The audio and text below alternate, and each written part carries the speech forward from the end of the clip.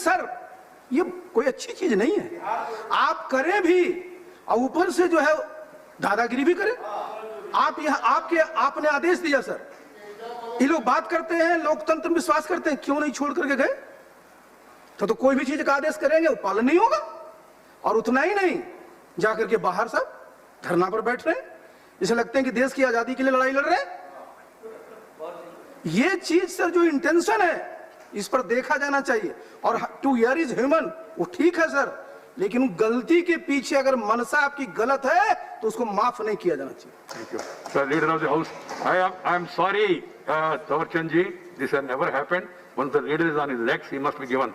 But because of the age and seniority of Devagowda ji, I yielded. Then now I am seeing a tendency. Some people say, first hear me. Whatever the rules. They don't sit to That is not the practice, ruling please. party. That's not the practice. Sir, and then they don't sit to listen to नहीं, आपका आदेश शिरोधार किया मैंने। माननीय सभापति महोदय, आपने नेता प्रतिपक्ष को बोलने का अवसर दिया। उन्होंने लंबी चौड़ी बातें करके कोशिश ये की है कि विपक्ष की कोई गलती नहीं है, आसंदी की गलती है। ये उचित नहीं है, कदापि उचित नहीं है। उस दिन की घटना को हर कोई दुखद और निंदनीय बता रहा है। एलओपी ने भी ये कहा कि वो घटना दुखद थी, अच्छी नहीं थी, और उस दुखद और अच्छी घटना नहीं थी उसको उन्होंने सिद्ध करने की कोशिश की आसंदी के खिलाफ बोल करके कि वो जो कुछ हुआ था वो उचित हुआ था और आसंदी ने निर्णय गलत किया था। ये मैं उचित नहीं समझता हूँ, ये बात रिकॉर्ड में लाना चाहता हूँ। घटना की जानकारी तो सबने दे दी, मैं उसको दोहराना नहीं चाहता। मेरा भी 35 साल का संसदीय जीवन है। मैंने जीवन में इतनी दुखद घटना कभी भी नहीं देखी थी। माइक तोड़ देना, आपकी टेबल पर ये यहाँ साइड में आकर के बैठ जाना, हरिवंश जी के ऊपर हाथ उठाना, माइक तोड़ने के साथ साथ ये टेबल पे भी चढ़ जाना, रूल्स किताबें फाड़ना, बिल की कॉपी फाड़ना, इस प्रकार का जो घटनाक्रम है वो दुखद है और बहुत निंदनीय है। एलओपी ने भी इस बात की निंदा की, दुखद है ये भी कहा। उसके बाद भी उन्होंने आसंदी पर आक्षेप किया, ये कदापि उचित नहीं है। आसंदी ने जो निर्णय किया वो उचित किया है। अभी भी मैं मानता हूं कि आसंदी का निर्णय सर्वोपरि है। आसंदी के निर्णय की अवमानना करना ये उचित नहीं है। माननीय सभापति महोदय, माननीय उपसभापति हरिवंश जी ने एक पत्र आपको लिखा है, वो आज ही लिखा है 22 तारीख में। मैं उसको पढ़ना चाहता हूँ। प्लीज सर, मुझे अनुमति दो। नहीं, दूसरी के पत्र आप नहीं पढ़ सकते। Please please, I can read if I want, but it will be in public. तो मेरा अनुरोध आपसे है कि या तो मुझे अनुमति दे या आप पढ़कर सुनाएं। ठीक है, ये आपका सुझाव है।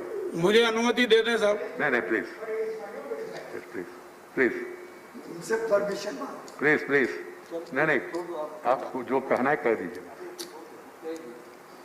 उन्होंने आपको पत्र लिख करके उस घटना की जानकारी दी है और उनके जीवन में उन्होंने अभी तक क्या क्या किया है उस सब बात की जानकारी उसमें दी है और घटना पर सारा वर्णन करते हुए बताया है और आपसे अपील की है, आग्रह किया है कि इस प्रकार की घटना नहीं होना चाहिए और कार्रवाई होना चाहिए। मैं पढ़ना चाहता हूं साहब, उसको पढ़ने दो ना। प्लीज प्लीज प्लीज, आप अपनी बात करिए,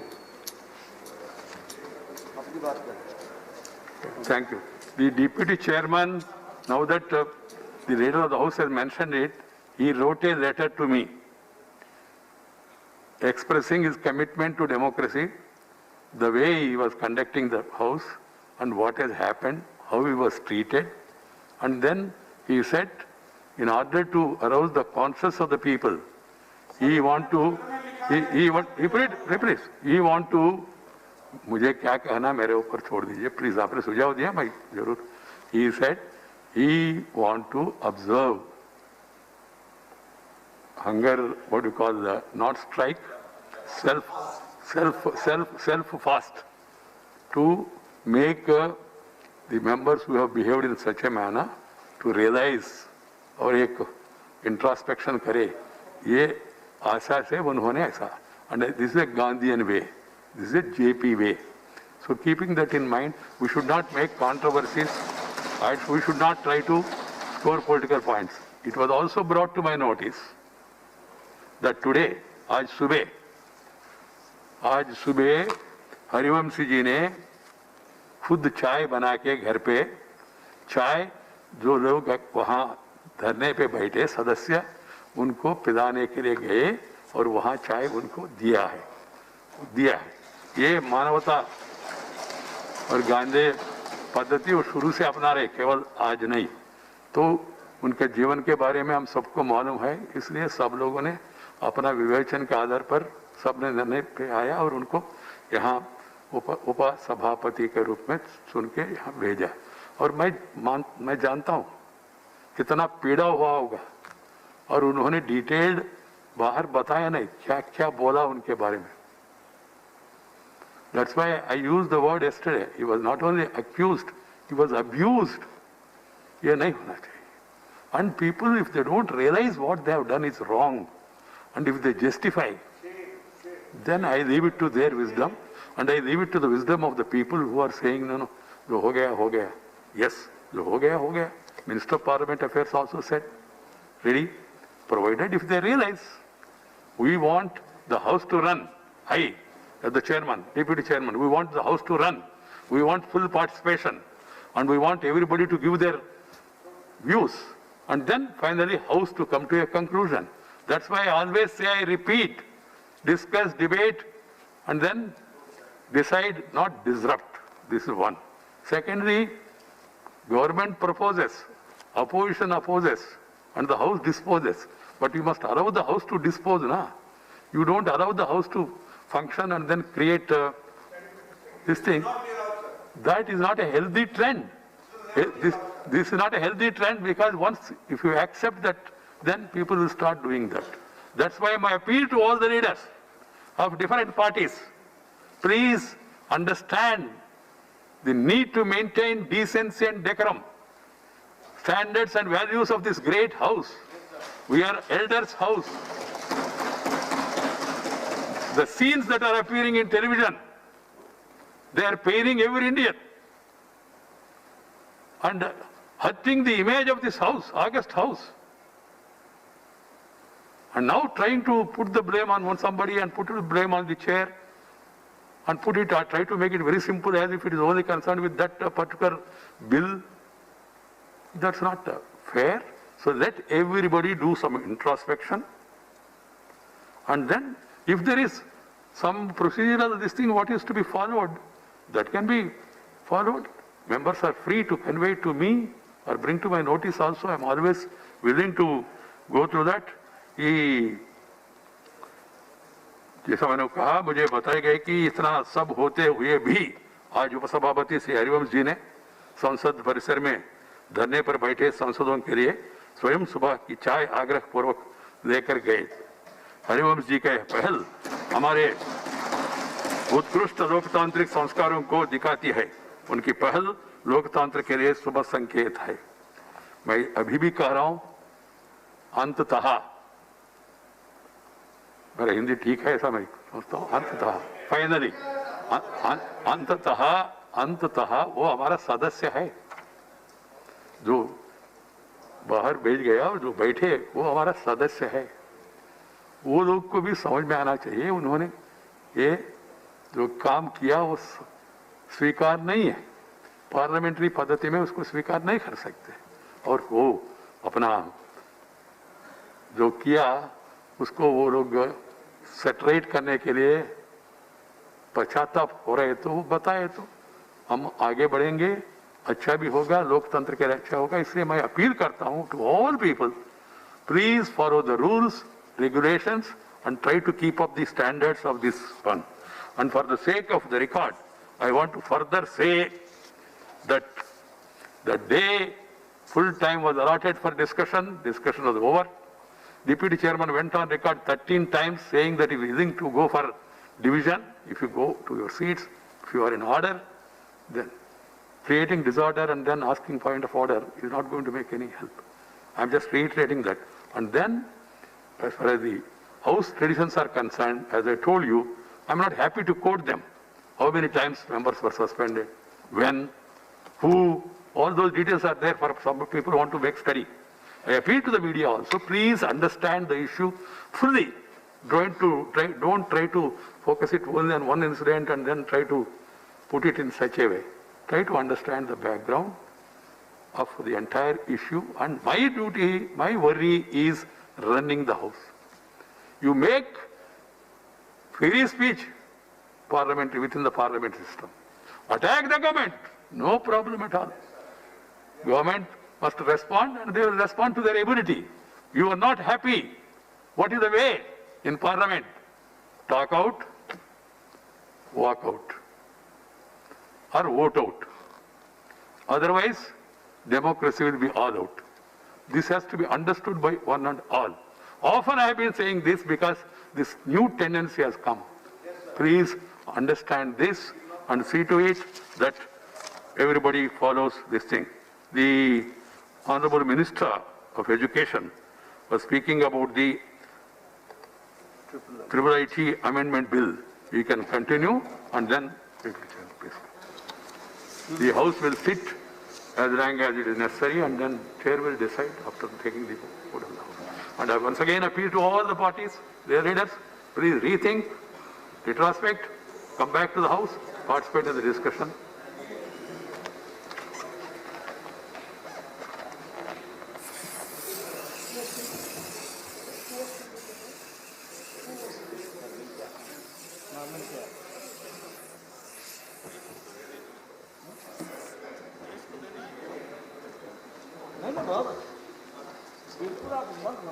उपसभापति जी, कल मैंने भारतीय सूचना प्रौद्योगिकी अधिनियम 2014 का और संशोधन करने वाले तथा भारतीय सूचना प्रौद्योगिकी संस्थान प्राइवेट पब्लिक भागीदारी अधिनियम 2017 का संशोधन करने वाले विधेयक को यहाँ पर प्रस्तुत किया था। और उपसभापति जी, मैंने कहा था कि कुल हमारे देश में 25 IIIT हैं, जिसमें से 5 विशुद्ध तरीके से जो केंद्र सरकार संचालित करती है। इसमें प्रयागराज है, ग्वालियर है, जबलपुर है, कांचीपुरम है, कुर्नूल है, और जो 15 IIIT हैं वो PPP मोड में संचालित हो रहे हैं। वो 2017 के अधिनियम से संचालित हो रहे हैं। उपसभापति जी, हम जो 2014 में आंशिक संशोधन के लिए लाए थे, इस बिल के माध्यम से भारतीय सूचना प्रौद्योगिकी संस्थान 2014 की धारा 41(3) के अंतर्गत भारतीय सूचना प्रौद्योगिकी संस्थानों की काउंसिल की सदस्यता में उत्पन्न शाब्दिक बेमेल को हम समाप्त करना चाह रहे थे। उपसभापति जी, एक जगह वहाँ निर्वाचित के स्थान पर नाम निर्दिष्ट शब्द की स्थापना होना है, ताकि धारा 41(3) धारा 40 के अनुरूप हो जाए और अधिनियम की समरूपता हो जाए, और जो इस अधिनियम की मूल भावना है वो उसके अंदर समाहित हो जाए। दूसरा, जो 2017 का जो अधिनियम है उपसभापति जी, इस अधिनियम के तहत निजी भागीदारी में सूचना प्रौद्योगिकी संस्थान में 15 संस्थान हैं, जिसमें श्री सिटी चित्तूर आंध्र प्रदेश में है, गुवाहाटी असम में है, वडोदरा गुजरात में है, सोनीपत हरियाणा में है, ऊना हिमाचल प्रदेश में है, रांची झारखंड में है, धारवाड़ कर्नाटक में है, कोट्टयम केरल में है, और नागपुर महाराष्ट्र में है, पुणे महाराष्ट्र में है, सेनापति मणिपुर में है, कोटा राजस्थान में है, तिरुचिरापल्ली तमिलनाडु में है, कल्याणी पश्चिम बंगाल और लखनऊ उत्तर प्रदेश में है। ये संस्थान IIIT PPP मोड 2017 के अधिनियम द्वारा संचालित हो रहे हैं। और इसी में जो 5 नए हैं उपसभापति जी, जो 5 सूरत गुजरात, भोपाल मध्य प्रदेश, भागलपुर बिहार, अगरतला त्रिपुरा और रायचूर कर्नाटक में जो स्थित और जो अभी संचालित हुए हैं, इन 5 को अब इस अधिनियम के तहत लाने का दूसरा ये प्रस्ताव आज हम आपके सामने इस सदन के सामने लाए हैं। इसमें समाहित होने से इस अधिनियम के अंतर्गत इसके पांचों को आने से ये राष्ट्रीय महत्व के संस्थान हो जाएंगे और इन्हें डिप्लोमा, डिग्री, पीएचडी इत्यादि उपाधियां देने का कानूनी अधिकार मिल जाएगा।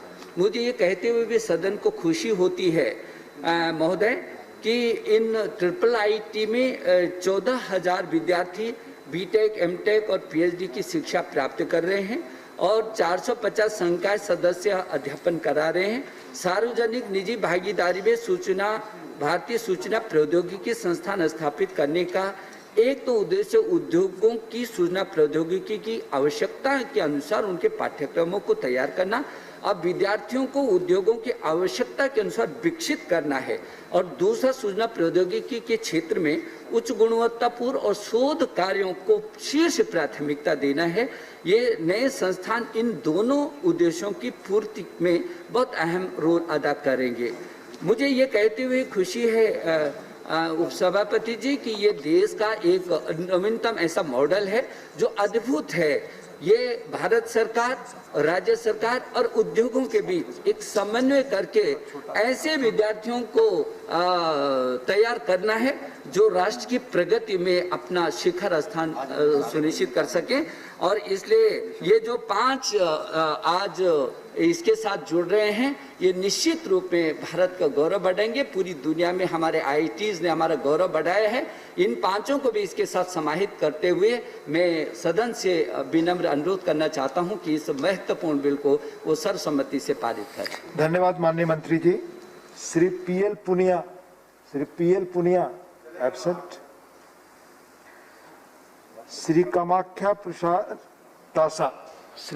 प्रसाद तासा सर लोकसभा फ्रॉम लोकसभा। हाँ बोले तासा जी। माननीय उपसभापति जी, मैं आपकी आभारी हूं कि आपने मुझे Indian institute of information technology bill amendment 2020 पर बोलने के लिए परमिशन दिया। मैं हमारा पार्टी का भी धन्यवाद ज्ञापन करता हूं कि मेरे को बोलने का मौका दे रहा है और मैं इसका समर्थन में बोल रहा हूं।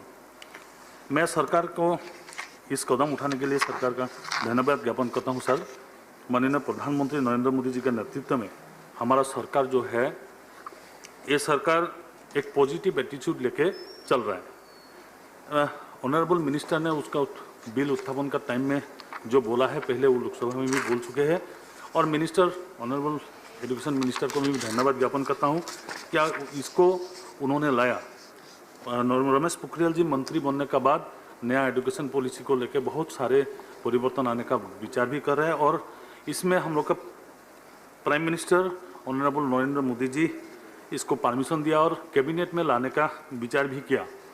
सर, आप ऑनरेबल मंत्री जी ने बोला क्या हम लोग का यहाँ पर इंडिया में जो उच्च शिक्षा संस्थान है, national institute of information technology, इसको बढ़ावा देने के लिए जो कदम उठाना चाहिए कदम उठा रहा है। जैसे उन्होंने बोला 5 जो इंफॉर्मेशन टेक्नोलॉजी का इंस्टीट्यूट है वो सेंट्रल गवर्नमेंट ने चला रहा है और बाकी 15 जो अभी 15 था वो भी चल रहा है। बाकी जो रह गया, जैसे 5 रह गया था, ये 5 गुजरात, सूरत, भोपाल, मध्य प्रदेश, भागलपुर, अगरतला और रायचूर, ये 5 को नेशनल इम्पोर्टेंस इंस्टीट्यूट घोषणा कर रहे हैं।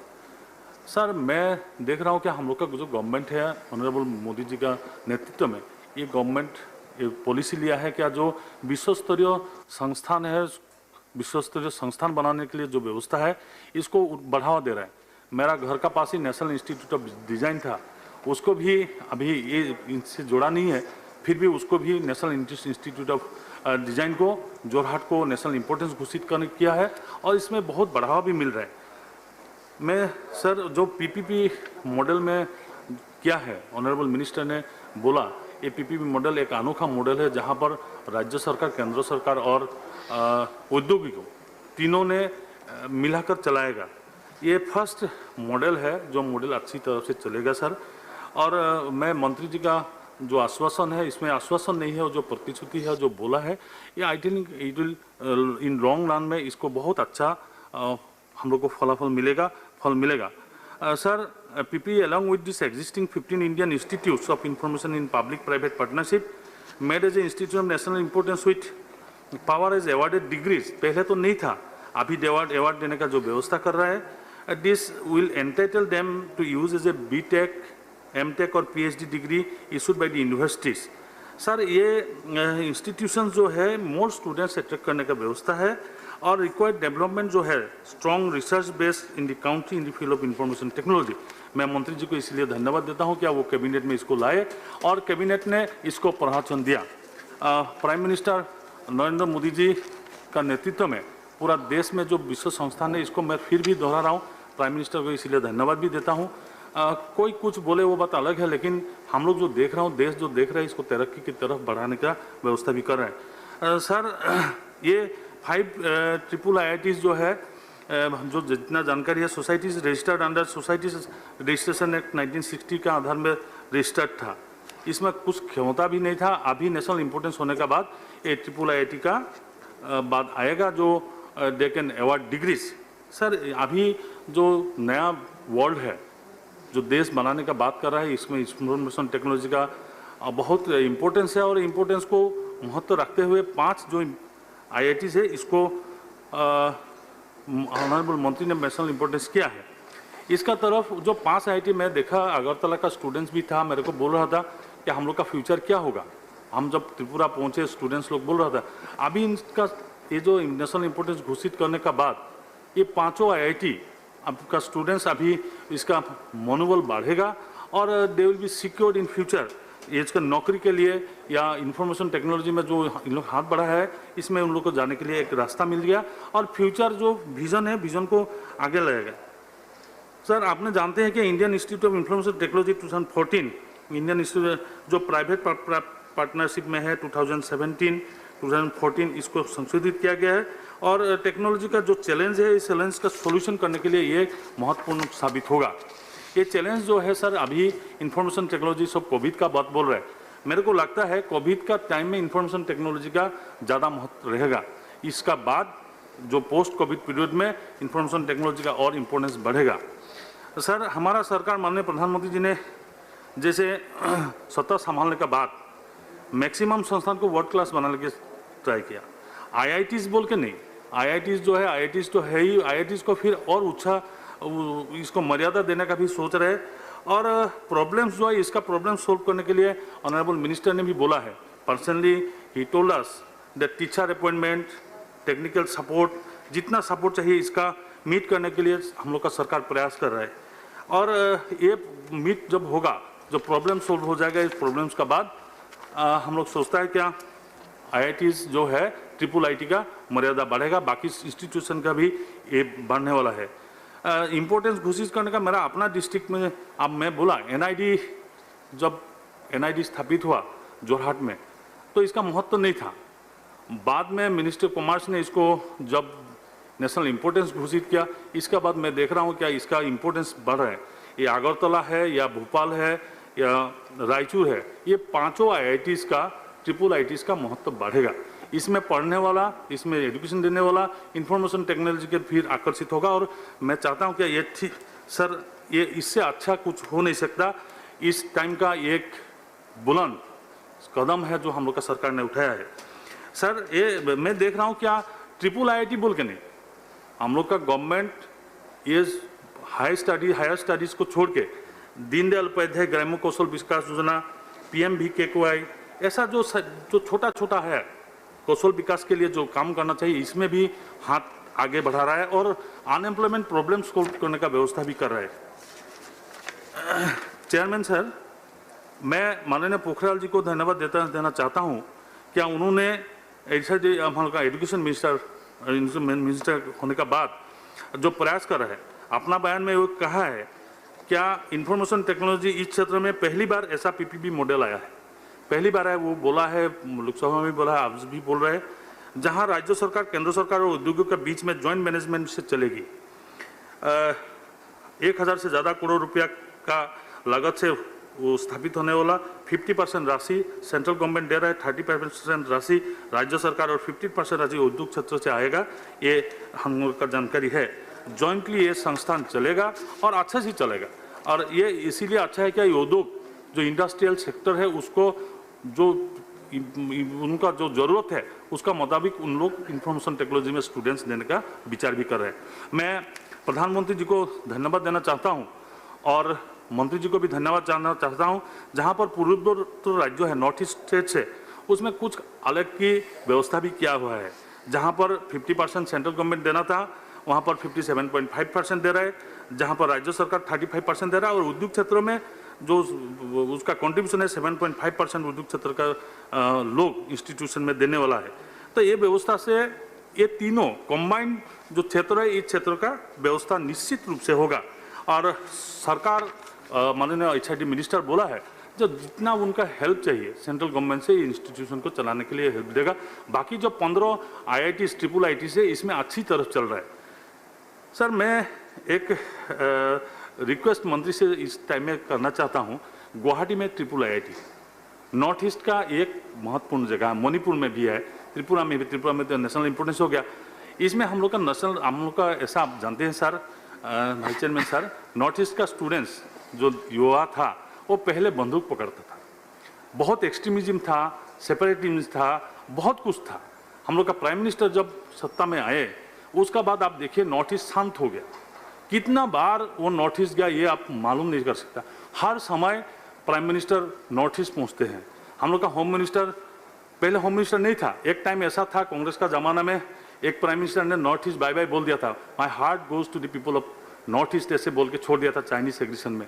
लेकिन इस टाइम में हम लोग का प्राइम मिनिस्टर इसको अपना रहा है, इतना अपना रहा है कि हर मंत्री को सेंट्रल मिनिस्टर को नॉर्थ ईस्ट जाने के लिए बोल रहे हैं। ऐसा कभी नहीं हुआ था। हम लोग भी कभी कभी हम लोग का भाषा का भी प्रॉब्लम है। मेरा पास अरुणाचल का MP बैठा हुआ है, उसका भी हम लोग का लैंग्वेज भी प्रॉब्लम है। हम लोग ना हिंदी बोल पाते हैं अच्छा ना इंग्लिश, इसीलिए हम लोग का प्रॉब्लम भी होता है। फिर भी अपनाने के लिए जो दिल में बसाया, जितना सेंट्रल मिनिस्टर यहाँ पर बैठा हुआ है, इन लोग हम लोग को नॉर्थ ईस्ट को बिठाया, इसमें थोड़ा ध्यान दिया। फिर देखिए एक्सट्रीमिज्म खत्म हो रहा है और ऐसा हो गया है कि हम लोग इंडिया का पार्ट है, इसको माना जाता है।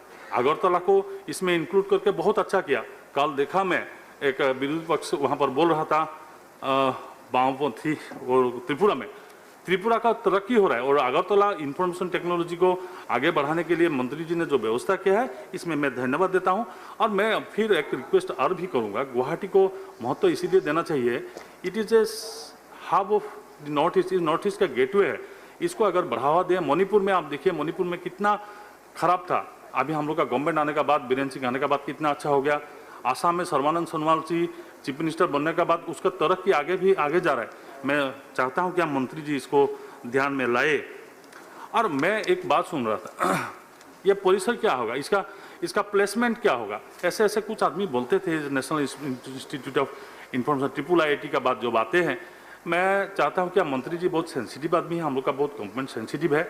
डायरेक्ट नौकरी तो होगा लेकिन इनडायरेक्टली भी डेटाबेस, डाटा एनालिसिस का भी काम होगा और इन लोग खुद का कुछ कर सकेंगे। पूरा वर्ल्ड में इंडियन जो स्टूडेंट्स है, यूथ से, इसका कुछ कमी नहीं है ह्यूमन रिसोर्स का। ये ह्यूमन रिसोर्स आगे बढ़ेगा और ह्यूमन रिसोर्स आगे बढ़ने के बाद वो सेल्फ एम्प्लॉयमेंट भी खुद कर सकेंगे, क्योंकि इंफॉर्मेशन टेक्नोलॉजी अब इस दुनिया में, इस तरक्की करने वाला दुनिया में इतना इसका इंपॉर्टेंस है, इसमें कुछ बोल नहीं सकेगा। आदमी हंसता है कभी कभी, अब तुम लोग का गवर्नमेंट क्या दिया, अरे इन लोग को नेशनल इंपॉर्टेंस बनने के बाद a students will get scopes in north eastern states and not only in world, every world, सब पार्ट में ये लड़का लोग को, यूथ्स लोग को कुछ ना कुछ डेफिनेटली मिलेगा। Not only triple IITs, even आप देखिए ITI जो है, स्किल डेवलपमेंट करके, हम लोग का स्किल डेवलपमेंट करके जितना बढ़ाया है, इसको सोच भी नहीं सकता, क्योंकि खाली गवर्नमेंट का ही नौकरी होगा ऐसा तो नहीं है। बाकी private sectors all are run by this youths, whether they have studied in IIT और ITIs। और मेरे को कोई बोल रहा था तुम्हारा बिल आ रहा है, रिजर्वेशन क्या होगा। रिजर्वेशन जो है, मंत्री जी बैठा हुआ है, रिजर्वेशन है वो गवर्नमेंट का मुताबिक जो रूल्स एंड रेगुलेशन है उसमें रिजर्वेशन होगा। शेड्यूल कास्ट, शेड्यूल ट्राइब्स और बाकी लोग का जो रिजर्वेशन होना चाहिए, मैं चाहता हूँ क्या इसमें जो रूल्स है वो रूल्स तो पालन होगा, इसमें कुछ संदेह रखना नहीं चाहिए। मैं मंत्री जी से एक रिक्वेस्ट भी करना चाहता हूँ, वो शायद वो ही इज एग्रीड एंड वो बोल भी रहा है, बोलेंगे भी उसका आंसर में। खाली सॉफ्टवेयर नहीं, हार्डवेयर का भी सोचना चाहिए, हार्डवेयर का सोचना चाहिए। इसीलिए made in India, make in India, stand up India, startup India, जितना भी हम लोग का प्राइम मिनिस्टर बोल रहा है, इसमें वो लगाने का व्यवस्था भी है। मोबाइल हम लोग बाहर में बना रहा है, सॉफ्टवेयर हम लोग बाहर बना रहा है, तो सॉफ्टवेयर बाहर से ला रहे हैं। हार्डवेयर का भी इंडिया में कुछ हो, इसका कोर्स भी यहाँ पर इंक्लूड होना चाहिए। तो सेल्फ एम्प्लॉयमेंट होगा। और सेल्फ एम्प्लॉयमेंट हम लोग देखिए बाहर से आ रहा है, चाइना से आ रहा है, दूसरा कोरिया से आ रहा है। मेड इन इंडिया का ऐसा मॉडल होना चाहिए, जैसे प्राइम मिनिस्टर ने बोला वोकल फॉर लोकल्स, हम लोग का खुद का आत्मनिर्भर भारत, इसमें भी जोड़ना चाहिए। मैं मंत्री जी से रिक्वेस्ट करूंगा कि इसको जोड़िए, और इसको जोड़ के डेफिनेटली जोड़ेगा, क्योंकि प्राइम मिनिस्टर जब बोला है, कैबिनेट ने पास किया है, इसको जोड़ने का व्यवस्था होगा। कोई कुछ बोले वो छोड़ दीजिए, वो विरोधी पक्ष क्या बोलता है उसको उसमें मैं नहीं जाता हूँ। मैं चाहता हूँ क्या प्राइम मिनिस्टर ने जैसे बोला, प्राइम मिनिस्टर ने आत्मनिर्भर भारत का बात बोला है, इंफॉर्मेशन टेक्नोलॉजी IIIT में आत्मनिर्भर भारत का व्यवस्था साकार करने का एक मौका मिलेगा, और ये मिलने वाला है। सर चेयरमैन सर, मैं ये बात सोच रहा हूँ, ऑनरेबल मिनिस्टर इसमें बोला क्या प्लेसमेंट का बात जो है, प्लेसमेंट डेफिनेटली प्लेसमेंट मिलेगा, प्लेसमेंट का ही व्यवस्था है। ये जो टेक्निकल एजुकेशन है प्लेसमेंट का व्यवस्था है, नौकरी का व्यवस्था से प्लेसमेंट, सेल्फ एम्प्लॉयमेंट का व्यवस्था जनरेट करने के लिए एक व्यवस्था है। मैं ऑनरेबल मिनिस्टर्स जो टेक्निकल टर्म्स है वो उन्होंने उसका इंट्रोडक्शन में वो बोला है, मैं उसको धन्यवाद देता हूं। क्या इसको वो सोचा है न्यू एजुकेशन पॉलिसी में? सर मैं chairman sir, vice chairman sir, मैं रिक्वेस्ट करूंगा मिनिस्टर से, क्या new education policy from LP school, lower primary school से इसको टेक्निकल टर्म को सिखाने का व्यवस्था थोड़ा थोड़ा करना चाहिए, तब उन लोग बाद में जाके टेक्निकल आदमी बन सकता है। नहीं तो बाद में मैट्रिक पास करने का बाद उन लोग का मन में प्रॉब्लम आता है, क्या पढ़ूं मैं। ये नेशनल लेवल पे इसको देना चाहता हूं, और बहुत खुशी हूं क्या नॉर्थ ईस्ट को भी उन लोग ध्यान में रखा, पूरा देश को ध्यान में रखा, जैसे कोई पहले नहीं सोचा था। मैं फिर बोल रहा हूँ, एक टाइम था जहाँ पर बोला था मेरा heart, my heart goes to people of north east, ऐसे नहीं हुआ, मेरा हार्ट में बस गया। प्राइम मिनिस्टर बार बार, मोदी जी बार बार बोल रहे हैं क्या नॉर्थ ईस्ट देश का इंजन है, इसको आगे चलाना चाहिए। अभी नॉर्थ ईस्ट का आदमी पहले जो महसूस करता था ऐसा नहीं होगा। और नेशनल इंस्टीट्यूट IIIT जो देश का तकनीकी क्षेत्र में जो लाना चाहता है, जो इंटेलेक्चुअल क्षेत्र में लाना चाहता है, मैं सोच रहा हूँ हम लोग का ऑनरेबल मिनिस्टर रमेश पोखरियाल जी का नेतृत्व में, और हर मिनिस्ट्री, ऐसा नहीं है कि कोई मिनिस्ट्री, हर मिनिस्ट्री में देख रहा हूँ कि नॉर्थ ईस्ट को कुछ ना कुछ देने के लिए व्यवस्था कर रहा है, इसमें मैं धन्यवाद देता हूँ। और वर्ल्ड मान्यता प्राप्त जो इंस्टीट्यूशन है इसको आगे बढ़ाने के लिए माननीय प्रधानमंत्री जी का नेतृत्व में जो विचार है इसको आगे बढ़ाए। मैं इसी बोल के मेरा ये बिल पे समर्थन करके मेरा वक्तव्य में समाप्त कर रहा हूं। धन्यवाद। धन्यवाद Kamakhya Prasad Tasa ji. Shri A Vijay Kumar ji, Lok Sabha. Shri A Vijay Kumar ji from Lok Sabha. Yeah. Thank you, Chairman. Please. Lok Sabha passed the IIT Technology Laws Bill 2020, the Indian Institute of Technology, Information Technology Act of 2014 and Indian Institute of Information Technology Public-Private Partnership Act 2017 are the unique initiatives of the Government of India to impart knowledge in the field of information technology to provide solution to the challenges faced by our country. Introduction of the Indian Institute of Information Technology Laws Amendment Bill 2020 will amend the Principles Act of 2014 and 2017. It will grant statutory status to 5 Indian Institutions of Information Technology in public-private partnership mode at Surat, Bhopal, Bahalpur, Agartala and Raichur, and declare them as institutions of national importance along with the already existing 15 Indian Institute of Information Technologies. Under the Indian Public-Private Partnership Act of 2017. Speaking after the passing of the bill, Union HRD Minister Nishank thanked the members of the House for their support in passing the bill. Sri Pokhrial ji said that the bill will encourage IIITs to promote the study of information and technology in the country through their innovative and quality methods.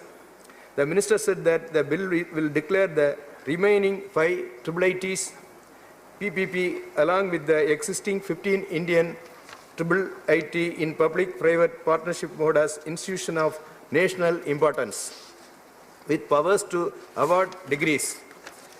The minister said that under the leadership of the Prime Minister Modi ji, our Indian institutions are performing well in global institutional rankings, and he hoped that in future all the IIITs will also make a mark in the world's top institutions. He informed that among the higher education institutions in the country, the Indian IIITs have improved their global rankings significantly.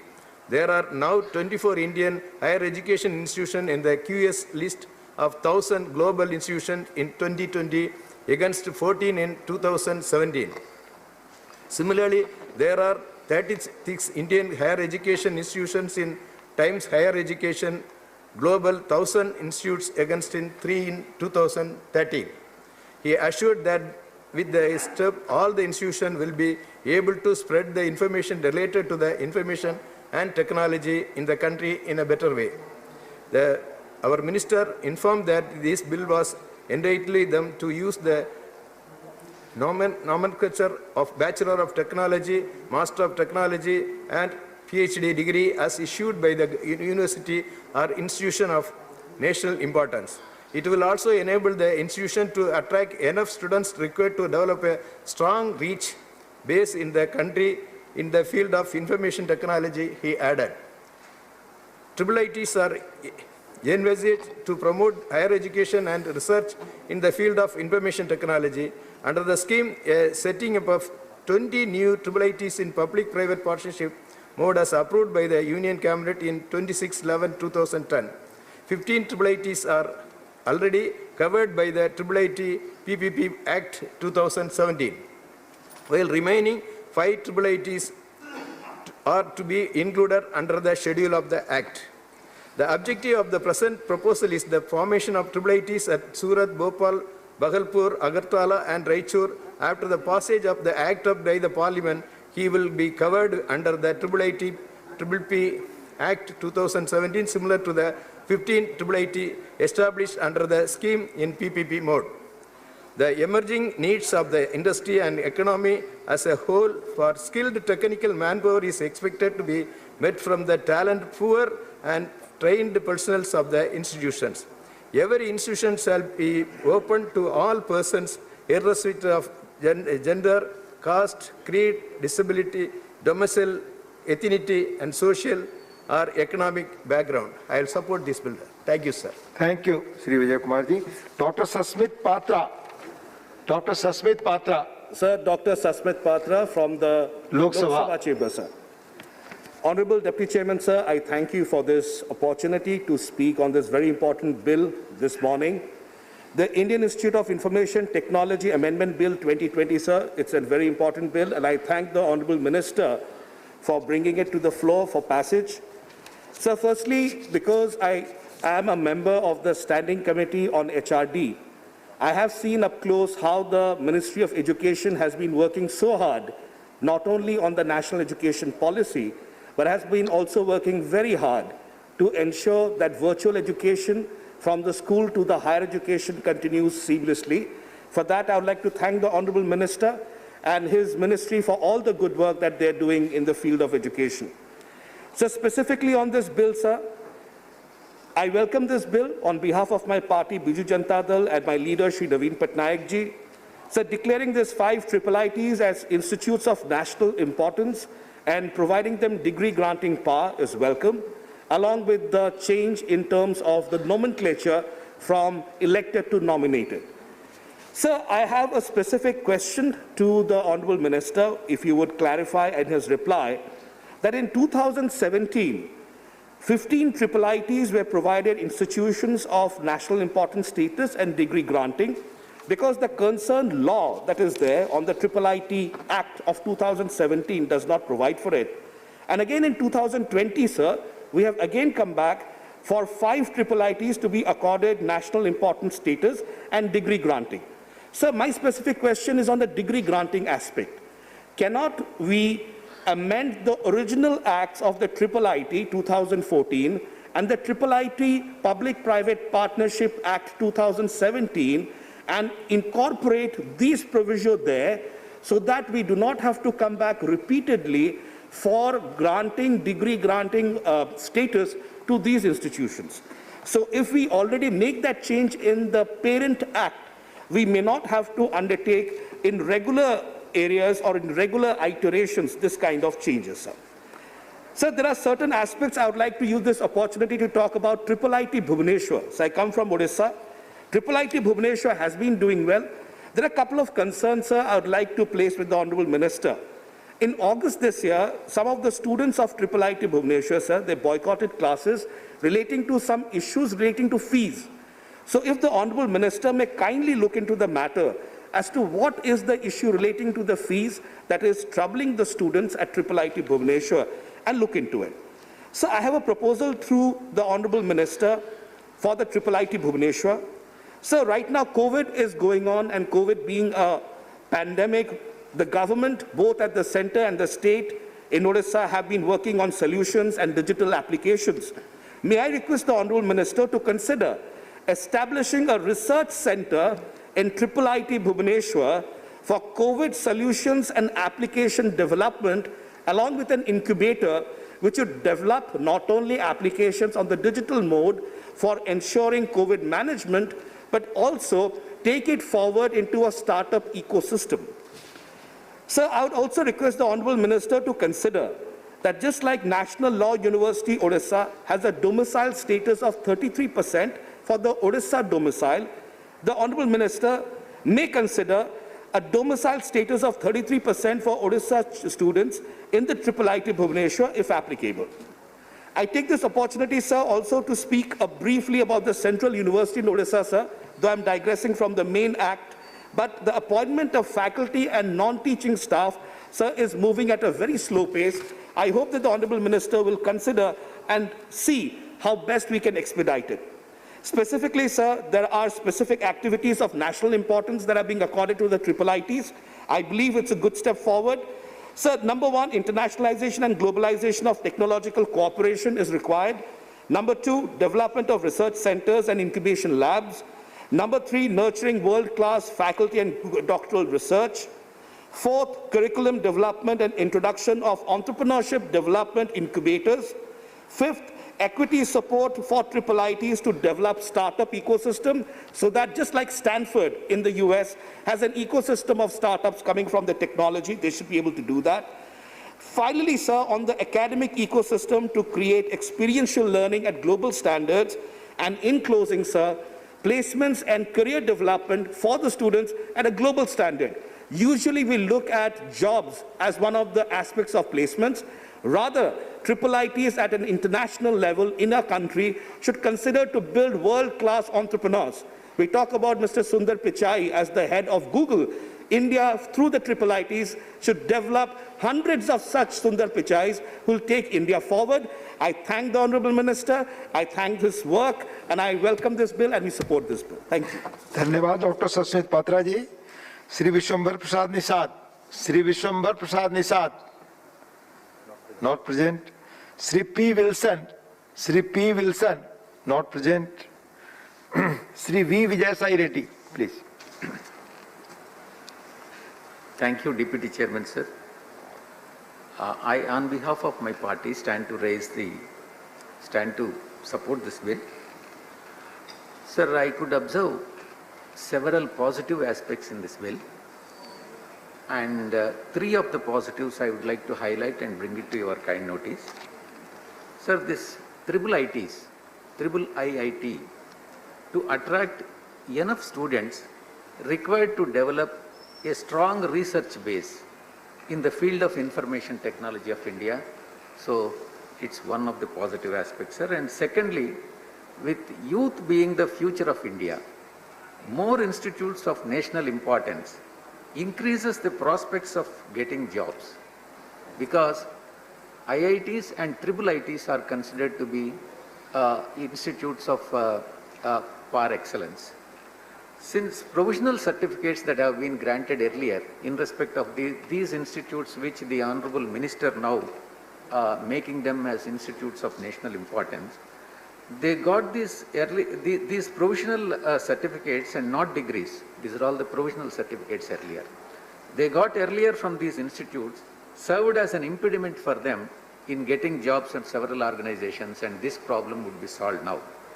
Sir, nationally, recognized triple ITs in India could also make it a hub for foreign nationals to come to India and then as their intended stop to study in India, so that more foreign students will come to India for study.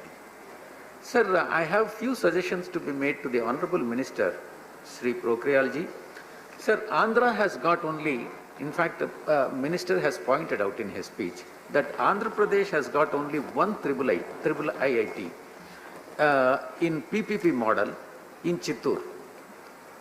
Sir, I urge the government, Honorable Minister, to build another triple IT in Visakhapatnam, Visakhapatnam being the executive capital, proposed executive capital and most populated city in Andhra Pradesh, would be an ideal location in terms of number of enrollment of students. Sir, another suggestion, apart from just giving institutes, giving national importance to these new institutes of the government, I request the Honorable Minister to focus on the existing ones also. Because, for instance, I'll give for instance an example. IIM Visakhapatnam was set up by the Ministry of HRD in 2015, and till now there is no adequate infrastructure for IIM Visakhapatnam and operates from the makeshift campus in Andhra University. Similarly, Central University in Anantapur is also suffering from lack of infrastructure and has problems of infrastructure.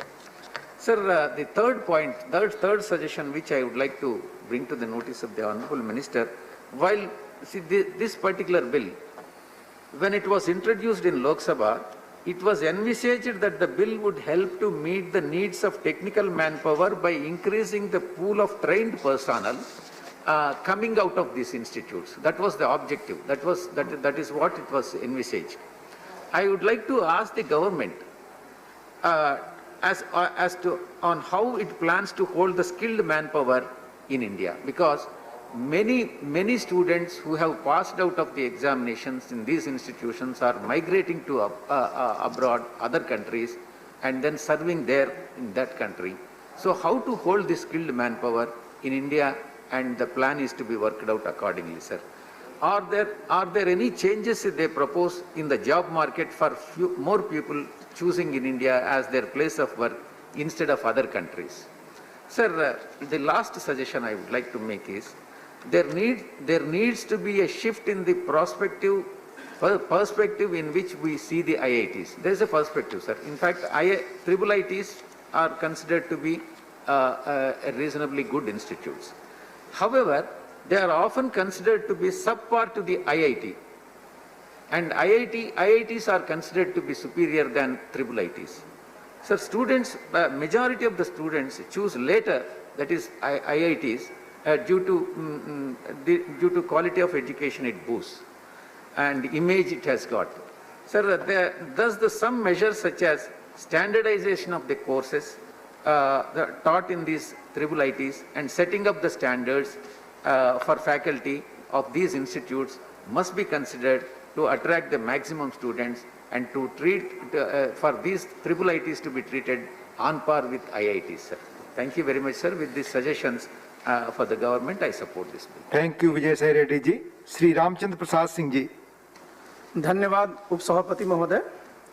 मैं इस विधेयक का समर्थन करता हूं और माननीय प्रधानमंत्री जी को और माननीय मंत्री जी को बहुत बहुत धन्यवाद देना चाहता हूं कि जो भागलपुर में ट्रिपल आईटी है उसको नेशनल इम्पोर्टेंस देने के लिए इस बिल में उनको भी रखा गया है।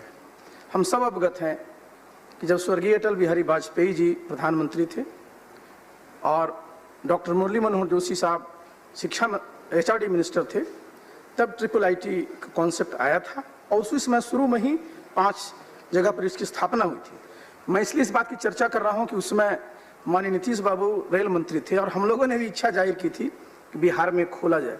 दुर्भाग्य से बहुत वर्ष लग गए और अब खोला गया है, तो देर आए दुरुस्त आए, तो मैं मंत्री जी को इसलिए मैं बधाई देना चाहता हूँ। साथ ही ये जो हमारा पूरा का पूरा जो ये सिस्टम है टेक्निकल एजुकेशन का, और बिहार ऐसे प्रदेश में आप जानते हैं कि जहाँ बहुत कम संस्थाएं थी। 2005 के पहले वहाँ सिर्फ, आपको जान करके आश्चर्य होगा, सिर्फ 3 इंजीनियरिंग कॉलेज हुआ करते थे। नीतीश बाबू के नेतृत्व में जब एनडीए की सरकार आई, आज आप जान करके आपको बहुत हर्ष होगा कि सभी जिलों में एक एक इंजीनियरिंग कॉलेज की स्थापना की गई। सभी जिलों में एक एक पॉलिटेक्निक की स्थापना की गई।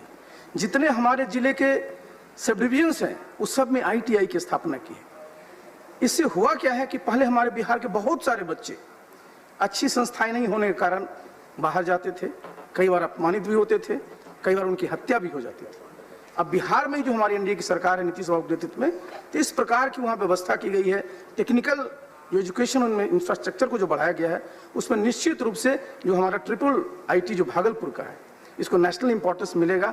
तो निश्चित रूप से जो हमारा जो पूरा का पूरा जो ये टेक्निकल एजुकेशन का जो सेक्टर है उसको बढ़ावा मिलेगा। मेरा मंत्री जी से 2 ही इसमें अनुरोध होगा कि इसमें सबसे जरूरी है कि जो फैकल्टी हो, और खास करके हमारे भागलपुर के बारे में मैं कहना चाहूँगा, क्योंकि थोड़ा पटना से दूर है, हो सकता है कि अच्छी फैकल्टी वहाँ ना मिल पाती होगी। तो मेरा अनुरोध होगा कि चूंकि आपने इंस्टीट्यूशंस को बनाया है, उसको नेशनल इंपॉर्टेंस का दर्जा मिला है, तो इस प्रकार का हमारे पास पुल होना चाहिए कि हम लोग वहाँ पर अच्छी से अच्छी हम लोग जो फैकल्टी उनको दे सकें। और जैसा विजय रेड्डी जी कह रहे थे कि स्टैंडर्डाइजेशन भी हो जाना चाहिए कोर्स में। अब बच्चों के बीच ये कहीं भी ये फीलिंग नहीं होना चाहिए, जिस बात की चर्चा कर रहे थे कि हम आईआईटी में पढ़ रहे हैं या ट्रिपल आईटी में पढ़ रहे हैं। आज आप जान रहे हैं कि इंफॉर्मेशन टेक्नोलॉजी, पहले इंडस्ट्रियल रिवोल्यूशन आया, अब आप इंफॉर्मेशन टेक्नोलॉजी का जमाना आ गया, तो निश्चित रूप से उसमें इस प्रकार की शिक्षा दी जानी चाहिए कि इसका सीधा सीधा तारतम्य जो हमारा इंडस्ट्रीज है, जो हमारे उद्योग हैं, और जो खास करके इंफॉर्मेशन टेक्नोलॉजी है, और आगे आने वाले समय में किस प्रकार से जो आर्टिफिशियल इंटेलिजेंस है, बायोटेक्नोलॉजी है, सबसे इनको एक तरह से इनको सबको डवटेल करना चाहिए, जिससे कि हमारे बच्चे जो यहाँ जाएं, इस इंस्टीट्यूशन में शिक्षा ग्रहण करें और वहाँ से निकलें तो उनको लगे कि नहीं, मैंने जो शिक्षा ग्रहण किया है उससे देश की, समाज की और खुद की भी है सेवा करने का अच्छा मौका मिलेगा। तो मैं चाहूँगा मंत्री जी से कि पूरे के पूरे चीज़ों को एक पर्सपेक्टिव में लेकर करके, बहुत अच्छी बात है कि आज हमारे पास 25 ऐसे नेशनल इंस्टीट्यूशंस हो जाएंगे, और निश्चित रूप से इससे हमारे देश का जो एक परिदृश्य है खास करके टेक्नोलॉजी के सेक्टर में और अच्छा होगा। इन्हीं शुभकामनाओं के साथ, इन्हीं विचार के साथ मैं इस बिल का समर्थन करते हुए अपनी बात समाप्त करता हूँ। धन्यवाद Ramachandra Babu. Professor Manoj Kumar Jha, professor Manoj Kumar Jha not present, उपस्थित नहीं। Shri Narayan Das Gupta ji, Shri Narayan Das Gupta ji not present. Shri Kanakamedala Ravindra Kumar ji, Rajya Sabha gallery number 4 please.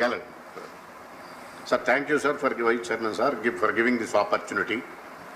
I rise to support this bill, but I would like to suggest the few suggestions to the Honorable Minister. Number 1 is, it is under PPP mode, the infrastructure facilities has to be looked into at the first instance, because it involves a technical experience in the subject. All infrastructure facilities are more important for the institution commencing any institute. And my second issue is, sir, about the fee structure. Sir, it is a PPP model. The expenses have to be borne by the students who are studying these institutions.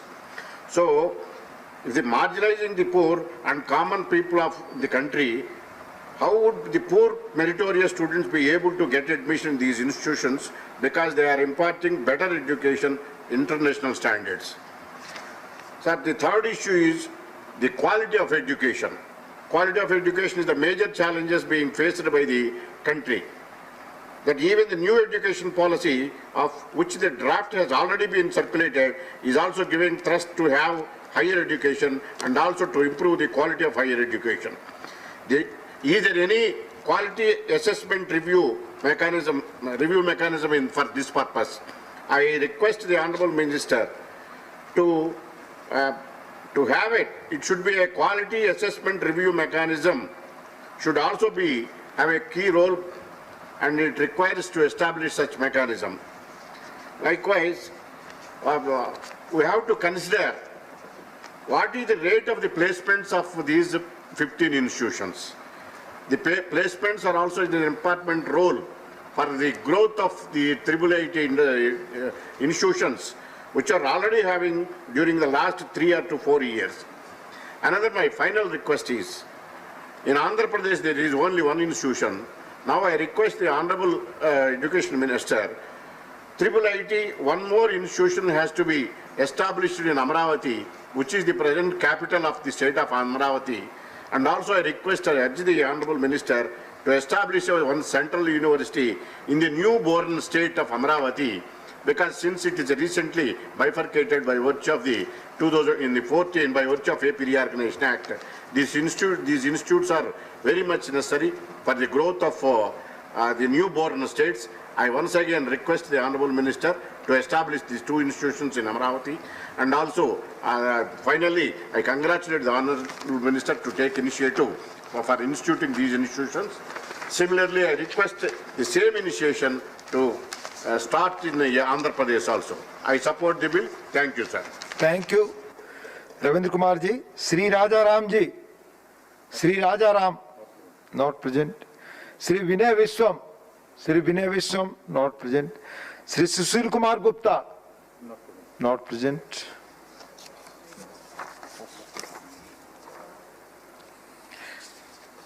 माननीय मंत्री जी, अब आप briefly जवाब।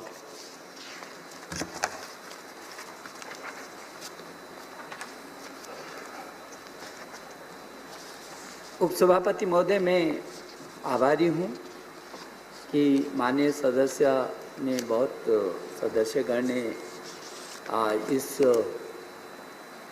विधेयक को बहुत गहराई से पढ़ा है और इसकी क्या खूबियाँ हैं और भविष्य में इसको कितना सशक्त बन कर के ये देश के निर्माण में महत्वपूर्ण भूमिका निभा सकता है, इस ओर भी उन्होंने ध्यान आकर्षित किया है। उपसभापति जी, हमारे देश के यशस्वी प्रधानमंत्री श्री नरेंद्र मोदी जी ने इस प्रौद्योगिकी को सेवा का श्रेष्ठ माध्यम माना और उन्होंने कहा कि जो प्रौद्योगिकी है 3S है, इसमें स्पीड है, गति है, इसमें सादगी है और इसमें सेवा है। और प्रौद्योगिकी तेज है, प्रौद्योगिकी सरल है और प्रौद्योगिकी लोगों की सेवा करने का सबसे शानदार तरीका है। यह एक महान शिक्षक भी है। जितना हम तकनीकी के बारे में सीखते हैं और जितना अधिक हम प्रौद्योगिकी के माध्यम से सीखें उतना ही बेहतर है। यह हमारे देश के प्रधानमंत्री जी का बहुत ही स्पष्ट विजन रहा है, जिसमें उन्होंने प्रौद्योगिकी को देश के विकास में, व्यक्ति के विकास में, आर्थिकी के संयोजन में और हर क्षेत्र में किस तरीके से उसका उपयोग किया जा सकता है, किस तरीके से उसकी उत्कृष्टता बढ़ाई जा सकती है, इस दिशा में लगातार उन्होंने न केवल चिंता की है बल्कि उसका रास्ता भी प्रशस्त करने का काम किया है। और चाहे वो जो स्वर्णिम भारत 21वीं सदी का स्वर्णिम भारत हो, चाहे वो make in India, digital India, skill India, startup, stand up के रास्ते से गुजरता हो और ऐसा भारत जो स्वच्छ भारत हो, समृद्ध भारत हो, सशक्त भारत हो, आत्मनिर्भर भारत हो और श्रेष्ठ भारत हो। ये प्रौद्योगिकी के माध्यम से और जो नई शिक्षा नीति में हम अभी लाए हैं वो उस स्वर्णिम भारत की नींव को और मजबूत करेगा। मुझे खुशी है कि कामाख्या जी ने इसको शुरू किया। वो हमारे बहुत अभिन्न मित्र भी हैं और मैं उनको कहना चाहता हूँ कि नॉर्थ ईस्ट में हमारी गवर्नमेंट ने पूरी ताकत के साथ शायद देश की आज़ादी के बाद पहली बार वहाँ विकास के तमाम आयाम स्थापित हुए हैं और इस बिल में भी हमने नॉर्थ ईस्ट को शीर्ष प्राथमिकता दी है। जहां हमने भारत सरकार का 50% के राज्य सरकार का 35% और 15% उद्योग क्षेत्र का रखा है, वहाँ नॉर्थ ईस्ट में हमने उसको जो उद्योग की सहभागिता है उसको भी 50% भारत सरकार उसको देगी, ये करके नॉर्थ ईस्ट को फिर प्राथमिकता दी है। लेकिन जो उनके सुझाव थे मैं उनको कहना चाहता हूं कि निश्चित रूप में हम उनके सुझावों को लेकर के आगे बढ़ रहे हैं। और नॉर्थ ईस्ट के जो उन्होंने सुझाव दिए उसमें NIT में 50% सीटें राज्य के छात्रों के लिए वहाँ पर आरक्षित हैं और हार्डवेयर के लिए NITs हमारा बहुत तेज़ी से काम कर रहे हैं। मुझे उनको बताते हुए खुशी है कि हमारे NITs नॉर्थ ईस्ट में बहुत अच्छा काम कर रहे हैं और राष्ट्रीय महत्व के संस्थान घोषित करने की दिशा में ही ये काम हुआ है। उन्होंने जो सुझाव दिए हैं काफ़ी कुछ हम लोग कर रहे हैं, लेकिन मैं उनको आश्वस्त कर रहा हूँ कि नॉर्थ ईस्ट के विकास में ये तकनीकी संस्थान हमारे बहुत ही महत्वपूर्ण साबित होंगे। आदरणीय ये विजय कुमार जी ने जो अंतर्राष्ट्रीय स्तर पर बातें की हैं, उन्होंने बहुत सारे सुझाव दिए हैं। पात्रा जी ने बहुत सारे सुझाव दिए हैं।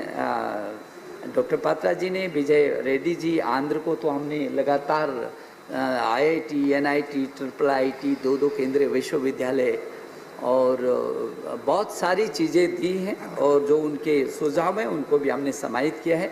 आदरणीय रामचंद्र जी ने भी जिस बात को कहा है और बिहार में भी बहुत सारे संस्थानों को आगे बढ़ाया है। आंध्र से हमारे जो सदस्य ने कहा है, मैं उनको बस केवल इतना आश्वस्त करना चाहता हूं कि हमारे जो IITs हैं उन्होंने पूरे विश्व लेवल पर हिंदुस्तान का माथा ऊंचा किया है, चाहे माइक्रोसॉफ्ट हो, चाहे गूगल हो। राष्ट्रीय ने अंतर्राष्ट्रीय की उन दुनिया की शीर्ष संस्थाओं पर हमारे IIT से निकलने वाले छात्र आज पूरी दुनिया में भारत का मान सम्मान बढ़ा रहे हैं। अभी हम आसियान देशों के, जहाँ तक शोध और अनुसंधान का विषय, आसियान देशों के 10 देशों के 1000 से भी अधिक छात्र हमारे यहाँ अनुसंधान के लिए IITs में आ रहे हैं। हम लोगों ने IITs को और तेज़ी से आगे बढ़ाने की कोशिश की है। मैं एक बार फिर आप सबका अभिनंदन करता हूं और मैं आपसे निवेदन करता हूं कि इस बिल को सर्वसम्मति से पारित किया जाए। सभापति महोदय, The question is that the Indian Institutes of Information Technology Laws Amendment Bill 2020 as passed by Lok Sabha be taken into consideration. Those in favor will please raise their hands and say aye. Those against will please raise their hands and say no. I think the ayes have it, the ayes have it, the ayes have it. The motion is adopted. We shall now take up clause by clause consideration of the bill. Clauses 2 and 3 stand part of the bill. Those in favor will please raise their hands and say aye. Those against will please raise their hands and say no. I think the ayes have it, the ayes have it, the ayes have it. Clauses 2 and 3 are adopted. Clause 1, the enacting formula and the title stand part of the bill. Those in favor will please raise their hands and say aye. Those against will please raise their hands and say no. I think the ayes have it, the ayes have it, the ayes have it. Clause 1, the enacting formula and the title are adopted. Shri Ramesh Pokhriyal Nishank to move that the bill be passed. उपसभापति जी, मैं प्रस्ताव करता हूं कि विधेयक पारित किया जाए। The question is that bill be passed. Those in favor will please raise their hands and say aye. Those against will please raise their hands and say no. I think the ayes have it, the ayes have it, the ayes have it. The bill is passed. Statutory resolution, the Essential Commodities Amendment Bill 2020 to be discussed together. Shri Binay Vishwam, Shri M.B. Shreyans Kumar, Shri K.C. Venugopal, Shri Digvijay Singh to move the following resolution. That this House disapproves the Essential Commodities Amendment Ordinance 2020 number 8 2020 promulgated by the President of India on 5th June 2020. Resolution, Shri Binay Vishwam, not present. Shri M.C. Shreyans Kumar, not present. Shri K.C. Venugopal, not present. Shri Digvijay Singh, not present. Shri Danve Rosa Sahab, Dada Rao to move motion for consideration of the Essential Commodities Amendment Bill 2020. Mani Mantri ji, please.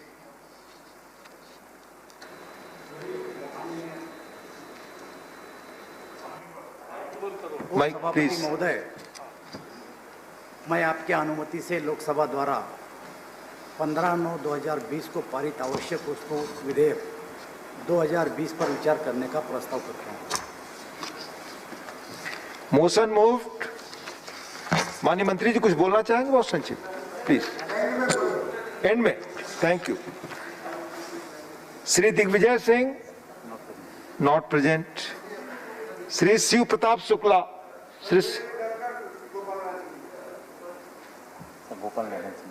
Shri Gopal Narayan Singh,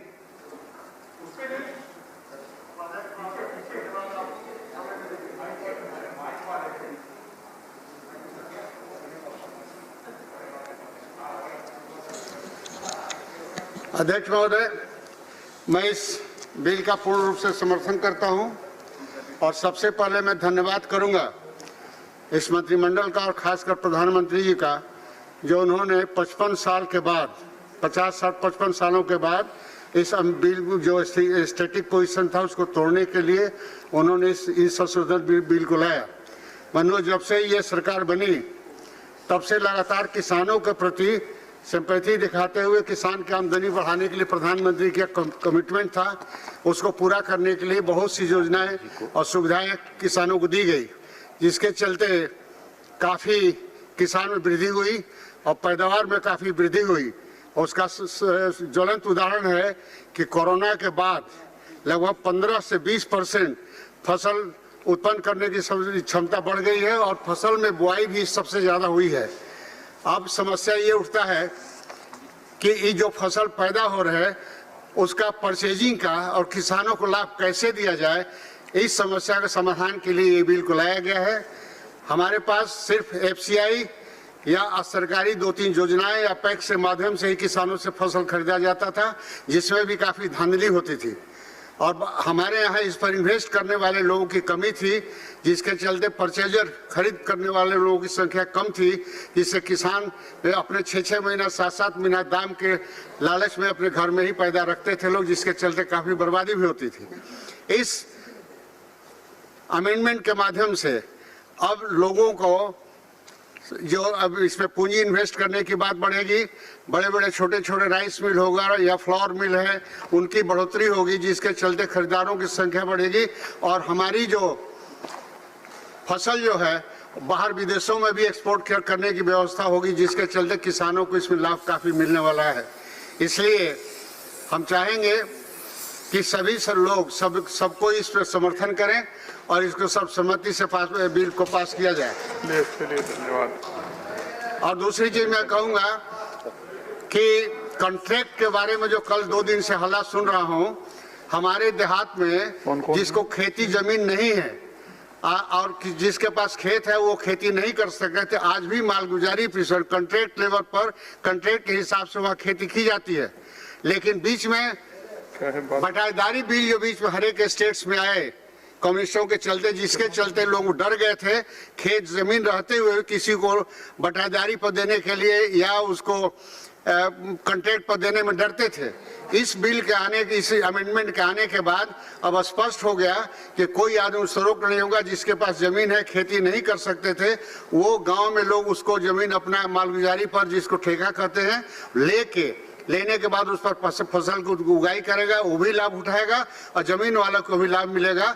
इसलिए एक व्यवस्था static व्यवस्था जो थी उसमें काफ़ी प्रगति होगी और आज जिस तरह से हमारे फसल के किसानों में उत्साह आया है और ये व्यवस्थाएं बढ़ रही हैं, जिसके चलते किसानों की जो आमदनी बढ़ेगी और ये प्रमाणित होने लगा है कि तरह तरह के लोगों में, जिसे हम आत्मनिर्भर गेहूं चावल में हुए, अब सरप्लस में हम जा रहे हैं और आगे इस फसल के बाद हम और सुपर सरप्लस में जाएंगे।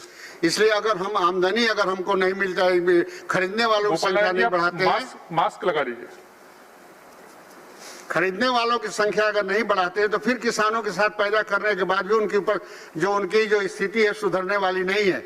इसलिए प्रधानमंत्री जी का जो कल्पना है कि 22 तक हम दुगना आमदनी कर देंगे किसानों का, इसके लिए ये संशोधन अति आवश्यक था। इसलिए अध्यक्ष महोदय मैं इसका पूर्ण रूप से समर्थन करता हूं। धन्यवाद। धन्यवाद। Next speaker SR Balasubramaniam. Thank you, Mr. Chairman. The very sharp rise in prices of food and essential commodities was a phenomenon that characterized the last few years. Some of those inflationary trends have persisted in the present government's tenure as well.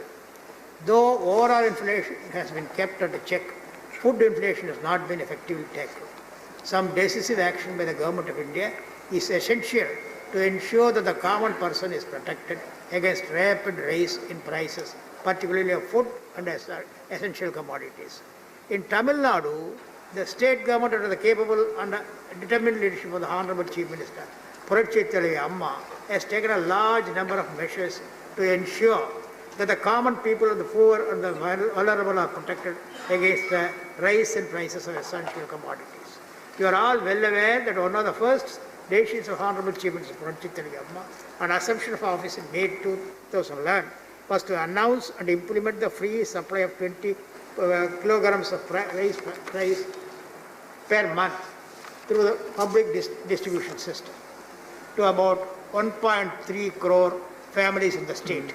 Tamil Nadu's PDS is the best functioning public distribution system in the country, yes, recognized by many economists and scholars both in India and abroad. The supply of free rice in the PDS has greatly helped the vast majority of families in the state and protected them against the rise in food prices. The well-functioning public distribution system in Tamil Nadu has also been effectively leveraged by the state government to reach other essential commodities to the people of the state at reasonable prices. 1 liter of refined palm oil is supplied at ₹25 and 1 kilogram of each of urad and tur dal are supplied at ₹30 per kg to all family card holders as part of the public distribution system. The state government incurs an expenditure of 1,861 crores on the special PDS out of its budgetary resources every year. This has been a bulwark protecting the common people in the state against the abnormally high price rises of pulses and edible oils in recent months. It has been pointed out that the Government of India is giving a subsidy at the rate of ₹15 per kg for palm oil till 13 and 2013 and up to ₹20 per kg of dal till 31/3/2013. This has since been given a go-by to contain food inflation and protect the poor. It is essential to revive this subsidy. Since the change in eating habits, many families consume pulses in excess of what is supplied in the special PDS each month, which they purchase in the open market. In order to moderate the increases in prices of all dal in the open market, the Government of Tamil Nadu has launched a market stabilization fund with a provision of ₹100 crores for effective market intervention through the cooperative wholesale stores network to moderate the price of dal in the state. A total of 230 tons of urad dal and 120 tons of tur dal that are supplied through this mechanism, which help to substantially bring down market prices, effectively curbing the hoarding and tendency through market means. Recently, the Government of India imported 5,000 metric tons of unmilled tur and offered it to the states. The Tamil Nadu was the first state to lift 1,000 metric tons. The quantity was processed and supplied through the cooperative network at ₹110 per kg.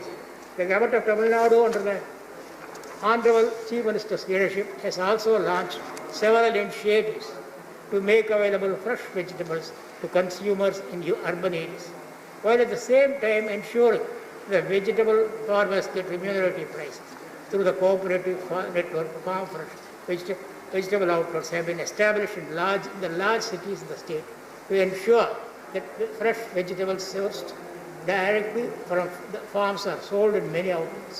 The Horticulture Department has also launched a major initiative to encourage peri-metro vegetable cultivation to meet the needs of urban consumers, while earning remunerative prices. The Amma Canteen scheme. 1 minute. 1 minute left. 1 minute. Yeah. You want me to complete in 1 minute? I'll the early step.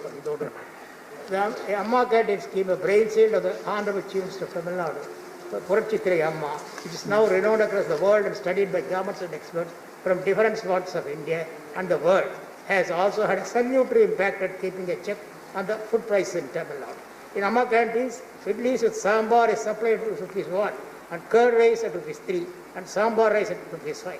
There are a number of other commodities which are also supplied at reasonable prices in Tamil Nadu. I would specifically like to highlight Amma mineral water, Amma salt, and Amma cement programs, which ensure availability of all reasonable price of commodities, prone to price increase to characterization and other commodities. These interventions have had a salutary effect on market price of such commodities. VAT and such on domestic the LPG has been completely exempted to ensure the price of LPG is kept reasonable in spite of a derivation of prices. Through many such initiatives and the major schemes, the government of Tamil Nadu, the leadership of the Honorable Chief Minister Puranchitri Amma, has managed to ensure that the common people of the state have been protected against the ill effects of prices. This is no mean achievement. The government of India, which has many of the macroeconomic management levers under its control, can contribute even more to ensure that domestic production is encouraged and increased and timely imports. Our leader, Chief Minister of Tamil Nadu, Puranchitri Amma, has rightly cautioned against the implementation of direct benefit transfer scheme in areas where the availability and price of commodities is key as a concern. What can the government of India do to bring the prices and protect the poor? Subsidize food items including pulses and edible oil, roll back the additional excise duty levied on petrol and diesel announced earlier this year, enable cheaper movement by rail by reducing the freight rates of I'm completely to understand that. Yeah. Reduce the toll fee collected particularly for freight vehicles, provide adequate input subsidy to farmers to encourage production of pulses and oil seeds with assured price and purchase mechanism. Thank you. Thank you. Next speaker, Dr. Amar Patnaik. Congratulations to you, sir, first. 6 minute का समय आपका. हाँ जी. So the stated purpose of this bill is increasing the competitiveness in the agriculture sector and enhancing the income of the farmers. The regulatory system needs to be liberalized while protecting the interest of consumers. So there are two stakeholders, big stakeholders here, the farmer and the consumer. And it is also a part of the entire farm sector transformation that the government has been talking about. We passed the 2 bills, so this is actually a part of the entire transformation process. There are many, many good points in this. Most important that it makes the entire regime very stable. And it also supports the farm bills in terms of carrying it through the entire contract farming sponsors. So what has the bill done is that it has tried to have a carve-out for the contract farming sponsors.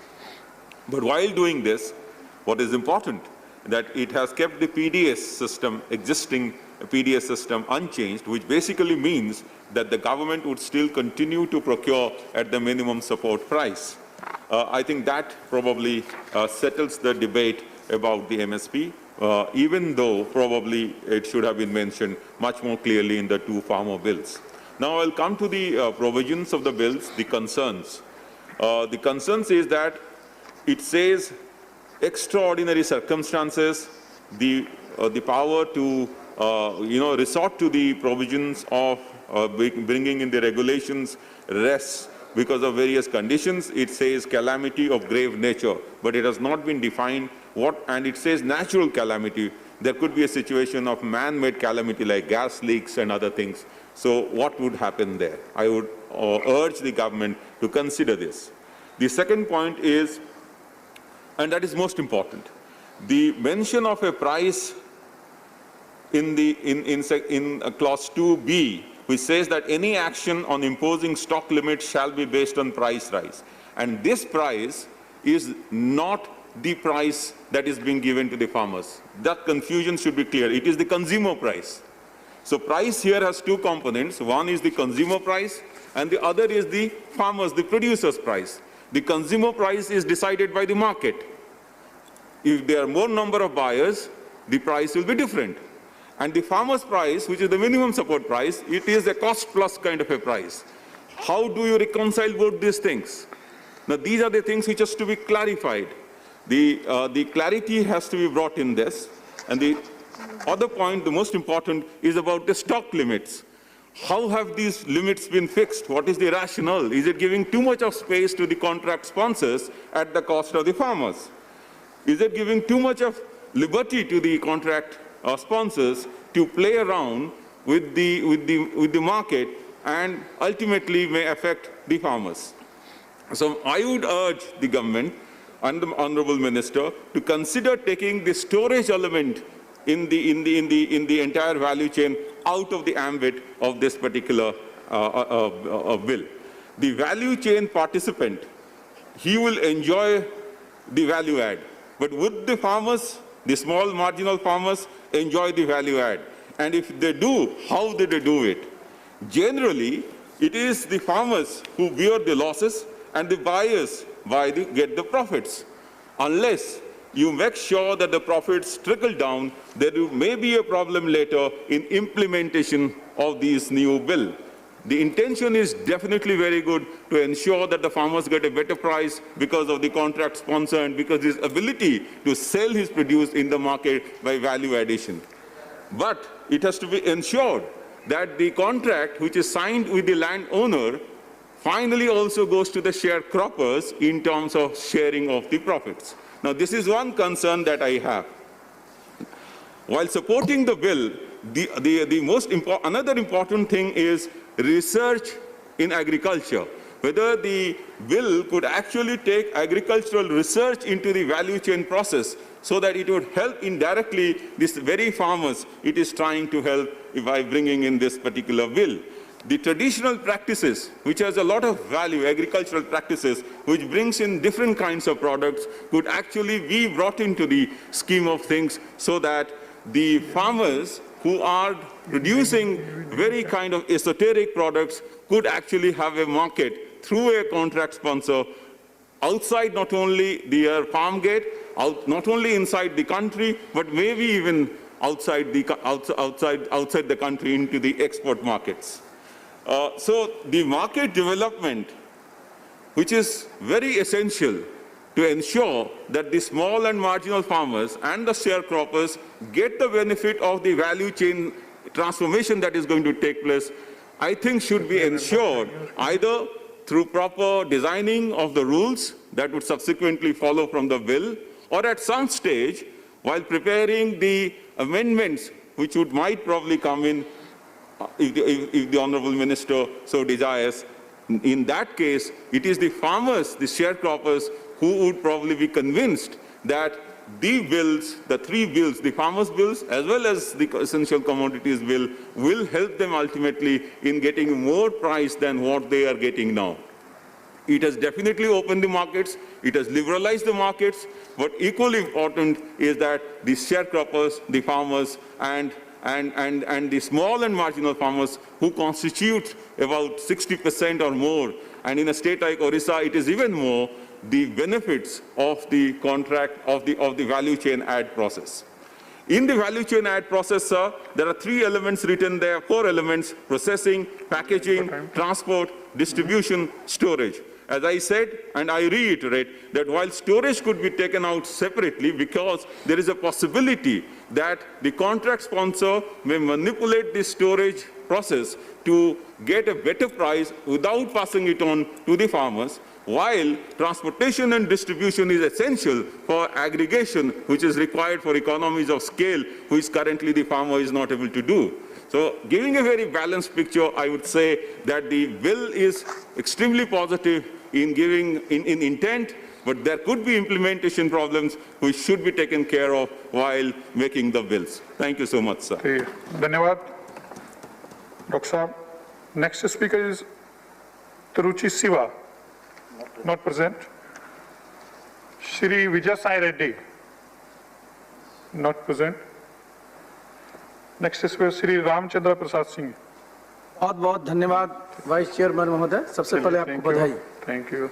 मैं इस bill का समर्थन करता हूं और ये जो bill है, आज की जो एग्रीकल्चर की स्थिति है प्रोडक्शन की, उसके अनुरूप है। 1955 में जो एसेंशियल कमोडिटीज एक्ट बना, उसके बैकग्राउंड में देखिए उस समय हमारी एग्रीकल्चर की क्या स्थिति थी। एग्रीकल्चर इकोनॉमी क्या थी? हम लोग उसको कहते थे स्कार्सिटी एरा। उसमें अभाव था, हमारे पास इतने फूड ग्रेन्स नहीं थे, भूखमरी के लोग शिकार हो जाते थे, अकाल पड़ता था, बहुत लोगों की मौतें होती थी। और इसीलिए ये कानून 1955 में बना। कि हम लोग बाहर के देशों पर आश्रित थे। PL 480 का नाम सब हम लोग जानते हैं, किस प्रकार हमारे ऊपर एक तमाचा था। और इतना ही नहीं, वो क्या लोग मजाक में कहते थे कि हिंदुस्तान में एग्रीकल्चर की क्या स्थिति है, सीप टू माउथ, कि जहाज से अनाज आता था तब हमारे लोगों को खाना मिलता था। और आज आप देखिए, जब इस देश में एग्रीकल्चर रिवोल्यूशन हुआ और उसके बाद आप आगे अगर देखिएगा तो चाहे खाद्यान्न का उत्पादन हो, फलों का उत्पादन हो, सब्जी का उत्पादन हो, सब में हम लोगों ने इतनी प्रगति की है कि आज अगर आप देखिए कि उसमें हमारा स्कार्सिटी आ रहा था, तो आज हमारी ग्रेनरीज जो है जो ओवरफ्लोइंग है। आज इतना हमारे पास अनाज भी है, हमारे पास इतने फल भी हैं कि आज ना सिर्फ हम लोग अपने लिए खाएं पर्याप्त है, बल्कि हम एक्सपोर्ट करने की स्थिति में है। तो इसके लिए जरूरी है कि जो स्कार्सिटी एरा को ध्यान में रखते हुए कानून बनाया गया था, उसमें अमेंडमेंट किया जाए और उसमें हर एक चीज में स्टॉक लगा दिया जाता था। और इसके चलते होता था क्या कि लोग डरते थे। जो बहुत बड़े बड़े स्टोरेज बनने चाहिए थे, कोल्ड स्टोरेज बनने चाहिए थे, ग्रेनरीज बनने चाहिए थे, साइलोज बननी चाहिए थी, जिसमें प्राइवेट इन्वेस्टमेंट भी आता, वो इन्वेस्टमेंट नहीं आ रहा था इस कानून के डर से कि अगर उनके पास स्टोर कर रखा है और कल स्टॉक की सीमा आपने गिरा दी तो पता चला कि उनको जेल जाना पड़ रहा है। तो अब ये जो हटा दिया गया है, निश्चित रूप से इससे प्रोडक्शन तो बढ़ेगा ही और लोगों को अपने अनाज को, अपने फल को, सब्जी को रखने के लिए स्टोरेज में रखने की भी सुविधा मिलेगी, जिससे उनको बेहतर प्राइस मिल सकेगा हमारे किसानों को। और जो हमारे कंज्यूमर हैं, अब अगर देहात में 2 रुपए किलो टमाटर किसान से ले रहे हैं, अब दिल्ली में बिक रहा है 40 रुपए। तो जो 38 रुपए की जो खपत हो जाती थी, इसके बीच कारण क्या था कि हमारे पास जो कोल्ड चेन होना चाहिए, हमारे पास जो स्टोरेज की फैसिलिटी होनी चाहिए, वो नहीं होता था। और इसके पीछे एक एक्ट भी एक बाधक था, जिसके समाप्त होने से निश्चित रूप से इस क्षेत्र में लोग ज्यादा इन्वेस्ट करेंगे और इससे जो है किसानों को और ज्यादा अच्छा उनको मूल्य मिल पाएगा और हमारे देश की जो ओवरऑल खाद्यान्न की स्थिति है और पूरे के पूरे हमारे जितने भी और चीजों की प्रोडक्शन की है उसमें बेहतरी आएगी। ये बहुत ही एक अग्रगामी सोच का बिल है, इसलिए मैं इसका समर्थन करता हूं। बहुत बहुत धन्यवाद। धन्यवाद RCP Singh ji. Next speaker is professor Manoj Kumar Jha, not present. Shri Raja Ram, not present. Shri MV Shresh Kumar, not present. Shrimati Fauzia Khan, not present. Shri Kanakamedala Ravindra Kumar, gallery. Firstly, I congratulate you, sir, being on the chair. Thank you for giving this opportunity. In the statement of objects and reasons, it has been stated farmers have been unable to get better prices due to lack of investment in cold storage, warehouses, processing and export, as entrepreneurs to get discouraged by the regulatory mechanism in the Essential Commodities Act 1955. Farmers are still facing in procurement centers. Though FCI has a good mechanism of stock management system, it is a computerized system, but how will they ensure that this is also followed by the private players? How will they know much stock is there with each company or each player present in this? This needs to be clarified. Other than this, the installed capacity which determines the limit stock, is it going to be based on the actual installed capacity or the monthly installed or the daily installed capacity? That is something which needs to be clarified. And in the Parent Act, the restrictions was on the agri-basis companies and traders. Now these restrictions are being removed for all the food commodities. So it provides them to purchase and store any quantities, hence indulge in hoardings. The provision of the bill, once implemented, it will build huge storage and processing facilities and build a complete market domination. This means that may dictate terms to the farmers, which is likely to lead less price to farmers and not more income. It has to be established that when there is a price rise in retail market, the benefit is not passed on the farmers, but when there is a price is fall, the loss is to be passed on the farmers. And apart from that, is another issue. There is an issue of about cooperative federalism. Agriculture is supposed to be in the state list. So all these, in view of all these sensitive problems, I request and I urge the Honorable Minister, it need a cautious approach for the government in this sensitive issue. Thank you for giving the opportunity. Thank you, sir. धन्यवाद. Shri Anil Desai, not present. Shri Sushil Kumar Gupta, not present. Shri G.K. Watson. Of a larger scheme envisaged in the Union government's farm sector reform that would benefit not only the farming community but also the society in large. We all know that our farmers have toiled hard to ensure food security for our country, sir. Given the farming community's enormity in size and huge population, however, we have seen farmers struggling to get remunerative prices in a centralized market atmosphere, sir. I would like to say, sir, lack of storage facilities and restriction on interstate movement of foodstuffs have left farmers selling the stock at whatever their commodities come on rather than waiting for a demand to pick up. At the same time, sir, restriction in commodity movements also lead to black marketing and exploiting the pricing products, sir. Sir, very important, whenever there is a natural calamity, there is a price hike from the trade to jack up prices of commodities and extract maximum benefit from the common man, sir. We have seen this at the time of COVID-19, sir.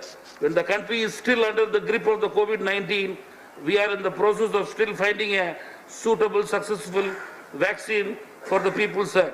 At the same time, there is also a feeling among the people that there may be escalation of COVID-19. In these circumstances, sir, I would like to say that at the time of COVID-19 panic still going on, the price of hygiene products like sanitizers, gloves, masks and other items like COVID kits has rose in a very exorbitant way.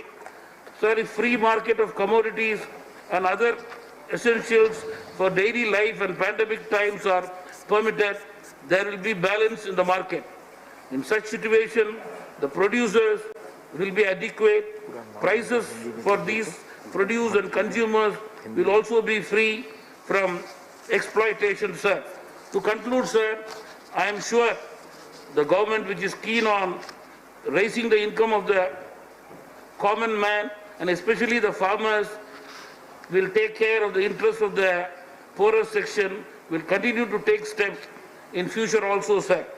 With these words, sir, my party, Tamil Manila Congress Mupanar, supports this bill. माननीय मंत्री जी, आपका जवाब, आप जवाब. माननीय उपसभापति महोदय, मैं आभारी हूं जिन सदस्यों ने बिल पर चर्चा की और समर्थन दिया. माननीय उपसभापति महोदय, भारत सरकार ने 65 साल पुराने आवश्यक वस्तु अधिनियम 1955 का संशोधन करने के लिए 5 जून 2020 को अध्यादेश जारी किया. अध्यादेश के माध्यम से पढ़ना पड़ेगा ही. आवश्यक वस्तु अधिनियम 1955 की धारा 3 में एक नई उपधारा 1 जोड़ी गई है, जिसके अंतर्गत भारत सरकार ने अपने अधिकारों को परिभाषित किया है. अध्यक्ष महोदय, ये ऑर्डिनेंस 5 जून 2020 को लाया गया जिस समय पूरा देश महामारी से ग्रस्त था. पूरे देश में लॉकडाउन घोषित था और किसानों की फसलें कटी थी और खरीदार कोई नहीं था. व्यापारियों द्वारा माल उठाने में दिक्कतें थी और दूसरी ओर वस्तुओं की मांग बढ़ रही थी. इसलिए किसानों को केंद्र बिंदु मानकर ऑर्डिनेंस लाया गया था. इस परिस्थितियों में ये आवश्यक था कि किसानों को अपनी उपज बेचने का अवसर प्रदान हो और कंज्यूमर को आवश्यक वस्तुएं आसानी से मिले. महोदय, इसलिए ये ऑर्डिनेंस लाया था. उपसभापति महोदय, भारत जब स्वतंत्र हुआ तब देश की जनसंख्या 40 करोड़ थी। गेहूं, चावल, दाल जैसे खाद्यान्नों की देश में कमी थी। डिमांड और सप्लाई की चेन ठीक रखने के लिए और कीमतों को नियंत्रित रखने के लिए आवश्यक वस्तु अधिनियम की जरूरत थी। तब आवश्यक वस्तु अधिनियम 1955 लाया गया था।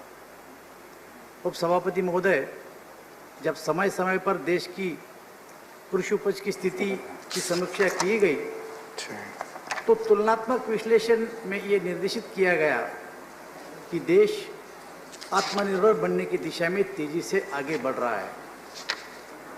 1955 के बाद कृषि क्षेत्र में कुछ बड़े बदलाव हुए। हरित क्रांति और खेती की प्रक्रिया में तकनीकी की प्रगति के बाद कृषि उत्पादन में बड़ी मात्रा में वृद्धि हुई।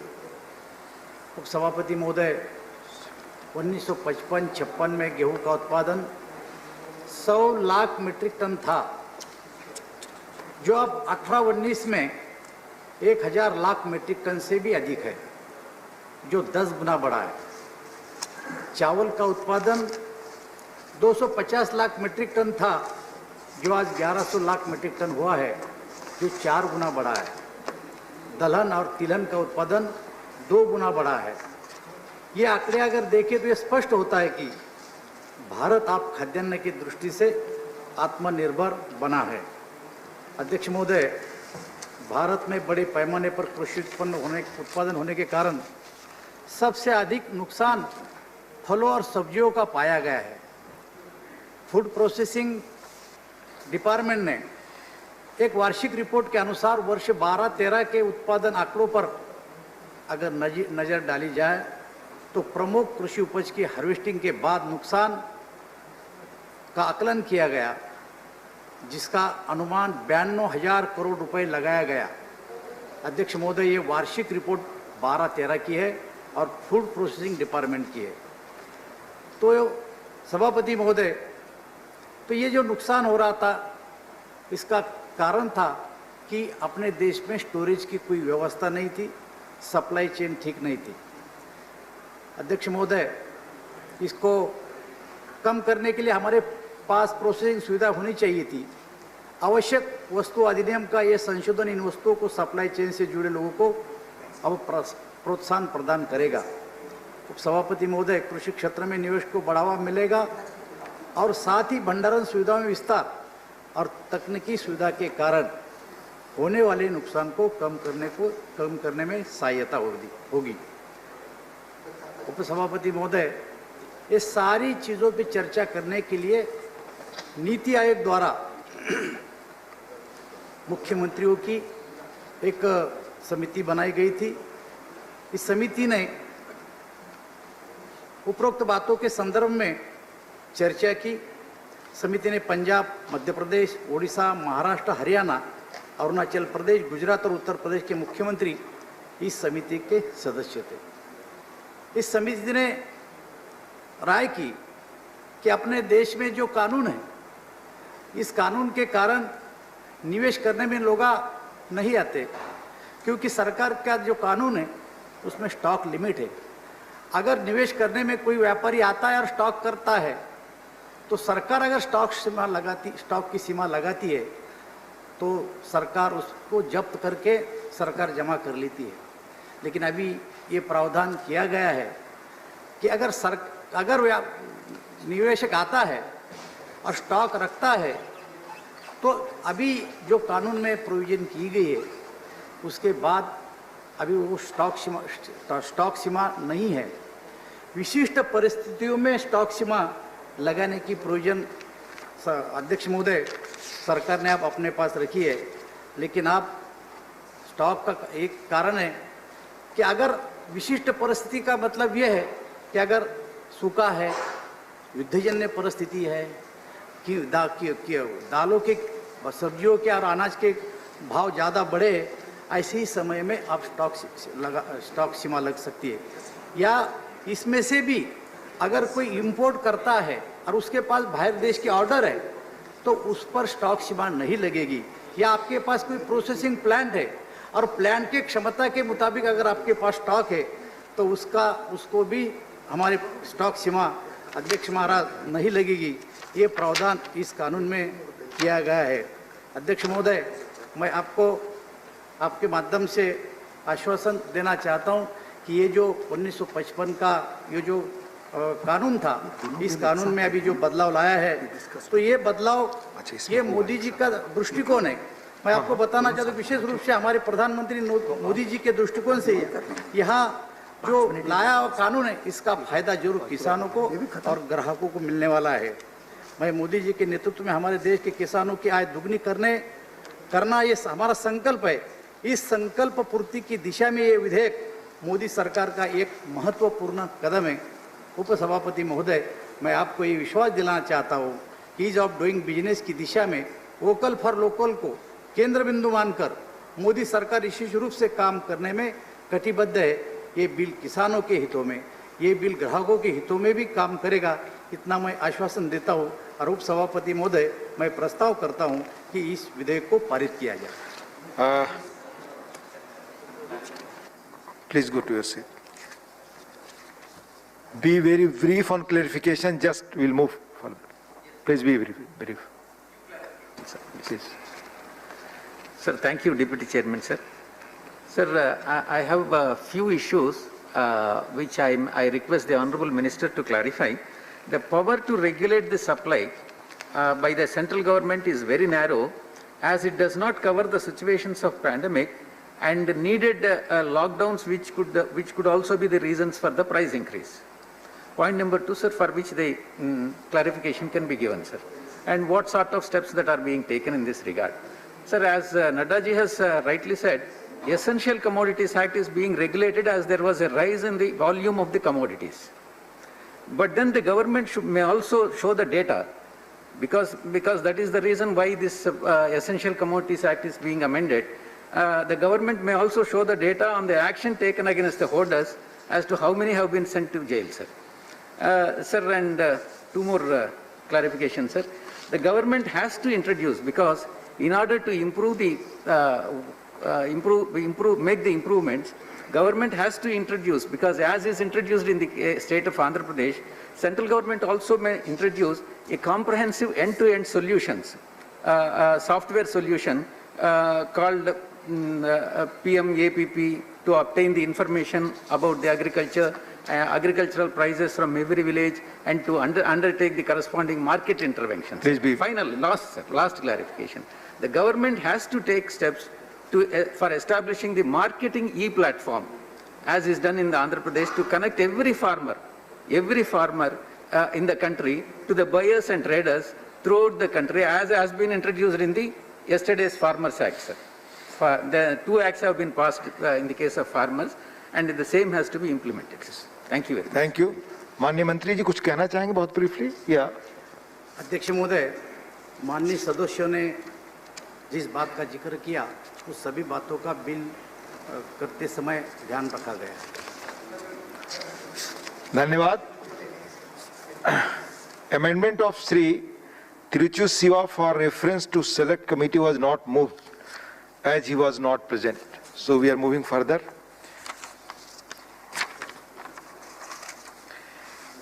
I shall now put the motion moved by Sri Danve Rao Sahab Dada Rao to vote. The question is that the Essential Commodities Amendment Bill 2020 as passed by Lok Sabha be taken into consideration. Those in favor will please raise their hands and say aye. Aye. Those against will please raise their hands and say no. I think the ayes have it, the ayes have it, the ayes have it. The motion is adopted. We shall now take up clause by clause consideration of the bill. Clause 2 stands part of the bill. There are 17 amendments. Number 4 to 6 by Sri K.C. Venugopal. Number Sri K.C. Venugopal, absent, not present. Number 11 to 18 by Sri Tiruchu Siva, not present. Number 19 to 21 by Sri Digvijay Singh, not present. Number 25 to 27 by Sri Binay Biswam, not present. Amendments not moved. I shall now put the amendments moved by Sri Tiruchu Siva to vote. Not moved. I shall now put the amendments moved by Sri Binay Biswam to vote. Not moved. I shall now put clause 2 to vote. Those in favor will please raise their hands and say aye. Those against will please raise their hands and say no. I think the ayes have it, the ayes have it, the ayes have it. Clause 2 is adopted. Clause 3 stands part of the bill.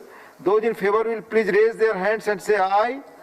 Those against will please raise their hands and say no. I think the ayes have it, the ayes have it, the ayes have it. Clause 3 is adopted. Clause 1, the enacting formula and the title stand part of the bill. Those in favor will please raise their hands and say aye. Those against will please raise their hands and say no.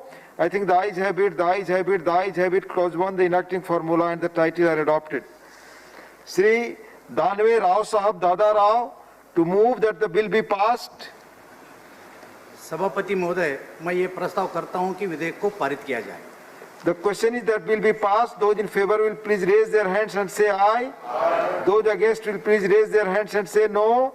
I think the ayes have it, the ayes have it, the ayes have it. The bill is passed.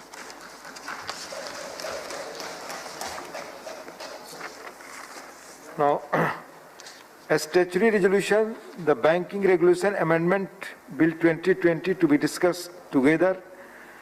Shri Vinay Vishwam, not present. Shri K.C. Benugopal, not present. Shri Digvijay Singh, not present. So resolution not moved. Shri Mati Nirmala Sitharaman to move a motion for consideration of Banking Regulation Amendment Bill 2020. Sir, with your permission, I move that the bill further to amend the Banking Regulation Act 1949 as passed by the Lok Sabha be taken into consideration. Motion moved. There is one amendment by Shri Trichu Siva for reference of the Banking Regulation Amendment Bill 2020 as passed by Lok Sabha to a select committee of the Rajya Sabha. Member may move the amendment at this stage without any speech. Shri Trichu Siva, not present. Not moved. The statutory resolution, the motion for consideration of the bill and the amendment moved, there are now open for discussion.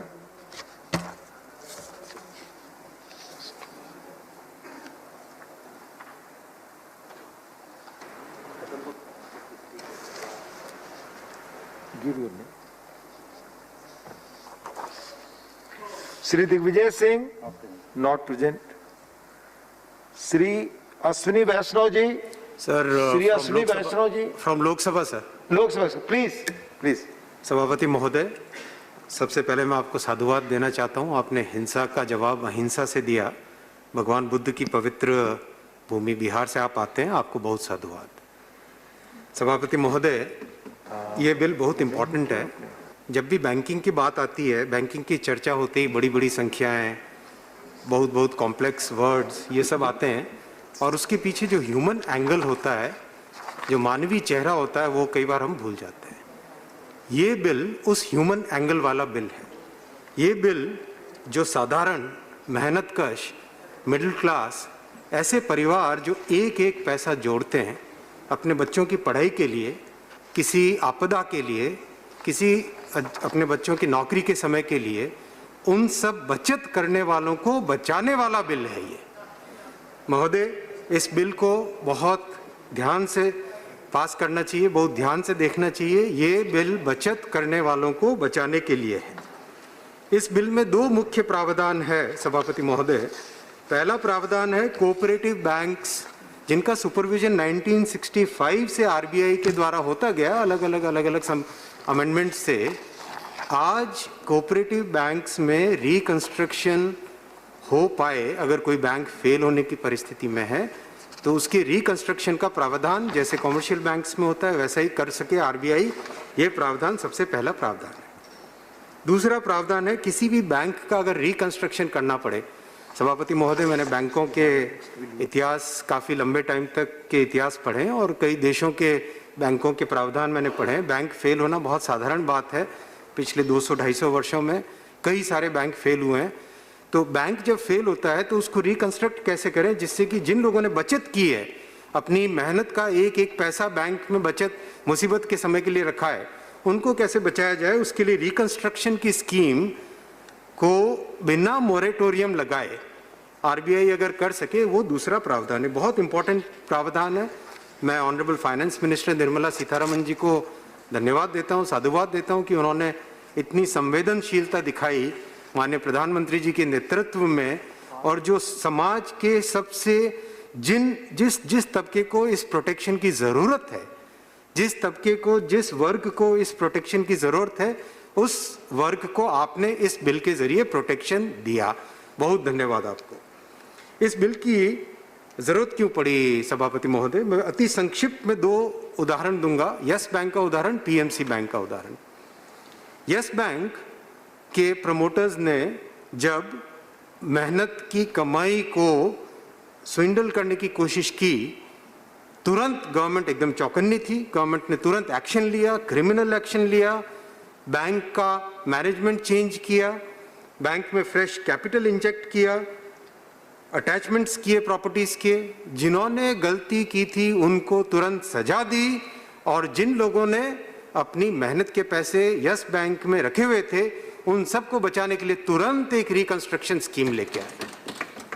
वो reconstruction scheme, सभापति महोदय, मैं अतिशयोक्ति नहीं कर रहा हूं, आज दुनिया भर में यस बैंक की रिकंस्ट्रक्शन स्कीम की तारीफ हो रही है।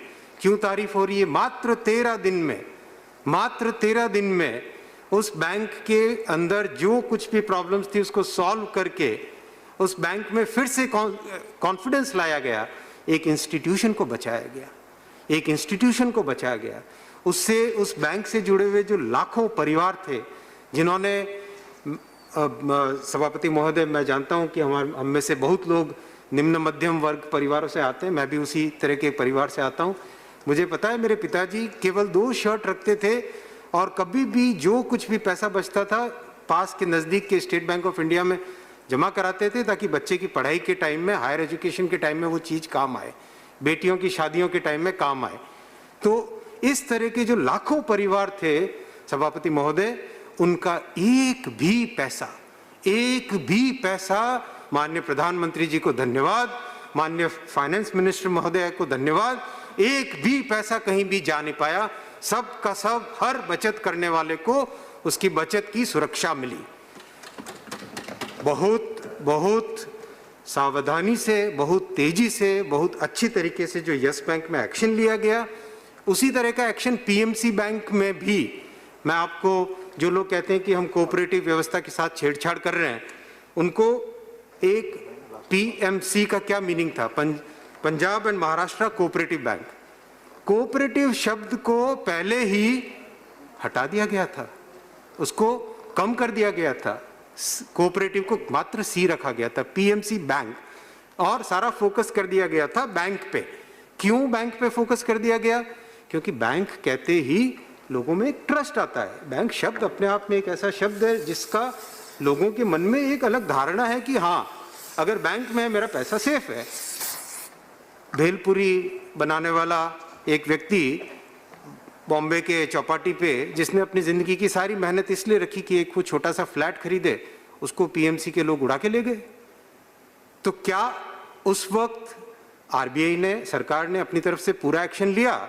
ईडी ने प्रॉपर्टीज अटैच की, क्रिमिनल एक्शन लिए गए, लेकिन कानून में जो कमी थी जिसके कारण पीएमसी बैंक का रिकंस्ट्रक्शन नहीं किया जा सकता था, उसी कमी को दूर करने के लिए माननीय वित्त मंत्री जी इस बिल को लेके आई हैं। उनको साधुवाद। इस बिल को हमें तुरंत पास करना चाहिए। तो ये 2 बैंक के उदाहरण से स्पष्ट होता है इस बिल की जरूरत क्यों है।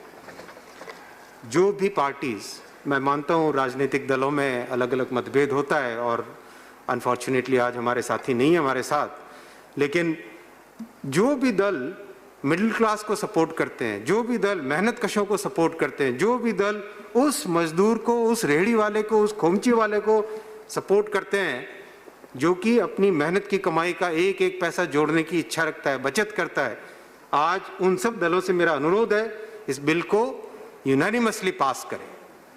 ये बिल बचत करने वालों को बचाने के लिए है। महोदय, 2-3 छोटे मोटे और विषय उठाए गए हैं कई फोरम्स में कि पहला विषय है कि कोऑपरेटिव स्ट्रक्चर को इससे नुकसान होगा। कतई नुकसान नहीं होगा। ये भ्रम फैलाने वाली बात है। कोऑपरेटिव स्ट्रक्चर का मूल है डेमोक्रेटिक सिस्टम, 1 शेयर 1 वोट। इस पद्धति को बिल्कुल बदला नहीं जा रहा है। कोई भ्रम में ना आए, किसी भी तरह की बात एकदम क्लियर करे, बिल को पढ़े, इस व्यवस्था को बिल्कुल बदला नहीं जा रहा है।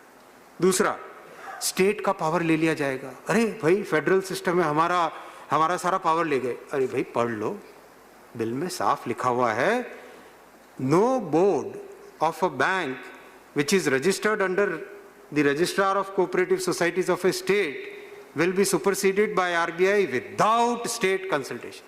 स्टेट का कंसल्टेशन तो कंपलसरी रखा गया बिल में, तो क्यों भ्रम फैलाया जाए?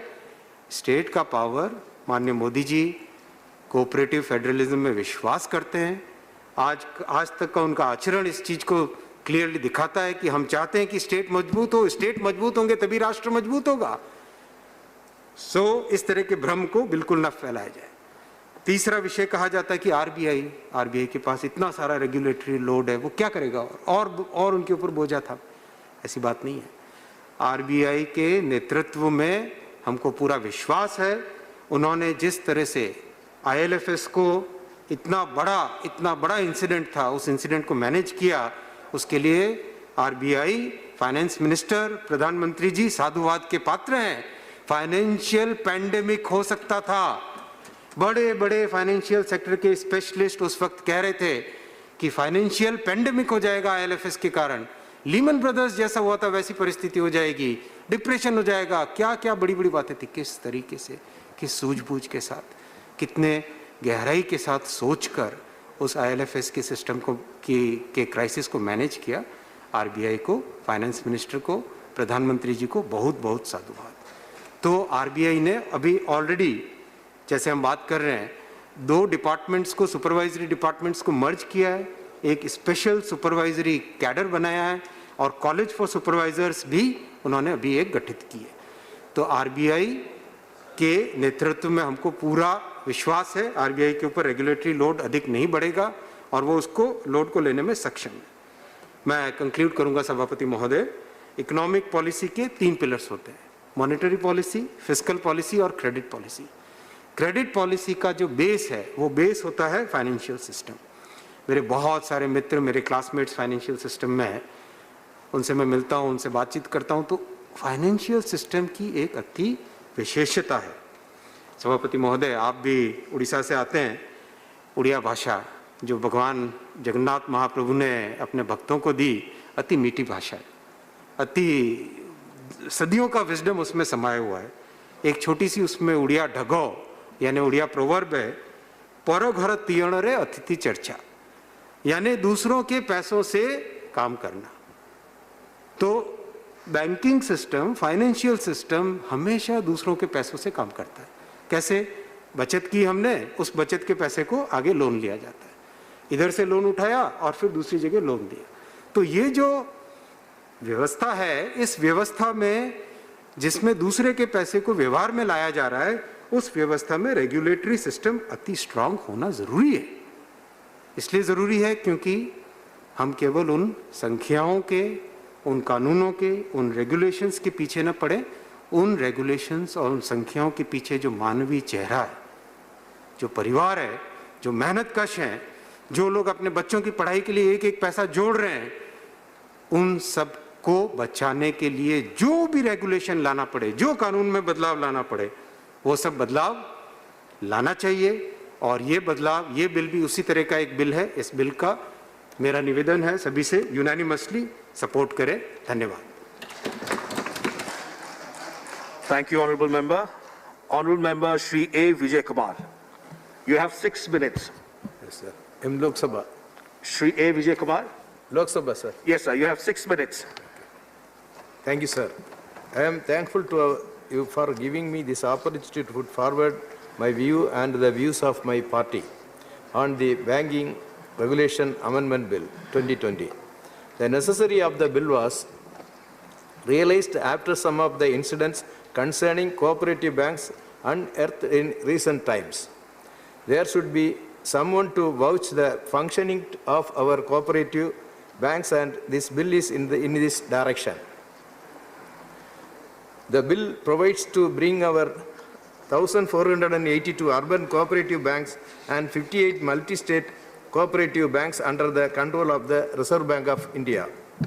However, the primary agricultural credit societies and cooperative society whose principal business is long-term financing for agriculture development have been exempted, which is a very good step, and I appreciate our Honorable Finance Minister.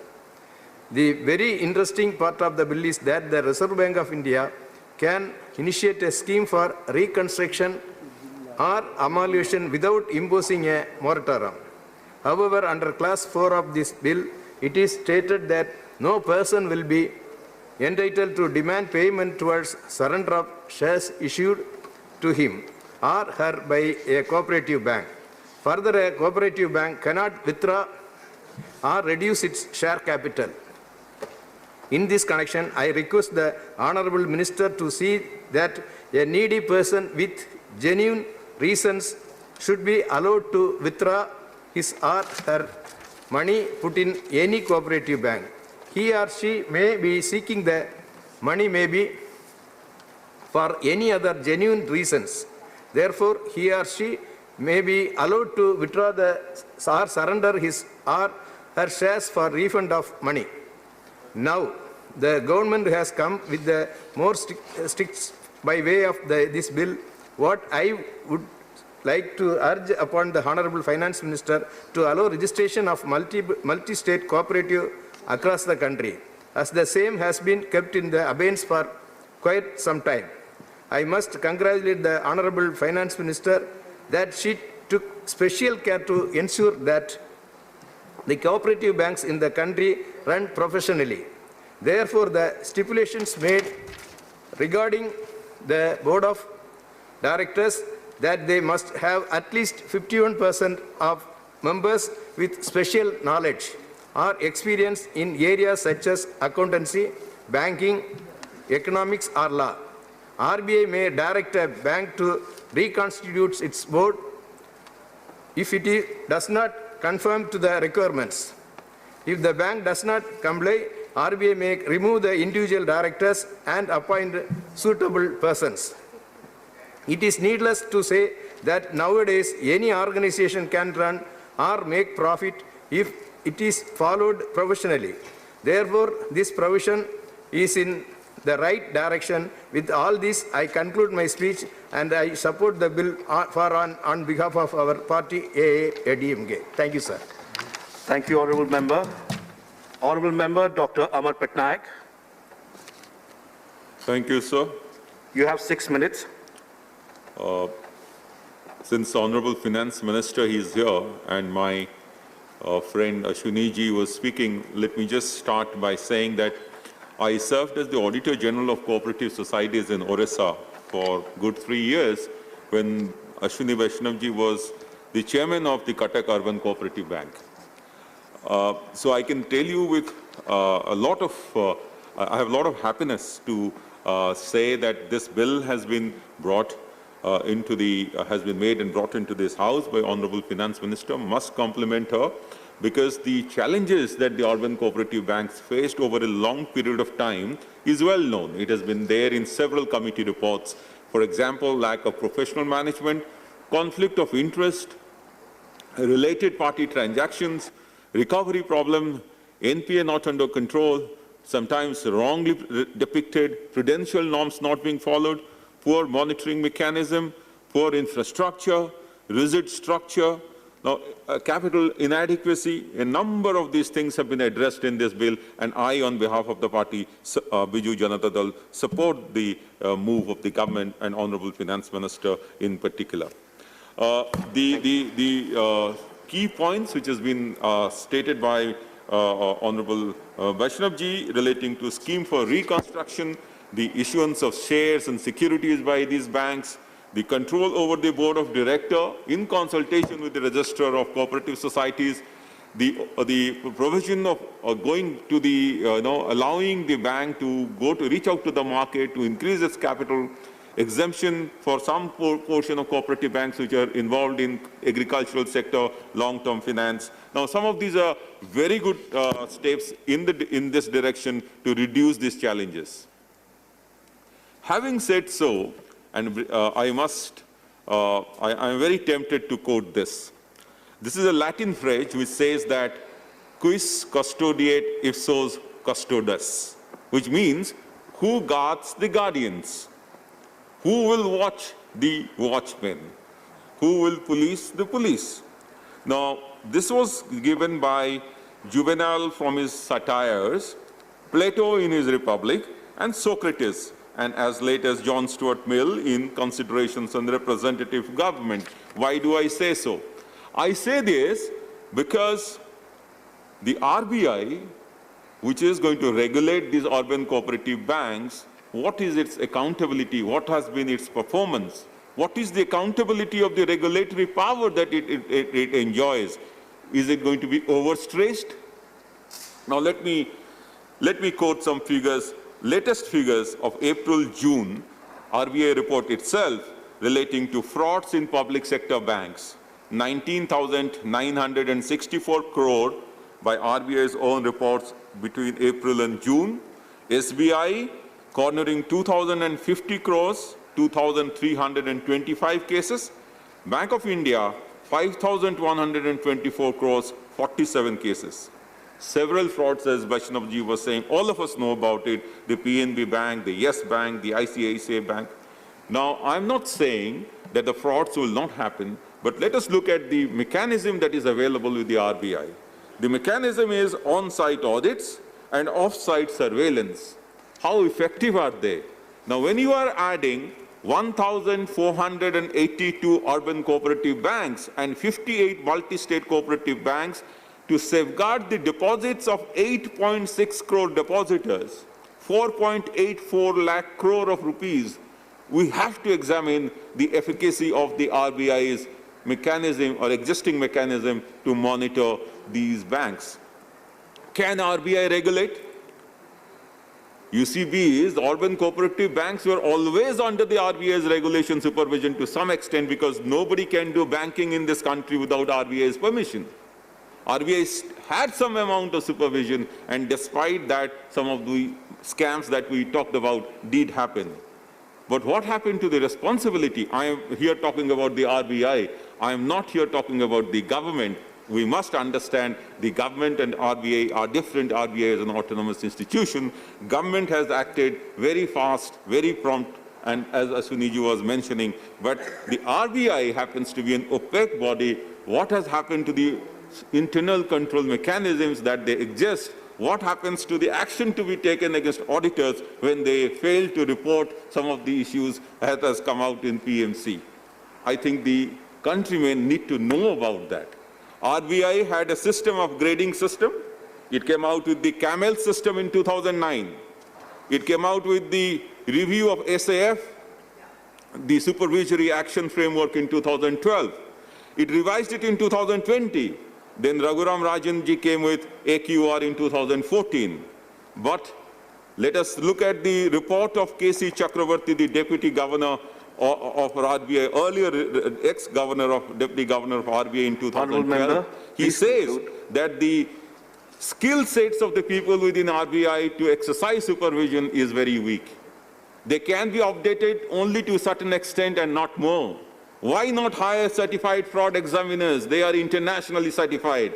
Why can't they be hired by RBI to increase its supervisory strength? Honourable Member, we need to conclude, please. The most important thing that I would like to say is that while RBI has, it is a good thing that the government has done. The new regulations will put the banks, the urban cooperative banks, under a strict regime of the RBI, but the actual supervision should improve. These banks are giving loans to small loans and MSMEs, therefore there is a high risk. Therefore, their internal control mechanism has to be very robust, and they have to be reviewed from time to time very strictly. Their NDTL has to be monitored. They have to be professionalized. This bill enables RBI. It should now guard the depositors. Yeah. That's what I would end with. Thank you so much. Thank you. I support the bill. Thank the Finance Minister. Thank you. Honourable Member Dr. Chandrapal Singh Yadav. Not present. Not present. Honourable Member Dr. K. Keshav Rao. Not present. Honourable Member Shri Ramchandra Prasad Singh. धन्यवाद. You have 3 minutes, sir. Vice chairman महोदय, मैं इस विधेयक का समर्थन करता हूं. हम सब जानते हैं कि जो बैंकिंग है जो हमारा सेपरेशन ऑफ जो लिस्ट है यूनियन का और स्टेट का, उसमें बैंकिंग हमारा जो यूनियन लिस्ट है उसके 45 नंबर पर आता है, और जो हमारा कोऑपरेटिव्स है वो हमारे स्टेट लिस्ट के 32 नंबर पर आता है। तो जहां भी हमारी कोऑपरेटिव्स, सिर्फ अगर कोऑपरेटिव्स को हम डील करेंगे, जहां बैंकिंग नहीं है तो राज्य का डोमेन होता है, रजिस्ट्रार सब देखते हैं। लेकिन जैसे ही कोऑपरेटिव बैंकिंग का काम शुरू कर देती है तो आरबीआई आ जाती है। तो बहुत लोग जो इस बात की चर्चा करते हैं कि सर इस बिल से राज्य का उसका इरोजन होगा, बिल्कुल असत्य है। यहां इस चीज को देखना है कि जो इस बिल में बहुत स्पष्ट किया गया है कि जो कोऑपरेटिव का मेन काम एग्रीकल्चर के डेवलपमेंट का है, जो एग्रीकल्चर प्राइमरी कोऑपरेटिव सोसाइटी है, ऐसी एग्रीकल्चर सोसाइटी जो एग्रीकल्चर के डेवलपमेंट में, कोऑपरेटिव सोसाइटी जो एग्रीकल्चर के डेवलपमेंट में काम करती है, उनको इससे बाहर रखा गया, वो तो स्पष्ट है। और जहां बैंकिंग में जब आप आ जाते हैं, और बैंक के बारे में भी आप वैष्णव जी को भी सुन रहे थे, अमर जी को भी सुन रहे थे, जो आजकल जो कोऑपरेटिव हमारे बैंक्स हैं इसमें 5 लाख करोड़ के आसपास लोगों का डिपॉजिटर्स का पैसा जमा हुआ। तो कैसे ये सुरक्षित रहे, इसलिए जरूरी है कि जो हमारा कोऑपरेटिव बैंक्स हैं, बड़े बड़े जो बैंक्स हैं, उनका जो प्रोफेशनल मैनेजमेंट हो। अभी तक क्या होता था, स्टेट का रजिस्ट्रार देखते थे, जो उनका बोर्ड ऑफ डायरेक्टर्स होता था, आप सब जानते हैं। अब क्या होगा कि जब आरबीआई का इसमें रोल बढ़ा है तो निश्चित रूप से जो उनका मैनेजमेंट का होगा, जो पर्सोनल होंगे, उनका जो सिलेक्शन होगा, निश्चित रूप से उसमें क्वालिटी आएगी। तो जो प्रोफेशनल मैनेजमेंट है वो बढ़ेगा, तो जो इनका जो लक्ष्य है उसकी पूर्ति में सहायता मिलेगी। और जो सबसे बड़ी परेशानी क्या होती है कोऑपरेटिव बैंक्स में, कि जब जब भी इसमें तरह तरह के स्कैम हो जाते हैं, क्योंकि आप मिस करते हैं, कभी उसका अकाउंट्स नहीं होता है, बहुत अनप्रोफेशनल लोग वहां रहते हैं, तो इन सब की संभावनाएं कम रहेगी। ये व्यवस्था हो जाने से निश्चित रूप से ये संभावना अच्छी होगी कि हमारा जो कोऑपरेटिव बैंक है, जो डिपॉजिटर्स हैं, उनके जो पैसे हैं वो सुरक्षित रहेंगे और अपना व्यापार भी कर पाएंगे। लेकिन एक बात जो अमर जी कह रहे थे, खास करके जो आरबीआई का जो रोल के बारे में, निश्चित रूप से आरबीआई के पास बहुत रेगुलेटरी काम है, बहुत सारे हैं, तो ये तो एक अच्छा कदम है। और निश्चित रूप से आरबीआई इन चीजों को देखेगी कि कैसे जो हमारा सुपरवाइजरी का जब हम उनमें जा रहे हैं मॉनिटर करने के लिए, तो कैसे और मैन पावर उनके लेवल पर हो, जिससे कि हमारा पूरा का पूरा जो कोऑपरेटिव बैंक का जो सिस्टम है वो ट्रांसपेरेंट हो, लोगों का उसमें विश्वास हो, और जो लोग डिपॉजिटर्स हैं उनका भी मनी सेफ रहे, जो पहले जो घटनाएं घटी है वो ना हो। मैं इस बिल का समर्थन करता हूं। बहुत बहुत धन्यवाद। Thank you honourable member. Honourable member doctor Kanakamedala Ravindra Kumar. Yes, please. You have 3 minutes. Yes, sir. Thank you, Deputy Chairman, sir, for giving this opportunity. I first submit with regard to the provisions of this Act is concerned. Section 3, proposed section of the Banking Regulation Act amendment. This is not applicable to primary agricultural credit societies. And Section 45, this RBI is having the authority to make a scheme for protecting the interest of the public in the event of reconstruction and amalgamation without declaring a moratorium. Section 56, the applicability of Banking Regulation Act extended to all cooperative banks. It made applicable to all the banks. My request is, it appears that the Reserve Bank of India is a regulator and it is becoming entire authority of all cooperative banks. It has to be noted that this bill is having far-reaching consequences for the cooperative sector movement. Almost banking is within the purview of the union list, but at the same time, the cooperative sector in the state list. So state should be taken into confidence for this purpose. The cooperative sector in India has played a very pivotal, important role in the banking industry. My suggestion is that the cooperative sector of banking and the cooperative sector of financing should be promoted and encouraged. Though this bill requires a changes in the cooperative movement, but it is under the pure exclusive control of the RBI. I urge the Honorable Minister to take that the cooperative the identity of the cooperative movement should be promoted and it should be continued, though it is under the purview of the Banking Regulation Amendment Bill. I thank you, sir, for giving this opportunity. Thank you, Honorable Member. Honorable Member Shri Binoy Vishwam. Absent. Honorable Member Shri Anil Desai. Absent. Honorable Member Shri Ashok Siddharth. Not present. Honorable Member Shri Sushil Kumar Gupta. Not present. Honorable Member Shri Praful Patel. Not present. Honorable Member Shri V. Vijay Sai Reddy. You have 4 minutes. Thank you, Vice Chairman, sir. Sir, at the outset, I would like to appreciate the Honorable Finance Minister for introducing this bill. It's a bill in the right step. It's a right step by the government in a right direction in protecting the interest of the depositors associated with the cooperative banks. Sir, the need of the hour is not to let more cooperative banks slip into the poor financial conditions with the problematic balance sheets. So this bill achieves this objective of not letting into the cooperative banks slip into the bad financial condition. The bill looks into these aspects and has suggested reforms at the administrative and financial levels of the cooperative banks, sir. However, I would like to bring to the kind notice of the Honorable Finance Minister and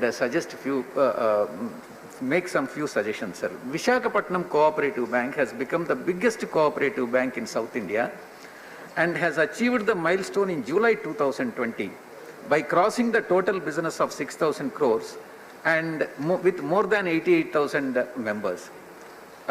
With so many cooperative banks in losses in the country, the government, I request the Honorable Minister to kindly look into the functioning of Visakhapatnam Cooperative Bank and take some cues in implementing the similar model for the operation of other cooperative banks also, sir. Sir, this is another area which might be looked into by the Madam as to keep the spirit of the cooperative movement alive, sir. Sir, the RBI has an urban, the second issue which I would like to bring to the notice of the Madam is that RBI has an urban banks department which is vested with the responsibility of regulating and supervising the urban cooperative banks.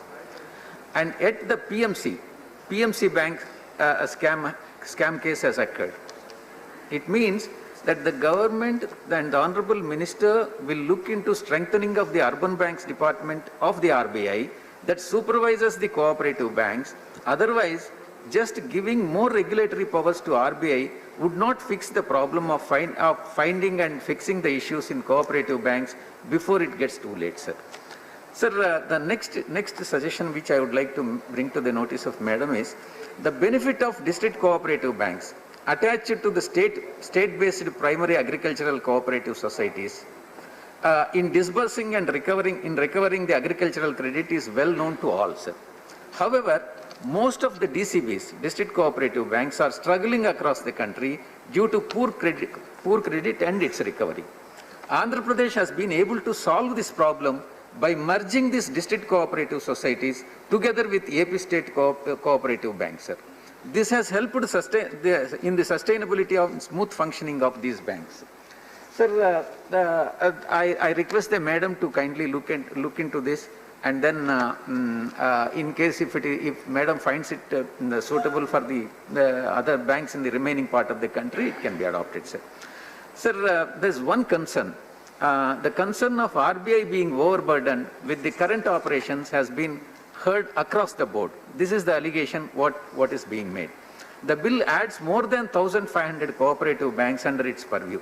Thus, more clarity may be given on the kind of changes that will be made to equip the RBI in terms of human resources to handle the administration of these banks, sir.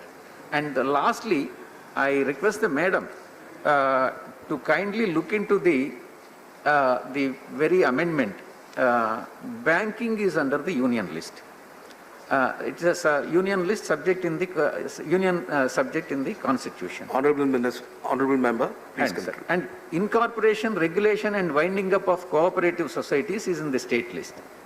I request the Madam to kindly look into the legislative competence insofar as this bill is concerned, sir. We support this bill, sir. Thank you, Honourable Member. Honourable Minister, for your kind reply, please. Sir, thank you very much. This is a very important bill, as has been recognized by most of the members who spoke in this discussion. It's important because in the last 1.5 to 2 years, we've come to know of so many cooperative banks or cooperative societies which are functioning as banks and calling themselves as banks who have come into difficulties.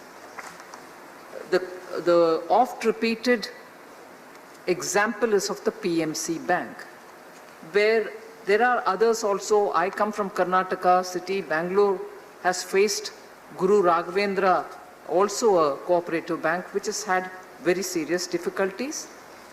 And in presenting this particular set of amendments, I wish to highlight and state up front that this set of amendments to the Banking Regulation Act is being brought to completely protect the interest of depositors. And that is why there are only few amendments. But the amendments are coming in. With the singular objective of protecting the interest of the depositors. Protecting depositors by ensuring that we don't have any more such difficulties like the ones which are being faced by PMC-like problems. We want to bring in proper management. We want to make sure that they are professionally run. Sir, we also underline that we need, if at all, to restructure any such cooperative bank. We should be able to do that without bringing in a moratorium period.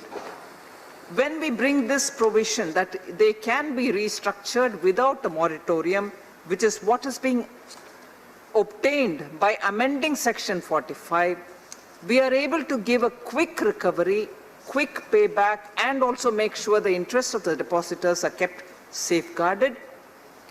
Contrasting experiences which people will remember, depositors will remember, the public will remember, is the way in which the PMC solution is getting protracted when solutions will have to be offered to the depositors, as opposed to the way in which Yes Bank's restructuring happened.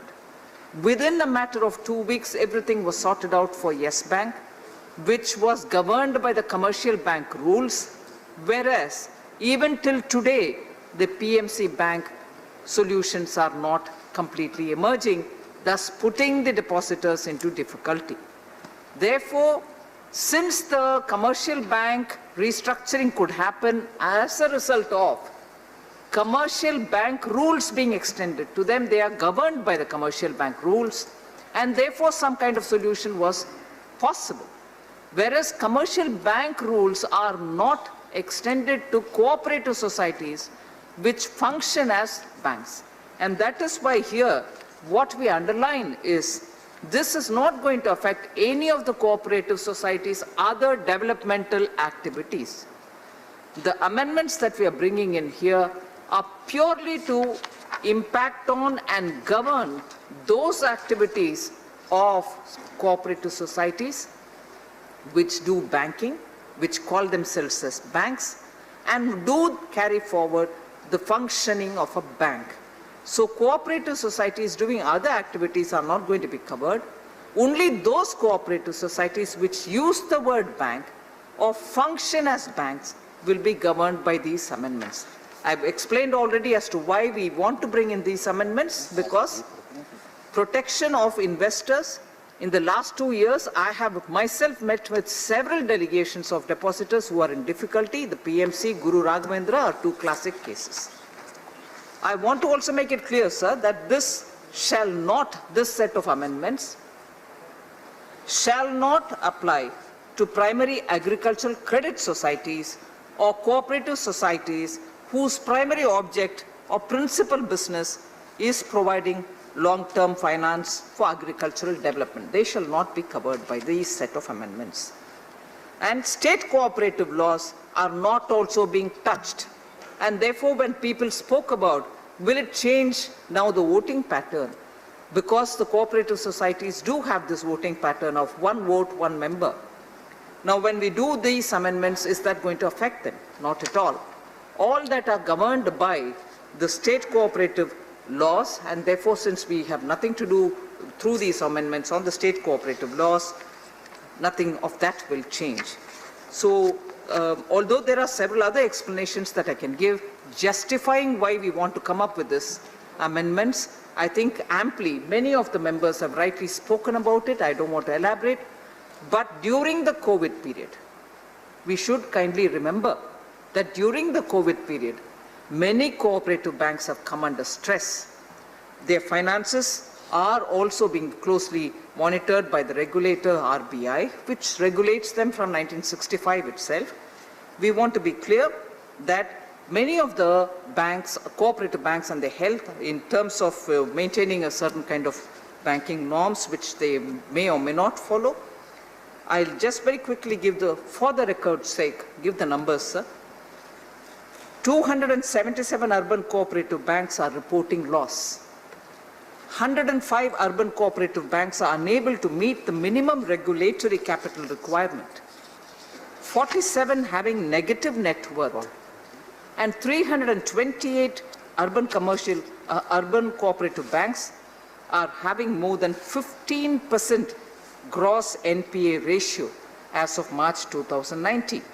And with the pandemic setting in, this stress has also increased in both cooperative, with gross NPA ratios of urban cooperative banks increasing from 7.27% in March 2019 to 10% in March 2020. Therefore, these changes are very required, absolutely necessary to protect the depositors. And therefore, I appeal to you, sir, with all the members speaking, I thank all of them. Many of them have welcomed this. I'm indeed grateful to them. This is timely and required. You would also remember that the deposit insurance was also increased by us during the winter session, budget session probably, and insurance cover has also been enhanced. With this said, sir, I seek all the members' cooperation through you to have this bill passed. Thank you, madam. Since the statutory resolution and motion for reference of the bill to select committee not moved, I shall now put the motion moved by Srimati Nirmala Sitharaman to vote.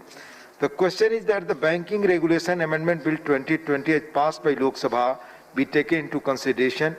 Those in favor will please raise their hands and say aye. Aye. Those against will please raise their hands and say no. I think the ayes have it, the ayes have it, the ayes have it. The motion is adopted. We shall now take up clause by clause consideration of the bill. Clause 2 stands part of the bill. There are two amendments, number 8 and 9 by Sri Digvijay Singh, absent.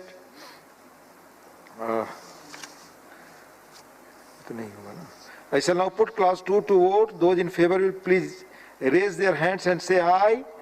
Those against will please raise their hands and say no. I think the ayes have it, the ayes have it, the ayes have it. Clause 2 is adopted.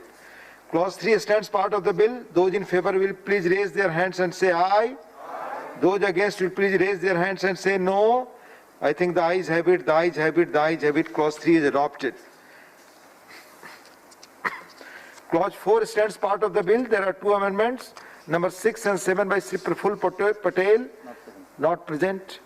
I shall now put clause 4 to vote. Those in favor will please raise their hands and say aye. Aye. Those against will please raise their hands and say no. I think the ayes have it, the ayes have it, the ayes have it. Clause 4 is adopted.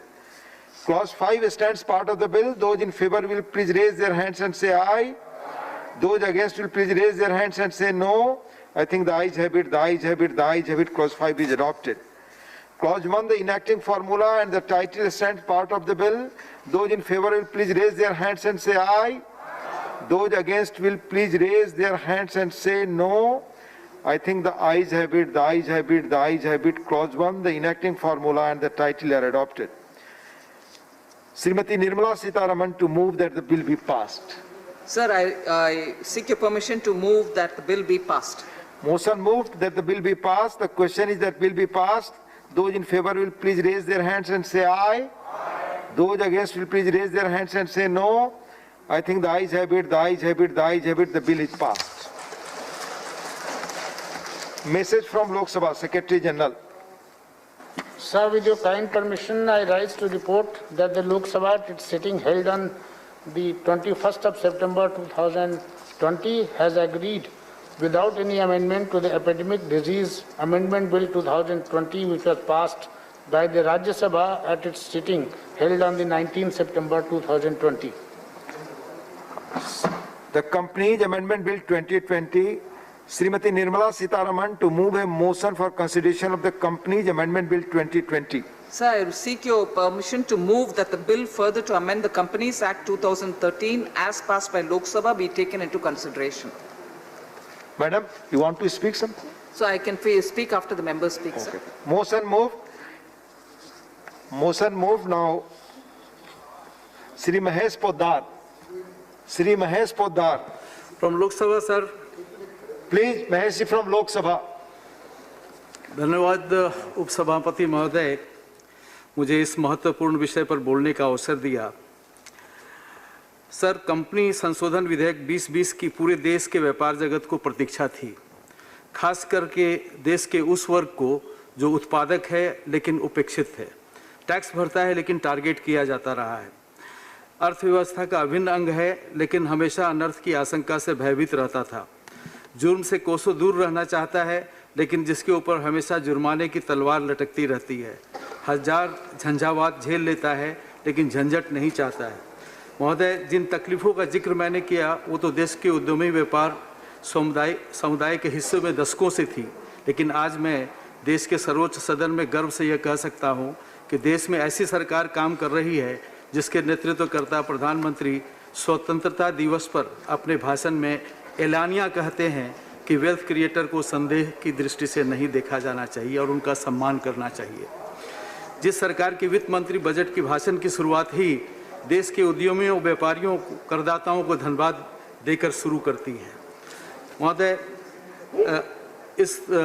इसलिए मैं व्यापार जगत की ओर से और निजी तौर पे भी इस संशोधन विधेयक के लिए माननीय प्रधानमंत्री श्री नरेंद्र मोदी जी, वित्त मंत्री श्रीमती निर्मला सीतारमन जी और वित्त राज्य मंत्री श्री अनुराग सिंह ठाकुर के प्रति आभार व्यक्त करता हूं और उस बिल का समर्थन करता हूं। महोदय, लाभ हानि तो व्यापारियों के जीवन के रोजमर्रे की कहानी है, लेकिन सम्मान उसे पहली बार मिल रहा है जिसका वो हकदार था। महोदय, व्यापार कारोबार में एक शब्दावली सदियों से प्रचलन में है, भूल चूक लेनी देनी। मतलब जहां व्यापार होगा, लेन देन होगा, वहां भूल चूक स्वाभाविक है और इसे पुनः लेन देन के जरिए ही सल्टाना बेहतर होता है। लेकिन यदि ऐसी चूकों की वजह से उद्यमी व्यापारी को अदालतों के चक्कर काटने पड़े, जेल जाने पड़े और जेल का भय सताता रहे तो उसकी उद्यमिता और उसके उत्साह का क्या होगा और जो अंततः देश की उत्पादकता और अर्थव्यवस्था का क्या होगा। ऐसी चूकों पर पीड़क कार्रवाइयों से भयभीत उद्यमी व्यापार जगत को राहत देने के लिए ही कंपनी संशोधन विधेयक 2020 के तहत कुछ अपराधियों को आपराधिक जुर्म की श्रेणी से बाहर निकाला गया है और नॉन कंपाउंडेबल अपराधों को आर्थिक जुर्म की श्रेणी से बाहर भी रखा गया है, नहीं रखा गया है। इस तरह के अपराधों की संख्या 35 थी, आज भी 35 ही रहेगी। महोदय, हमारी अदालतों में पहले से ही मुकदमों का अंबार लगा हुआ है और इस संशोधन के बाद में उनमें बहुत जोर से कमी आएगी। महोदय, इस विधेयक के माध्यम से सरकार ने साबित किया है कि वो मुश्किल के समय में भी प्रभावी कदम उठाती है। विधेयक को तैयार करने में प्रक्रिया में सभी संबंधित पक्षों से विस्तृत चर्चा की गई और मुझे विश्वास है कि इसका समर्थन और स्वागत देश का हर छोटा बड़ा व्यापारी करेगा। और आज जब हम अपनी कंपनियां वैश्विक स्तर की बनने जा रही हैं तो हमें एक प्लेटफॉर्म ऐसा तैयार करना था, एक माहौल ऐसा तैयार करना था जिससे कोई भय नहीं बल्कि उम्मीद के साथ में व्यक्ति कारोबार करे और इसे व्यापारी भयमुक्त होंगे, गैर जरूरी कंप्लायंस से राहत पाएंगे तो उनके व्यापार की लागत घटेगी। और एक और महत्वपूर्ण किया गया है कि justice delayed is justice denied. इस सिद्धांत के तहत कई एक मुकदमे वर्षों तक कानूनी झंझटों से उलझे पड़े रहते थे, तो अब ऐसी व्यवस्था जो की गई है उसमें MCLT के और भी अधिक बेंचेज बनेंगे, स्पेशल कोर्ट के भी बनेंगे, कोर्ट कृपया ब्रीफली खत्म करें। और अब मैं अंत करता हूं महोदय कि कानून के जाल में जो गोरख धंधे से महेश जी कंक्लूड करें।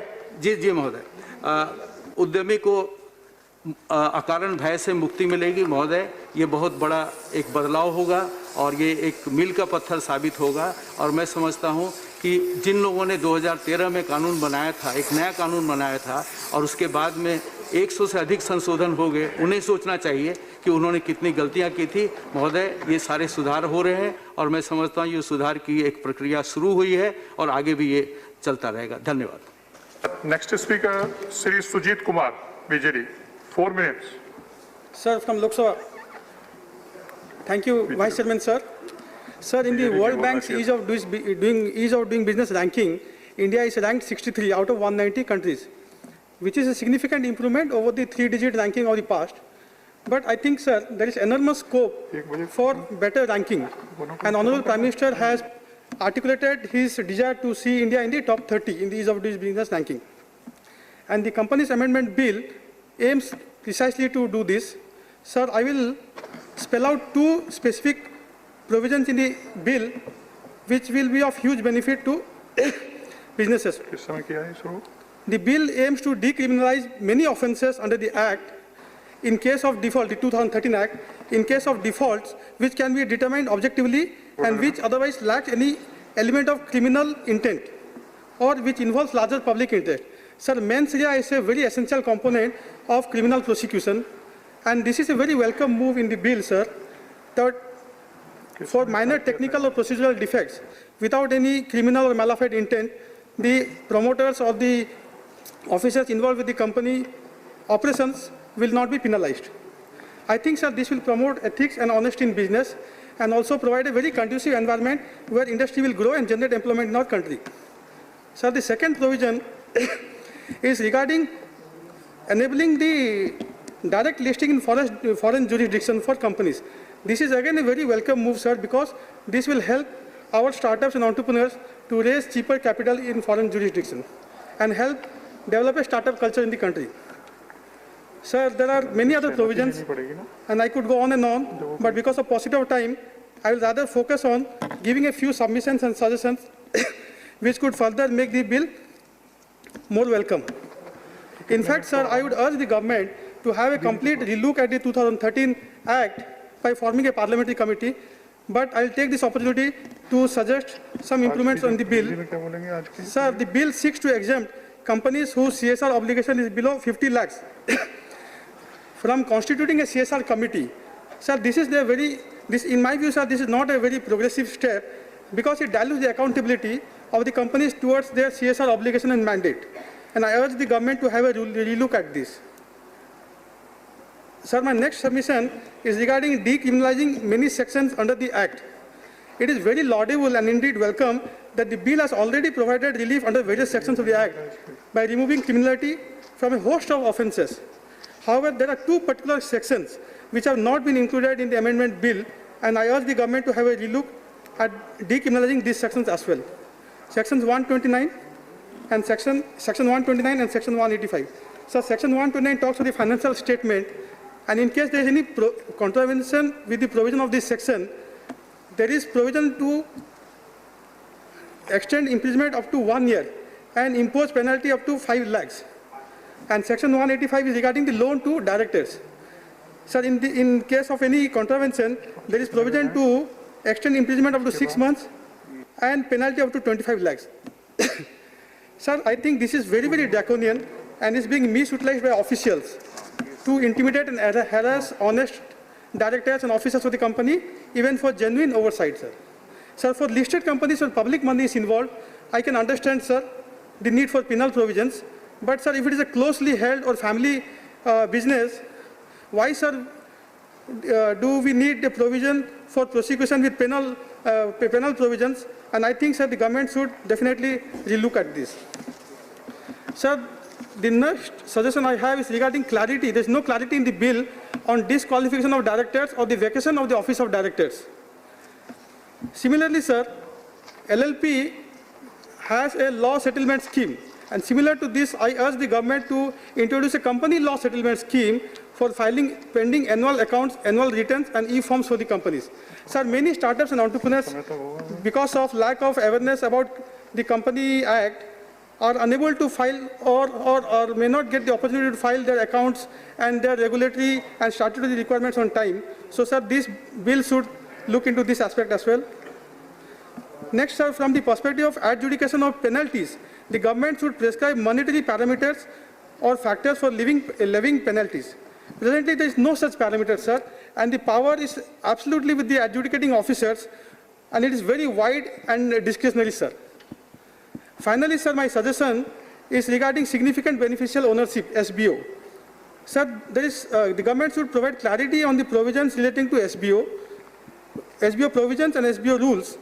There seems to be an apparent disconnect between the provisions of the Act and the rules, sir. So, sir, to conclude, sir, I think the proposed amendment bill is aligned with the principle of providing ease of doing business and will definitely reduce the overall burden of the court by encouraging honest stakeholders and corporates to continue the business, sir. And particularly in the present situation of COVID, sir, I think it is imperative that the government introduces a more flexible framework. माननीय सदस्य आप समाप्त कीजिए. Yes, sir. Just sir, 10 seconds, sir. So, sir, in the present situation of COVID-19, I think the government should be large-hearted and should introduce a more flexible framework. And accordingly, sir, the proposed amendments in the bill are welcome. But I have, sir, the suggestions which I have placed to the Honourable Minister may kindly be considered, and I support the bill, sir. Thank you. Thank you. Next speaker, M. Sanmugam. कहाँ है? Looks. Not present. Sri Vijay Sai Reddy, 3 minutes. Thank you, Vice Chairman, sir. Sir, I, on behalf of my party, raised to support this bill. Sir, India has seen a downward revision of GDP. Sir, I would commend the Honorable Finance Minister for steps that Madam is taking from reducing the tax rate for new manufacturing sector to 15% and for the existing ones to 22%, and steps against the shell companies which is plaguing this country. Sir, there are many reforms ushered in by the present government. India needs these reforms more than ever. I have two suggestions to be made to Honorable Finance Minister. Sir, decriminalization is one, and direct listing in foreign jurisdiction is number two. Sir, the bill proposes 72 amendments to the Companies Act 2013 to decriminalize various offences which can promote ease of doing ethical business and also ease of doing honest business. This is really appreciated, sir. It'll also boost the confidence of the investors along with giving the impetus to the business, as fear of imprisonment will be reduced significantly. The decriminalization is only for minor procedural and technical faults which do not involve fraud, injury. The time is now 1 o'clock. So,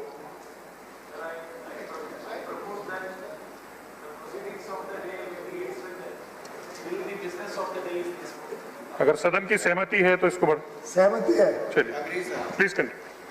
Sir, the good aspect in decriminalization is only for the decriminalization is only for minor procedural and technical faults which do not involve fraud, injury to the public interest or non-compoundable offences. This is also appreciated, sir. And the second suggestion which I would like to make is the direct listing in foreign jurisdiction. The bill empowers the central government to allow certain class of Indian public companies to directly list class of securities as may be prescribed in the foreign jurisdiction, which is really appreciated, sir. This is likely to help the startups to tap overseas market for raising this capital. With these observations, I conclude and I support this bill, sir. Thank you. Next speaker, Professor Manoj Kumar Jha, not present. Shri Ravindra Kumar.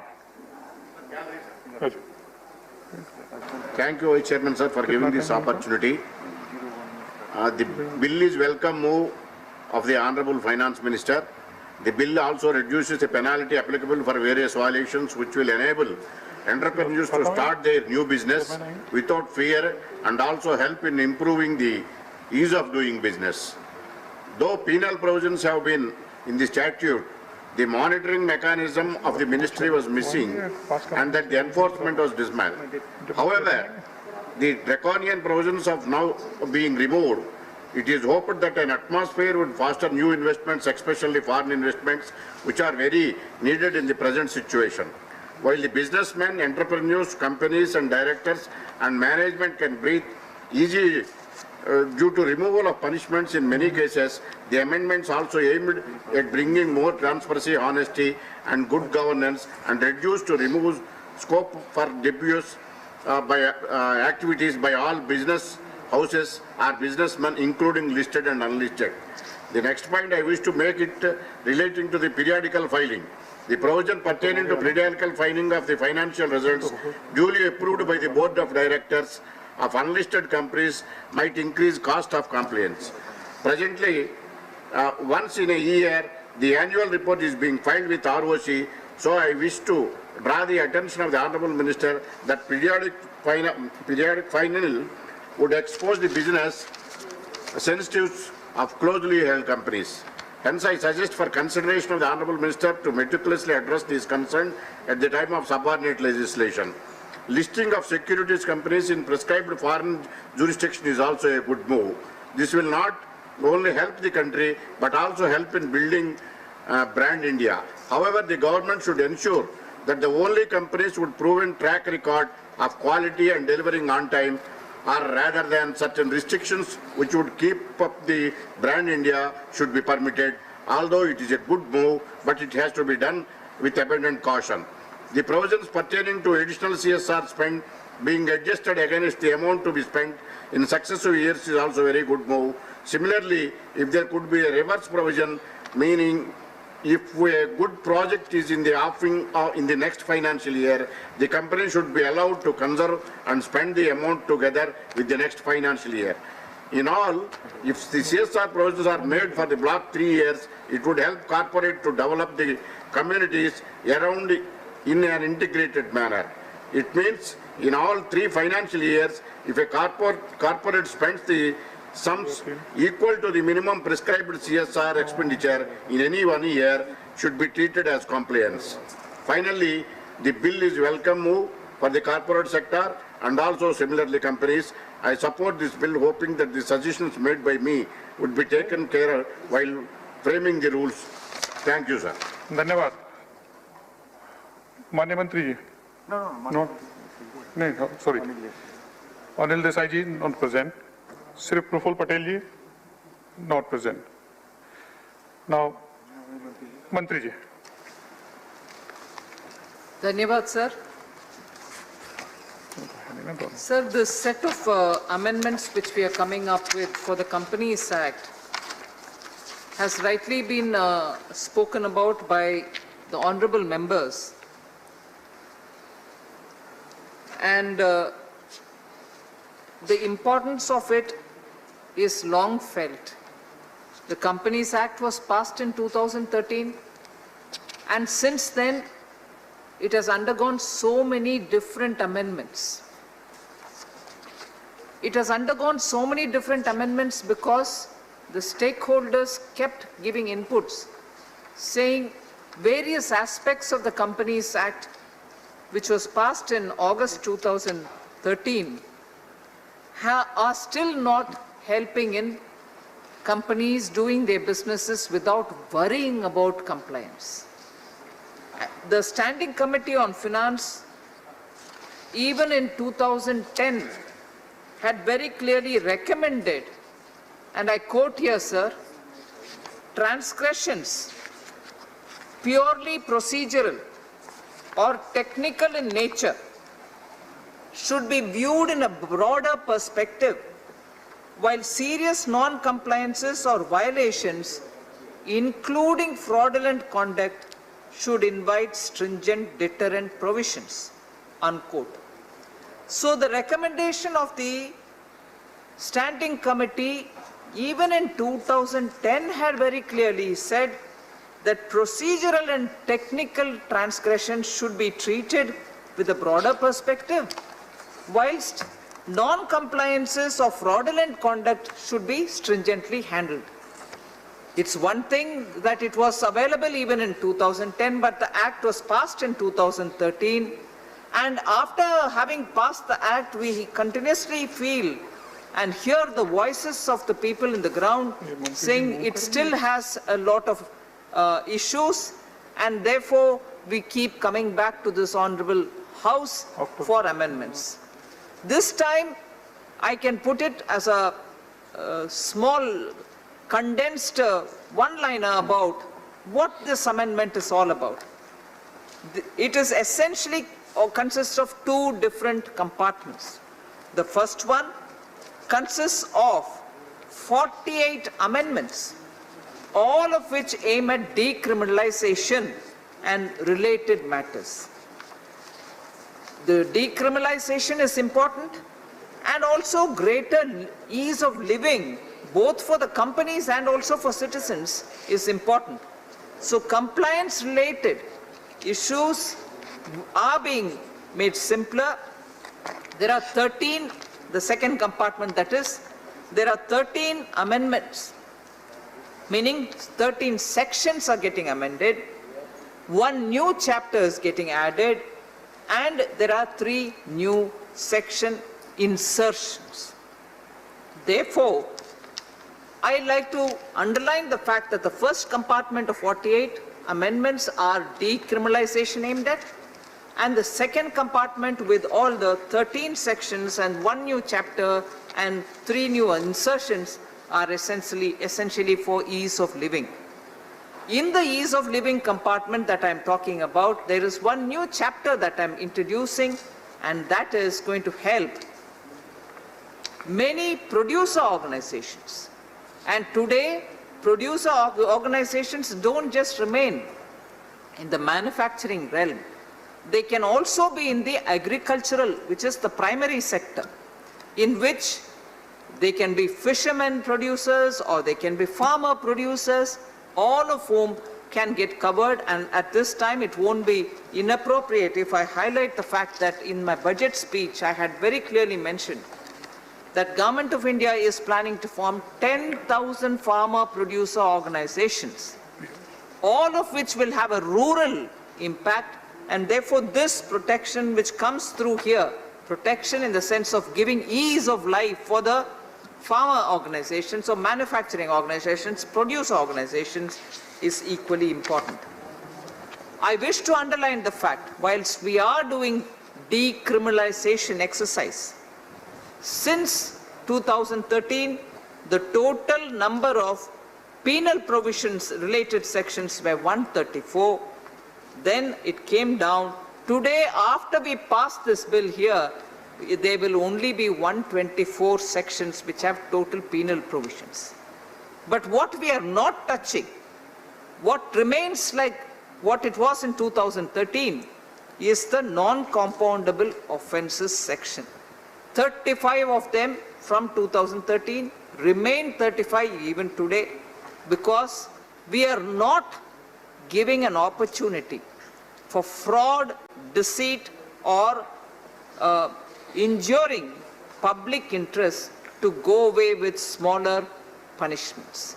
So those non-compoundable sections of 35, which will make sure that those who do fraud, those who do deceit, and those who bring injury to public interest will all be treated with firm hands. There are lots more things which I can say about this set of amendments, but I've heard members speak so with the passion about the various amendments. They've covered all the changes that I'm bringing through here, and therefore I don't need to elaborate justifying why this Companies Act amendment will have to be passed by this August House. With that said, sir, through you, I request all the members to pass them. Now, the question is this, that the Companies Amendment Bill 2020 as passed by Lok Sabha to be taken into consideration. Those in favor will please raise their hand and say aye. Those against will say please raise their hands and say no. I think the ayes have it, ayes have it, ayes have it. The motion is adopted. Now we shall take up the clause by clause consideration of the bill. The clause 2 to 66 stand part of the bill. Those in favor will please raise their hand and say aye. Those against will say raise hand there and say no. I think the ayes have it, ayes have it, ayes have it. The clause 2 to 66 are adopted.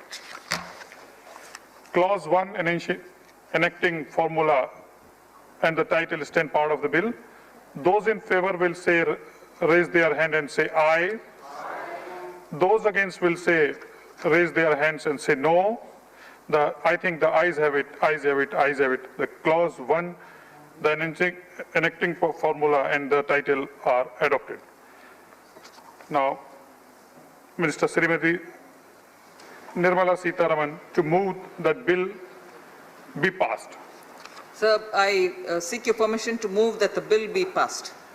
The motion moved that bill to be passed. The question is that the bill to be passed.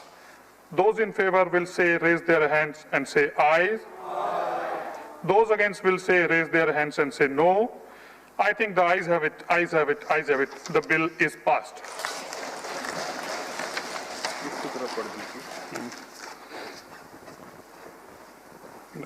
The National Forensic Science University Bill 2020. Shri Amit Shah to move a motion for the consideration of the National Forensic Science University Bill 2020. The move, Minister.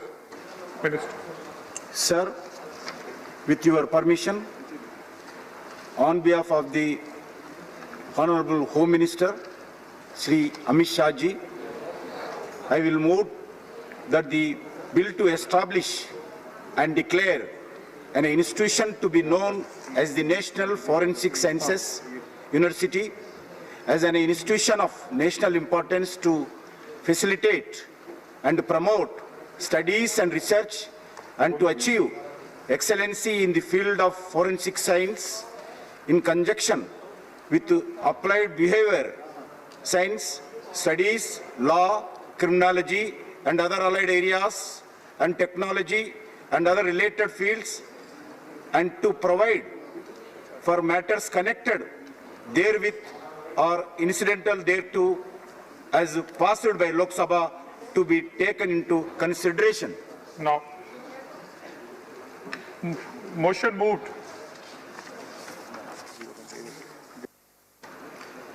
The first speaker is Bala Subramaniam. 2 minutes. 2 minutes. Then don't give time. Please, please. Now. Mr. Vice Chairman, the National Forensic Sciences University Bill 2026 to repeal the 2008 Act to establish the Gujarat Forensic Sciences University, Gandhinagar and Loknaik Jayaprakash Narayan National Institute of Criminology and Forensic Sciences, New Delhi. As a university called the National Forensic Science University in Gujarat, the bill declares the university to be an institution of national importance. The campuses of the university will include the campuses of the two universities. Forensic science is one of the upcoming career fields in India with a wide scope for jobs across various crime bureaus, education institutions, law firms, among others. The forensic science with criminology takes a student on a journey from crime scene to court rooms, experiencing many traditional and special fields of forensic investigation, allowing a student become an expert both in the laboratory analysis of evidences.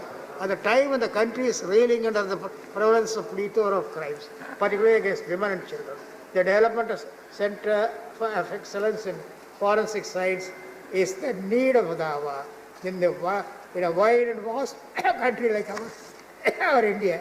The educational lessons are more. Honourable Member, please continue. Yeah, I have not even taken 1 minute. Apprehension of crimes requires specialist Knowledge Forensic Science acts as the bridge in such special cases. Digital frauds, crime, and naturally digital forensic requires maximum focus and support. Today, our country witnesses unprecedented increase in cybercrime, digital frauds. I am sure every member in this House knows about the bank frauds, digital thefts, and looting through cloned ATM debit and credit cards. There are prevalence of frauds and siphoning using PM Jandan bank accounts. So, when the direct benefit scheme and Jandan Yojana were introduced, the government had said that it will eliminate the menace of middleman corruption and fraud. But the corruption and frauds have started to happen in those schemes. Therefore, more digital forensic experts are mandated to monitor the functioning of the government schemes. There are only 7 central for. Honourable member. Yes, I'll finish it on the row. If you can't allow that, I will go. No, go ahead. There are only 7 centers for forensic service science in India, but not a single one in Tamil Nadu. In order to strengthen forensic science, with the increasing incidence of cybercrime and digital frauds in the country, there is an urgent need for creating a central forensic science laboratory in Chennai, Tamil Nadu. I request the Honourable Minister to take steps to establish a central forensic sciences laboratory in Chennai, the state-of-the-art DNA. The Honourable Chief Minister of Tamil Nadu, Sri Edappadi K. Palaniswamy, has asked the Union Government to establish a national forensic science university in Tamil Nadu. I therefore urge the government to create an advanced center for research in forensic criminology in Tamil Nadu because of its immense contribution to national building. Tamil Nadu deserves much more from the sector. Thank you, Honourable Member. Honourable Member Shri Mujibullah Khan, 2 minutes. धन्यवाद अध्यक्ष महोदय। मेरे दल के तरफ से आज बोलने का मौका मिला, इसीलिए मेरे दल के अध्यक्ष को भी मैं धन्यवाद देना चाहता हूं। इस बिल के अंतर्गत सरकार ने गुजरात फॉरेंसिक्स विश्वविद्यालय को राष्ट्रीय फॉरेंसिक्स विज्ञान विश्वविद्यालय का दर्जा देने जा रही है और Loknayak Jayaprakash Narayan national institute of criminology and forensic science को इंस्टीट्यूट ऑफ नेशनल एमिनेंस के दर्जे से नवाज रही है। मैं इन कदमों की दिल से तारीफ करता हूं। माननीय प्रधानमंत्री जी का तहे दिल से धन्यवाद अदा करता हूं। सर, आप जानते हैं आजकल ऐसा होता है कि बहुत से जगह में किसी को मार दिया जाता है और उसको आत्महत्या का रूप दे दिया जाता है। इसीलिए इस बिल की बहुत जरूरत हमको है। मैं उन लोगों को धन्यवाद देना चाहता हूं जो कोशिश कर रहे हैं सच्चाई को सामने लाने के लिए।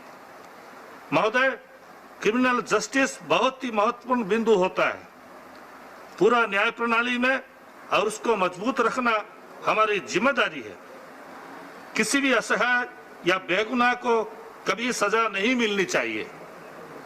जो गुनाहगार है उसको पकड़कर सजा हो, ऐसी कोशिश किया जा सकता है। अगर हम आज भी देखेंगे तो फॉरेंसिक साइंस बहुत ही कम जगहों पर उपलब्ध है और गुणवत्ता हमेशा प्रश्न के अधीन रहता है। इस अवज में इस बिल को प्लीज कंक्लूड, गुणवत्ता को बढ़ाया जा सकता है। थोड़े 1 सेकंड सर। और यहाँ जरूरत हो वहीं पर फॉरेंसिक्स एक्सपर्ट की संख्या भी बढ़ाई जा सकती है। इसीलिए गुजरात के फॉरेंसिक्स कॉलेज को नेशनल फॉरेंसिक्स साइंस यूनिवर्सिटी घोषित करना एक सही कदम है और मैं इसका सराहना करता हूं। यह भी एक सराहना का विषय है कि प्रधानमंत्री मोदी जी ने दिल्ली के Loknayak Jayaprakash Narayan national institute of criminology and forensic science को दर्जा देने के लिए सोचा है। इन दिनों संख्याओं को बन जाने से देश विदेश में भारत के मान सम्मान को बहुत बढ़ावा मिलेगा। रिसर्च की दुनिया में भारत का डंका बजेगा और हम ऐसा उम्मीद करते हैं कि हर राज्य में इसकी एक शाखा हो। इससे गुणवत्ता को बढ़ावा मिलेगा। मैं इस बिल को समर्थन करता हूं और माननीय मंत्री जी को धन्यवाद देता हूं कि हमारे देश को सच्चाई के रास्ते पे आगे ले जाने के लिए आप कोशिश करेंगे। धन्यवाद। जंदे। जय Hind. Thank you. Yes.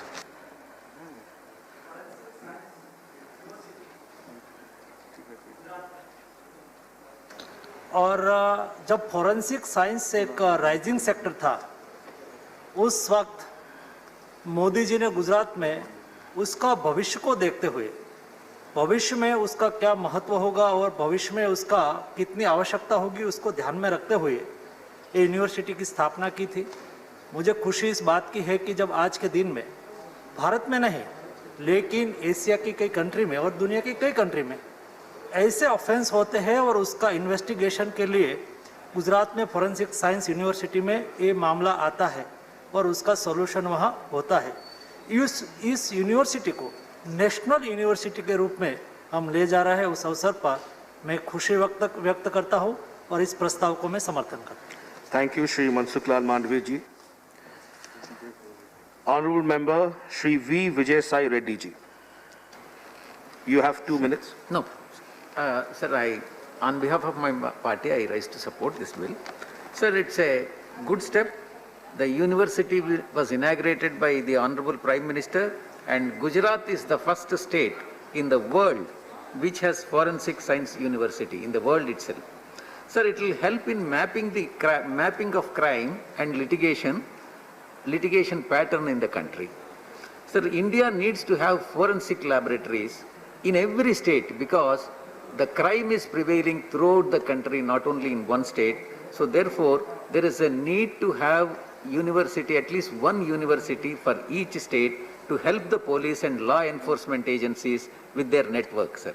Sir, it will also help in creating the specialists who have good knowledge about the forensics and uniformalize the education in the sector, which has largely been defined, which has not largely been defined.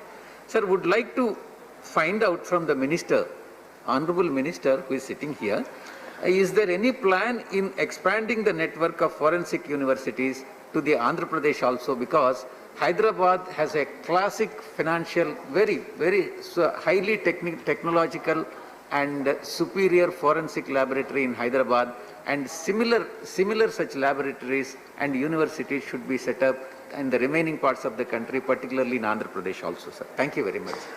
Thank you, honorable member. Honorable member Shri Ramchandra Prasad Singh जी। बहुत धन्यवाद vice chairman महोदय। मैं इस विधेयक का समर्थन करता हूँ। ये विधेयक बहुत ही महत्वपूर्ण है जो यूनिवर्सिटी बनाई जा रही है।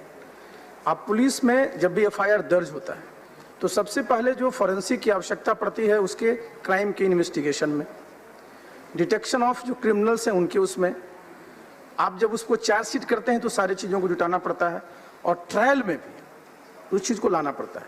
आज जिस प्रकार के जो यहाँ पर जो क्राइम्स हो रहे हैं, सिर्फ पहले जिस तरह से इन्वेस्टिगेशन होता था वो संभव नहीं है। तो आज की ज़रूरत है कि जो फॉरेंसिक साइंस में ज़्यादा से ज़्यादा उसमें रिसर्च हो, अच्छी मेथोडोलॉजी लाए, अच्छे उसमें इंस्ट्रूमेंट्स आए, और इसकी जब पढ़ाई यूनिवर्सिटी में होगी तो उनको तो फायदा होगा। लेकिन मेरा अनुरोध होगा कि चूँकि सभी स्टेट्स में पुलिस को और ताकत मिले, खास करके क्राइम को इन्वेस्टिगेट करने में और जो क्रिमिनल्स उनको सजा दिलाने में, तो इसके लिए आवश्यक है कि जितने भी स्टेट्स में लेबोरेटरीज हैं फॉरेंसिक की, उन सब के यहाँ एक कम से कम कॉलेज की स्थापना की जाए, जिससे कि पूरे देश में इसका फायदा मिलेगा। बहुत बहुत धन्यवाद। Honorable member, honorable minister for your reply, please. धन्यवाद सभापति जी। लोकसभा द्वारा पारित national forensic sciences university bill 2020 को इस सदन में कंसिडरेशन के लिए आज मैं प्रस्तुत किया हूं। आज के समय में जहां की अपराध बहुत ज़्यादा टेक्नोलॉजी बेस्ड हो गई है, एक अच्छी proper and scientific police investigation करने में फोरेंसिक साइंस का बहुत ही बड़ा योगदान होता है। इसीलिए आज नेशनल लेवल पे यूनिवर्सिटी होना चाहिए। माननीय प्रधानमंत्री जी श्री नरेंद्र मोदी जी का विजन है कि फोरेंसिक साइंस तथा इसके संबंधित क्षेत्रों के लिए हम एक होलिस्टिक और लेटेस्ट टेक्नोलॉजिकल डेवलपमेंट पर आधारित इंस्टीट्यूट निर्माण करना चाहिए, उनका इच्छा था। इस संदर्भ में इस सरकार ने संसद के पिछले सत्र में नेशनल फोरेंसिक साइंस यूनिवर्सिटी का बिल 2020 को लोकसभा में प्रस्तुत किया था।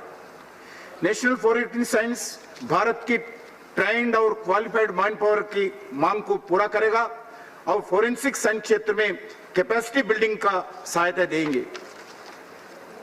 National forensic science university Bharat में फोरेंसिक साइंस का साथ साथ applied behaviour research, law, criminology तथा अन्य कंसर्न सेक्टर में भी काम करने वाले हैं।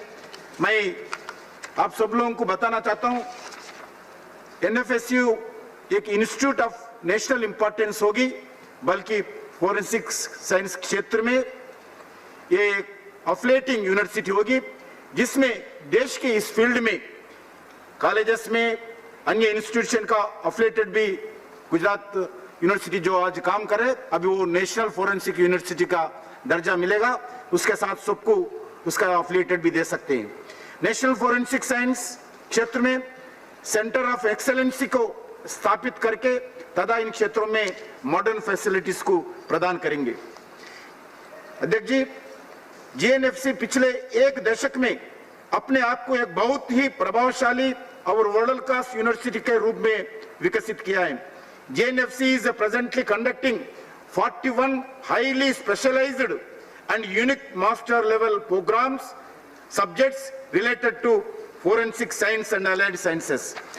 इम्पैक्ट मुझे इस सदन को बताना हुए बहुत प्रसन्नता होती है।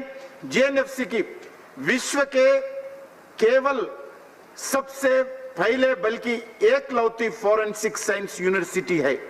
यहाँ एक बहुत बड़ा कारण है कि गुजरात फोरेंसिक साइंस यूनिवर्सिटी को नेशनल फोरेंसिक साइंस यूनिवर्सिटी में अपग्रेड करने का, वहां का infrastructure, academic experience, work culture and professionalism भी आज नेशनल फोरेंसिक यूनिवर्सिटी में आने वाला है। मैं गुजरात सरकार ने जेएनएफसी को नेशनल फोरेंसिक यूनिवर्सिटी रूप में अपग्रेड करने के लिए इन प्रिंसिपल अप्रूवल प्रदान कर दिया है और ये अन्य बातों के साथ साथ अनुरोध किया है कि जेएनएफसी के संपत्ति का पूरा नेशनल फोरेंसिक यूनिवर्सिटी उद्देश्यों को पूरा करने के लिए उपयोग करना चाहिए। अध्यक्ष महोदय, आज मैं बताना चाहता हूं, बहुत केसेस बहुत देश भर में फोरेंसिक साइंस का केस बढ़ रहे हैं, क्राइम भी बढ़ रहे हैं। एफएसएल लैब केसेस पेंडिंग 1,50,000 आज पेंडिंग है। लेटेस्ट आज का स्थिति देखें तो 1,83,674 केसेस पेंडिंग है, because there is no man power. Forensic science के मैन पावर कमी होने के कारण इतने बड़ा संख्या में केसेस पेंडिंग है। इंडिया में पोस्टर्स भी और अलग अलग गवर्नमेंट में 8,236 पोस्टर सैंक्शन किया है, स्टेट गवर्नमेंट और सेंट्रल गवर्नमेंट मिलाकर, मगर उसमें 4,097 पोस्ट मैन पावर नहीं रहने के कारण, ट्रेंड पोस्ट नहीं रहने के कारण, वो क्वालिफाइड पोस्ट नहीं रहने के कारण पेंडिंग है। Brief please. हाँ, हो गए। अध्यक्ष जी, आज फोरेंसिक साइंस में लगभग 1,14,000 पोस्ट का नीड है। अभी नासिकाम का एक रिपोर्ट है, 3.5 million cyber security experts India में चाहिए, ऐसा उनका रिपोर्ट में दिया है। इसलिए ये यूनिवर्सिटी बहुत अच्छे कदम है, भारत सरकार का विजनरी लीडरशिप नरेंद्र मोदी जी का ये कदम है। इसलिए आप सब लोगों को मैं धन्यवाद देना चाहता हूं। इस यूनिवर्सिटी के द्वारा देश भर के हर जिला के जितने भी कॉलेजेस होगा, जितने भी इंस्टीट्यूट होगा, उसको अफिलिएशन देंगे, इन हाउस ट्रेनिंग देंगे। पुलिस में जितने भी पैरामिलिट्री का, स्टेट पुलिस का, उनको भी ट्रेनिंग देंगे, जुडिशरी को ट्रेनिंग देंगे। उसके साथ ही साथ जो नए नए कोर्सेस लेके नए स्टूडेंट्स को एम्प्लॉयमेंट जनरेशन देंगे। इस फील्ड में आने वाले दिन में कोई कमी नहीं रहना चाहिए। इस दृष्टिकोण में नेशनल यूनिवर्सिटी, ये दुनिया का नंबर 1 यूनिवर्सिटी गुजरात का है, वो भी अभी भारत का नंबर 1 गुजरात नंबर 1 यूनिवर्सिटी दुनिया में किधर भी नहीं है, ये होगा। इसलिए मैं आभार व्यक्त करता हूं, पूरे संसद इसमें भागीदार होकर समर्थन किया है। मैं आपके द्वारा सभी संसद महानुभावों को धन्यवाद देता हूं। Thank you, Honorable Minister. The question is that the National Forensic Sciences University Bill 2020 as passed by Lok Sabha be taken into consideration. Those in favor will please raise their hands and say aye. Those against will please raise their hands and say no. I think the ayes have it, the ayes have it, the ayes have it. The motion is adopted. We will now take up clause by clause consideration of the bill. Clauses 2 to 56 stand part of the bill. Those in favor will please raise their hands and say aye. Those against will please raise their hands and say no. I think the ayes have it, the ayes have it, the ayes have it. Clause number 2 to 56 are adopted. We'll take up clause 1, the enacting formula and the title stand part of the bill. Those in favor will please raise their hands and say aye. Those against will please raise their hands and say no. I think the ayes have it, the ayes have it, the ayes have it. Clause 1, the enacting formula and the title are adopted. Honorable Minister, to move that the bill be passed. महोदय, मैं प्रस्ताव करता हूं कि विधेयक को पारित किया जाए। Motion moved that the bill be passed. The question is that the bill be passed. Those in favor will please raise their hands and say aye. Those against will please raise their hands and say no. I think the ayes have it, the ayes have it, the ayes have it. The bill is passed. We'll take up the next bill, which is the Rajya Raksha University Bill 2020. Honorable Minister Shri G. Kishan Reddy to move a motion for the consideration of the Rajya Raksha University Bill 2020. Sir, with your permission, on behalf of Honorable Home Minister Shri Amit Shah ji, I will move that the bill to establish and declare an institution to be known as a Rashtriya Raksha University as an institution of national importance and to provide for its incorporation and matters connected therewith in or incidental thereto as passed by Lok Sabha be taken into consideration. Motion moved. The first member speaking is Honorable Member Shri Mujibullah Khan. You have 2 minutes. सभापति महोदय, मैं आज सदन में बोलने के लिए खड़ा हूं। मैं अपने आप को गर्वान्वित महसूस करता हूं। आज आजादी के 70 साल बाद सरकार रक्षा के ऊपर विशेष ध्यान दे रही है और इसी कड़ी में बिल को लाया गया है। इस बिल के माध्यम से सरकार राष्ट्रीय रक्षा विश्वविद्यालय पर विशेष ध्यान देने जा रही है। इसके तहत इंस्टीट्यूट ऑफ नेशनल इंपॉर्टेंस का भी दर्जा देगी, जिससे विश्वविद्यालय सक्षम बनेगा। महोदय, राष्ट्रीय शक्ति विश्वविद्यालय गुजरात को अपग्रेड करके राष्ट्रीय रक्षा विश्वविद्यालय बनाया जा रहा है। ये माने में दूरदर्शी का सोच है। मैं प्रधानमंत्री जी को इसीलिए धन्यवाद देना चाहता हूं। आज के दिनों में रक्षा और सुरक्षा का कितना महत्व है हम सब समझते हैं। एक तरफ पाकिस्तान हमेशा संकट खड़ा करता है, तो दूसरी तरफ आजकल चीन अजीबो हरकत करता है। इससे हमें सोचने की आवश्यकता है। यही नहीं बल्कि अंदरूनी तौर पर भी हमें सुरक्षा व्यवस्था सुदृढ़ बनाने की कोशिश करनी होगी। इससे गुणवत्ता के अनुसंधान में भी मदद मिलेगी। इस तरीके से विश्वविद्यालय कानून व्यवस्था, क्राइम इन्वेस्टिगेशन, साइबर सुरक्षा आदि विशेष की मदद मिलेगी। आज मैं इस बिल को समर्थन करके माननीय मंत्री और माननीय प्रधानमंत्री जी को फिर से धन्यवाद देता हूं। धन्यवाद। Thank you, Honorable Member. Honorable Member Shri V. Vijay Sai Reddy ji. Sir, thank you, Vice Chairman. You have 2 minutes. Yes, sir. I support this bill, sir, on behalf of my party. I am happy to see the diversity of subjects chosen by the government to be researched under this proposed university. Sir, the subjects such as police sciences, including coastal policing, security, cyber security, artificial intelligence, cyber crime, studies related to the gender sensitization, minorities and weaker sections, juvenile justice and other subjects have been chosen that have relevance to this present world. Sir, this is a welcome move and shift India's education system, which is very much needed, to a more innovative space. This bill addresses the limitations in the diversity of subjects offered in India. All the above mentioned subjects are more application based and does not just offer the theoretical knowledge. Therefore, this is very important in the present scenario. Particularly, sir, with rapid technological changes and onset of AI, the bill promises to skill our youth and in the areas that would be of high importance in the coming time. Sir, the research is required especially in the field of artificial intelligence. Several IT companies, IT services companies in India have already started a massive reskilling drive of its employees to cater the post-pandemic environment, where the clients are demanding new digital expertise. The training in the field of cloud technology, artificial intelligence, and the Internet of Things, thus the bill will help the students adopt the demands of dynamic world space. Therefore, this is the bill which is very much required to be adopted by the House and for the present technological changes, keeping the present technological changes in mind. Thank you very much, sir. We support that. Thank you, Honorable Member. Honorable Member Shri Ramchandra Prasad Singh ji. Vice chairman महोदय, मैं इस विधेयक का समर्थन करता हूं। Thank you. ये पहली बार जो ये बिल लाया गया है, इसमें इस बात को ध्यान रखा गया है कि पुलिस का, आप जानते हैं पुलिस एक्ट 1834 का बना हुआ था। उस समय जो पुलिस का सिर्फ काम लॉ एंड ऑर्डर मेंटेन करना था, और आज जो है पुलिस की जिम्मेवारी बहुत बढ़ गई है और इसको सिटीजन सेंट्रिक भी बनाया जाता है।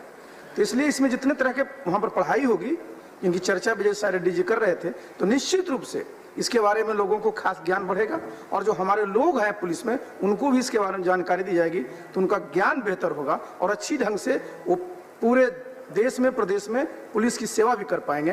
मैं इस बिल का समर्थन करता हूं। बहुत बहुत धन्यवाद। Thank you honourable member. Honourable member Shri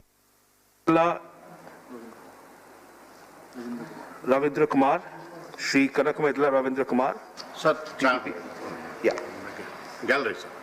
Thank you, sir, for giving this opportunity. You have 3 minutes. I raised to support this bill. This is a new innovation. It requires the basic concept and methodology of the police work are more or less similar in the entire country.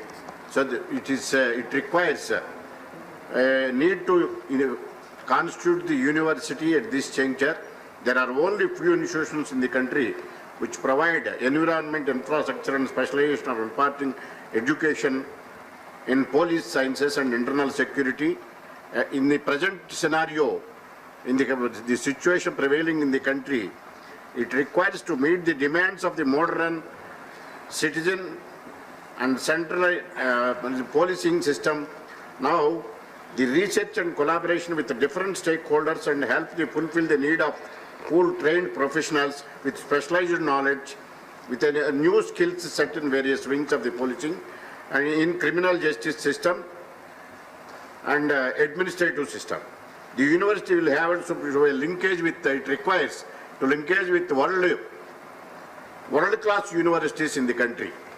I actually request the ministers, though the university is currently campus at Gujarat, to establish another center in newly born state in the state of Andhra Pradesh at Amaravati, which is the capital of Andhra Pradesh. Thank you, sir. Thank you, Honorable Member. Honorable Minister, for your kind reply. Bharat में एक world class national police university स्थापित करने का सुझाव सबसे पहले आदरणीय प्रधानमंत्री जी 2015 में डीजीपी आईजीपी कॉन्फ्रेंस में दिया था। वर्ष 2019-20 अपने बजट भाषण में honourable finance minister Shrimati Nirmala Sitharaman ji भी नेशनल पुलिस यूनिवर्सिटी का स्थापित करने का घोषणा की थी। आज उस घोषणा का आज इस रूप से यूनिवर्सिटी बनके देश में आ रहे हैं। आज देश में, दुनिया में टेररिज्म, एक ग्लोबल टेररिज्म और बढ़ते हुए इकोनॉमिकल ऑफेंसेस एवं ऑर्गेनाइज्ड क्राइम का कारण आंतरिक सुरक्षा के लिए चुनौतियां भी बढ़ रही हैं। इस संदर्भ में यह जरूरी है हमारी पुलिस फोर्सेस को investigation, changing loss, cyber crimes, cyber security, police sciences, new technology crime आदि की लेटेस्ट डेवलपमेंट में शिक्षा और प्रदान कर सकते हैं। पुलिस फोर्सेस को soft skills, behavioural science, professional skills, psychology आदि विषयों में भी एक्सपर्टिज्म बनाना आवश्यकता है। इसी दृष्टिकोण से माननीय प्रधानमंत्री जी का यह विजन है कि पुलिस ट्रेनिंग के लिए हम एक कोऑर्डिनेटेड और कॉम्प्रिहेंसिव फ्रेमवर्क का निर्माण करें। इसी बीच गुजरात सरकार ने गृह मंत्रालय को गांधीनगर में स्थित रक्षा शक्ति यूनिवर्सिटी, स्टेट गवर्नमेंट का है, उसको अपग्रेड करके इसी एक सेंट्रल यूनिवर्सिटी और एक इंस्टीट्यूशन ऑफ नेशनल इंपॉर्टेंस बनाने का प्रस्ताव केंद्र सरकार को दिया है। इस प्रस्ताव को मूल्यांकन के बाद ये निष्कर्ष निकाला कि फाइनेंशियल लायबिलिटी तथा 4-5 वर्ष टाइम पीरियड का नया इंस्टीट्यूशन बनाने का तुलना में गुजरात सरकार दिया गया विकल्प ज्यादा इकोनॉमिक एवं टाइम इफेक्ट होगा। इसी दृष्टिकोण से आज भारत सरकार ने ये निर्णय लिया है, ये गांधीनगर यूनिवर्सिटी को तुरंत हम नेशनल यूनिवर्सिटी घोषणा करेंगे ऐसा। और वो यूनिवर्सिटी लगभग गांधीनगर में 230 एकड़ भूमि में पहला वेल डेवलप्ड कैंपस है, जिसमें state of the art facilities उपलब्ध है। और उसमें अध्यक्ष जी, उसमें जियो स्टेट ऑफ आर्ट का इंस्टीट्यूट उपलब्ध है। उसमें रक्षा यूनिवर्सिटी में internal security, terrorism, organised crimes, cyber crimes, economical offences, crimes related juveniles, law and order management, crime investigation, victimology, electronic surveillance, geo informatics, cyber forensic auditing and accountancy, scientific investigation, video analysis, traffic and road safety, coastal and maritime security, forensic science, police administration, law, information technology and telecommunication, physical education और sports विभागों के अलावा brain finger printing, layered voice analysis और cyber security tools जैसे अनेक विषयों पर आज गुजरात रक्षा यूनिवर्सिटी में शिक्षा प्रदान कर रही है।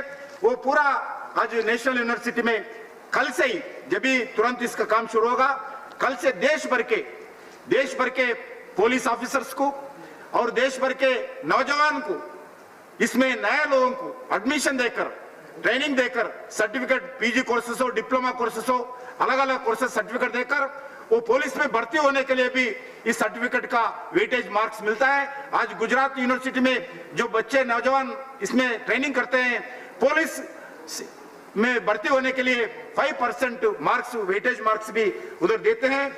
इसी दृष्टिकोण से ये यूनिवर्सिटी जरूरी है, क्योंकि दुनिया में कई देशों में पुलिस यूनिवर्सिटी सिस्टमेटिक ढंग से एस्टैब्लिश किया जा चुके हैं। अध्यक्ष जी, रक्षा शक्ति यूनिवर्सिटी एस्टैब्लिशमेंट के साथ हम दूसरे देशों के पुलिस विश्वविद्यालयों के साथ रेसिप्रोकल एग्रीमेंट करके सभी देशों का टेक्नोलॉजी भारत में ला सकते हैं। अध्यक्ष जी, मैं आज इस संदर्भ में मैं जरूर उनको धन्यवाद देना चाहता हूं। भारत सरकार के द्वारा गुजरात सरकार के विकासनीय प्रशंसनीय दृष्टिकोण के लिए उसका आभार व्यक्त करती है। गुजरात सरकार ने स्वयं भारत सरकार को यह प्रपोजल दिया, उसकी वेल डेवलप्ड और state of art institutions, Gujarat forensic science university और गुजरात रक्षा शक्ति यूनिवर्सिटी को राष्ट्र निर्माण के लिए सेंट्रल गवर्नमेंट को नेशनल लेवल यूनिवर्सिटीज बनाने के लिए वो गुजरात सरकार आगे आए। अध्यक्ष जी, ये इस समय में मैं आखिरी बताना चाहता हूं, गुजरात का रक्षा शक्ति यूनिवर्सिटी और फोरेंसिक साइंस यूनिवर्सिटी बात करते समय हम याद करना पड़ेगा और अभिनंदन करना पड़ेगा इस दोनों यूनिवर्सिटी को गुजरात में 2009 में गुजरात सरकार ने स्थापना 11 साल पहले ही किया था, जब गुजरात का मुख्यमंत्री परम आदरणीय नरेंद्र मोदी जी मुख्यमंत्री का जिम्मेदारी निभाते थे। आदरणीय देश का गृह मंत्री अमित शाह जी गुजरात का गृह मंत्री का नाते जिम्मेदारी निभाते थे। आज मोदी जी का दृष्टिकोण, विजनरी लीडरशिप, दार्शनिक इस संसद द्वारा फिर एक बार अभिनंदन व्यक्त करना चाहता हूं। ये दो यूनिवर्सिटी नहीं है गुजरात में, अब चिल्ड्रन यूनिवर्सिटी है और Indian institute of teacher education और स्वर्णिम Gujarat sports university, Pandit Deendayal petroleum university और Gujarat technology university, Gujarat national law university, Shri Somnath Sanskrit university, ऐसे अलग अलग यूनिवर्सिटीज का स्थापना आदरणीय नरेंद्र मोदी जी गुजरात में किया है।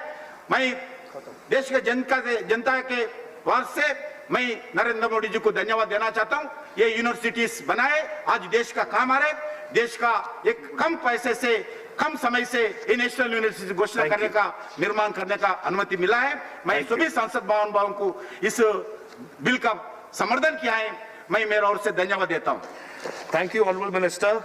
The question is that the Rashtriya Raksha University 20 Bill 2020 as passed by Lok Sabha be taken into consideration. Those in favor will please raise their hands and say aye. Those against will please raise their hands and say no. I think the ayes have it, the ayes have it, the ayes have it. The motion is adopted. We will now take up clause by clause consideration of the bill. Clauses 2 to 53 stand part of the bill. Those in favor will please raise their hands and say aye. Those against will please raise their hands and say no. I think the ayes have it, the ayes have it, the ayes have it. Clauses number 2 to 53 are adopted. Clause 1, the enacting formula and the title stand part of the bill. Those in favor will please raise their hands and say aye. Those against will please raise their hands and say no. I think the ayes have it, the ayes have it, the ayes have it. Clause 1, the enacting formula and the bill are adopted. Honorable Minister, to move that the bill be passed. महोदय, मैं प्रस्ताव करता हूं कि विधेयक पारित किया जाए। Motion moved that the bill be passed. The question is that the bill be passed. Those in favor will please raise their hands and say aye. Those against will please raise their hands and say no. I think the ayes have it, the ayes have it, the ayes have it. The bill is passed.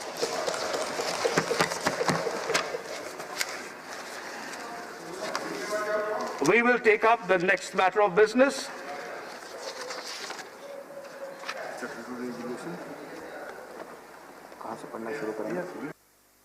Statutory resolution and the taxation and other laws, relaxation and amendment of certain provisions, Bill 2020, to be discussed together. Shri Binoy Vishwam, Shri Kesiv Venugopal to move the following resolution. Are they there? Absent. Srimati Nirmala Sitharaman to move a motion for consideration of the taxation and other laws, relaxation and amendment of certain provisions, Bill 2020. So, Dhanyavad, sir. I seek your permission to move that the bill to provide for relaxation and amendment of provisions of certain acts and for matters connected therewith or incidental thereto, as passed by Lok Sabha, be taken into consideration. Motion moved.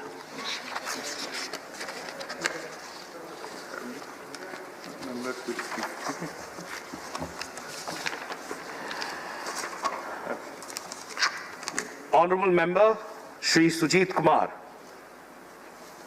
Honorable Member Shri Sujit Kumar. Sir, from Lok Sabha. You have 4 minutes. Thank you, Vice Chairman, sir.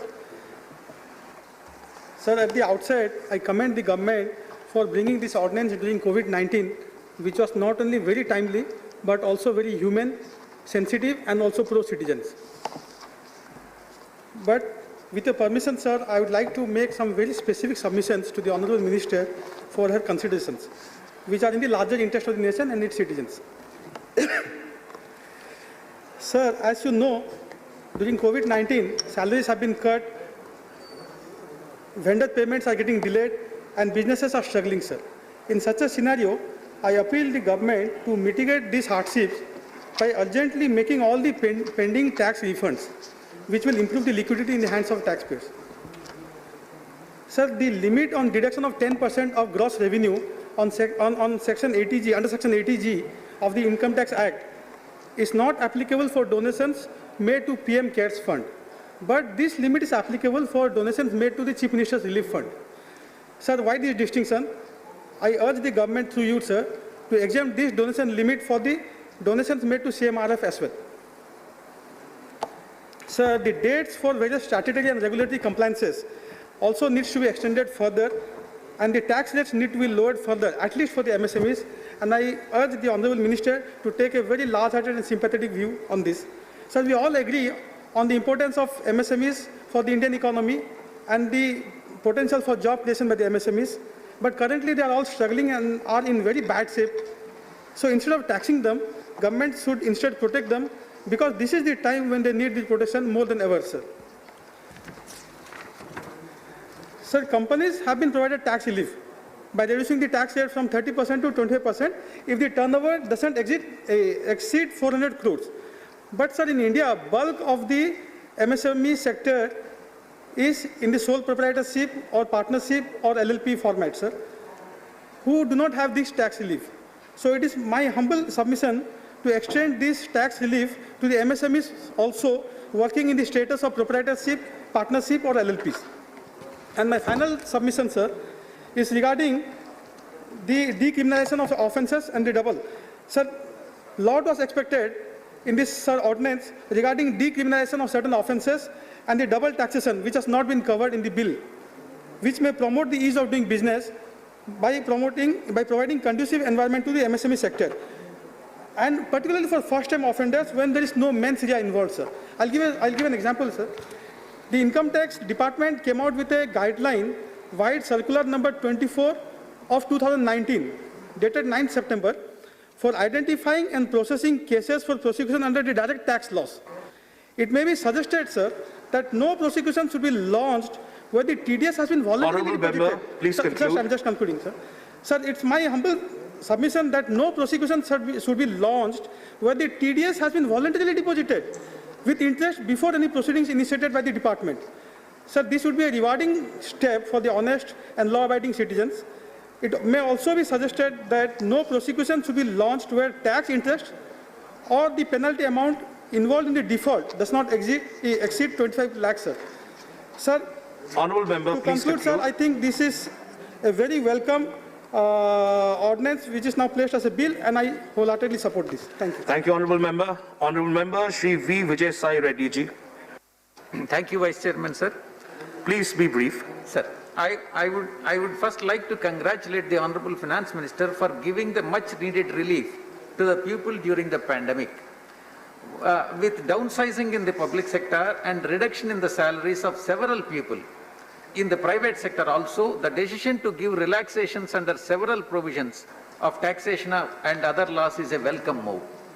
Sir, there are several positives in the bill, but I would like to particularly highlight the relaxations given under GST, given by the GST Council, post the ordinance in reducing the interest in delay in payment of GST returns by registered pensions under the registered persons under the Act.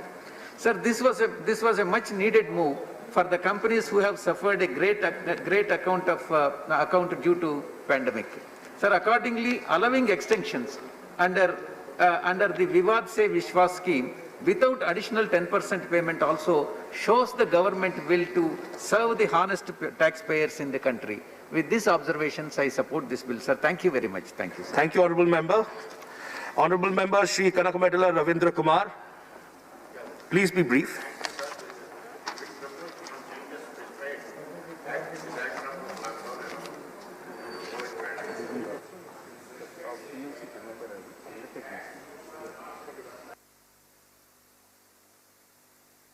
Direct tax Vivad Se Vishwas Act, which was passed during last session of the Parliament. The substantial amendment pertains to Income Tax Act. Important among them, the jurisdiction, restless jurisdiction of the income tax authorities, how it will be implemented and how it will be hassle-free for assessees. Apart from assessment, taxpayers has to approach the income tax department for various other functions like rectification, verification, lower deduction of tax, revision, valuation, transfer of pricing of audit. These functions are currently performed manually and are done by the officers having jurisdiction over the taxpayers. How this type of activities will be accomplished under faceless interface scheme. I need clarification in this from the government so that common people can Honourable also member, be benefited from. please conclude. Yes, sir. That states are now given an option to borrow the raise money from the markets which will be repaid later by the center. But even to plan this borrowing from the market, the states need to know the timeline as to why they can accept to get the pending GST compensation. Government has to clarify this. I need clarification on this. With these submissions, I alert the government to adopt a cautious approach during COVID-19 pandemic. Thank you, sir, for giving this opportunity. I support this bill with these clarifications. Thank you, sir.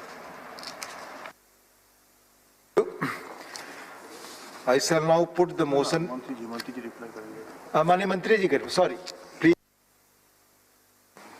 Very sorry. That's all right, sir, absolutely fine. So just very quickly to give a very brief background on where we are today. We had to bring an ordinance because a lot of tax-related compliances were due at that time when the lockdown was announced. We realized that many of the people who are tax assessees cannot do their compliances even if they wish to do. Therefore, we had to amend or bring in an ordinance, and the ordinance was issued on 31st March 2020, which essentially was for deferring the date of compliances both for direct and indirect taxes.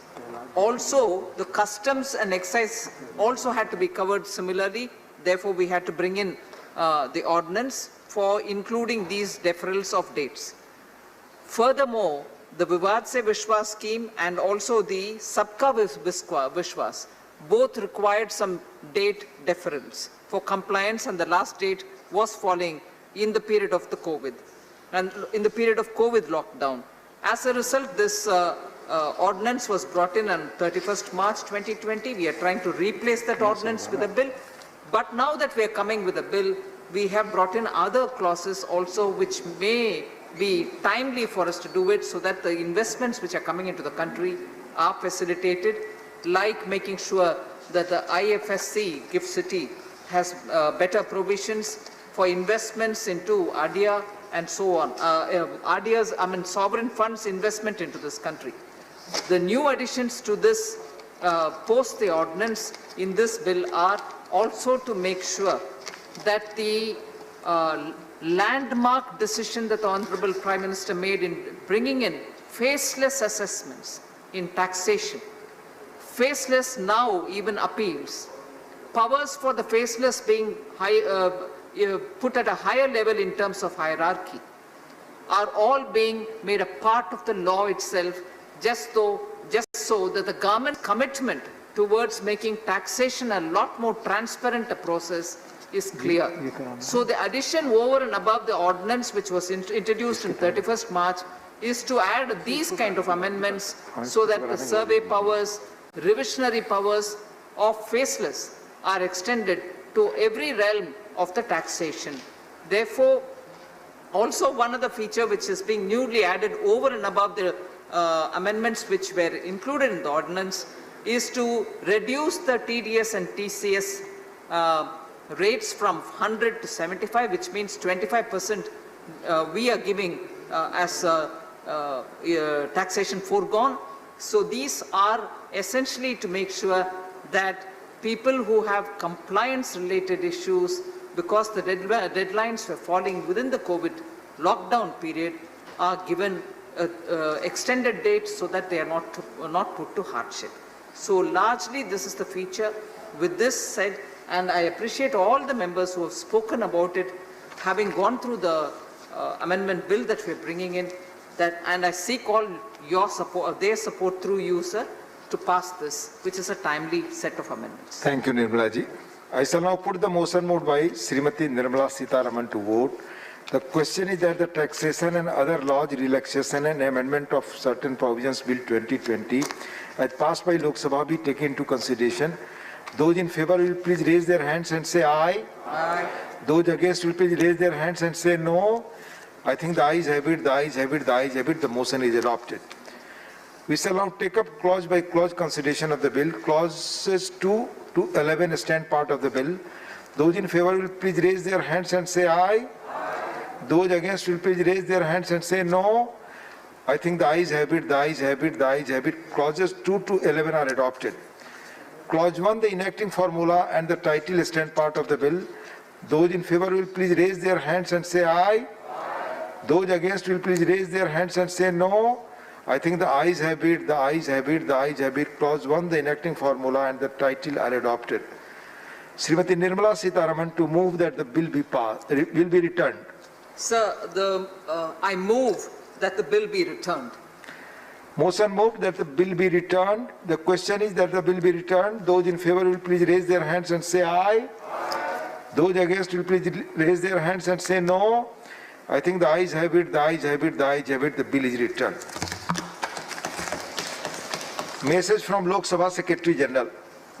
Sir, with your kind permission, I rise to report that the Lok Sabha sitting held on 21st of September 2020 and which continued on 22nd September 2020 has agreed without any amendment to the Homeopathy Central Council Amendment Bill 2020 and the Indian Medicinal Council Amendment Bill 2020, which were passed by the Rajya Sabha at its sitting held on the 18th of September 2020.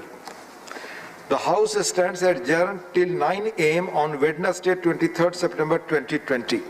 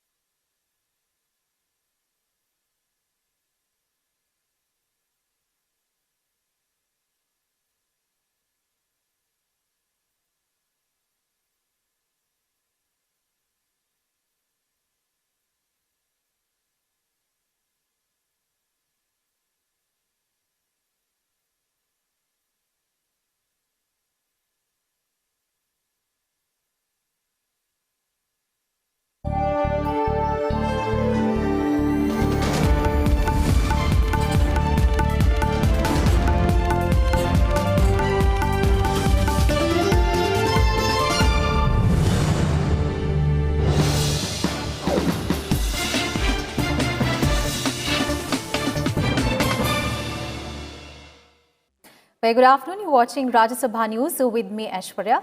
Let us start with the headlines.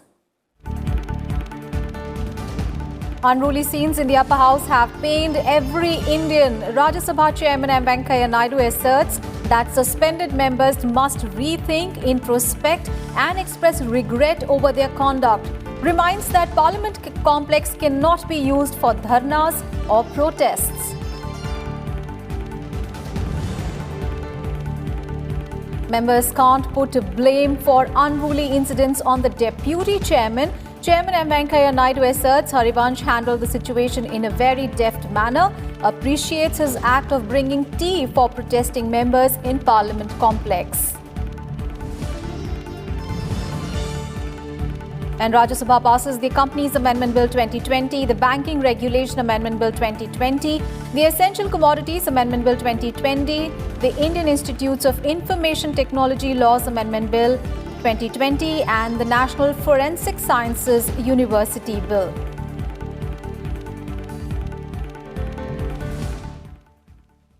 Chairman M. Venkaiah Naidu on Tuesday expressed unhappiness over the suspension of 8 members for unruly behavior. He said that the members must rethink, introspect and express regret over the condemnable conduct, then a decision can be taken. The chairman asserted that unruly scenes have pained every Indian and brought disrepute to the House of Elders.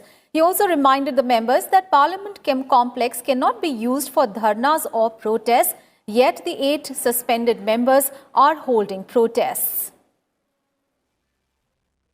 At no time, the chair is not chairman. Chair is deputy chairman, chair is even panel chairman, should be dragged into this controversy. Then suspension, this is not the first time. I'm not happy about the suspension. After all, they are my members. They are our countrymen. Action is on their conduct, not person. Try to understand. We don't have anything against any member, as far as I am concerned. May be removed from the office by a resolution of the council passed by majority, and then members of the council, provided no resolution for the purpose of clause C shall be moved unless at least 14 days notice has been given of the intention to move the resolution. There was no 14 days prior notice. Clear? You are right. Not judgment, that's a rule. Whatever judgment we say, the rule says 14 days. He is right. After 14 days, we have to take up that resolution, if the resolution is in order. Now only 2 days or 3 days are over since I received the notice. One, notice not in order because it mentions a motion, not resolution. Second, 14 days time. And then the interpretation is that within that period, the deputy chairman shall not preside over the house. That is wrong. That is after I take it for consideration. When the motion and the resolution is for consideration of the house, the person against whom the resolution is moved is not supposed to preside over the house. That is the rule position. Please try to understand. The chairman asserted that the suspended members cannot put the blame on the deputy chairman, who he emphasized handled the situation in a very deft manner. The chairman also asserted that deputy chairman Harivansh asked the protesting members 13 times to go to their seats so that division could be taken up on the farm bills. The chairman also appreciated the deputy chairman's act of bringing tea for the protesting members in Parliament complex. Deputy Chairman Harivansh has also written to the chairman stating that he was pained by the incident and wants to observe fast. The deputy chairman, now that the leader of the house has mentioned it, he wrote a letter to me expressing his commitment to democracy, the way he was conducting the house and what has happened, how he was treated. And then he said, in order to arouse the conscience of the people, he want to, मुझे क्या कहना मेरे ऊपर छोड़ दीजिए, please आपने सुझाव दिया मैं जरूर. He said he want to observe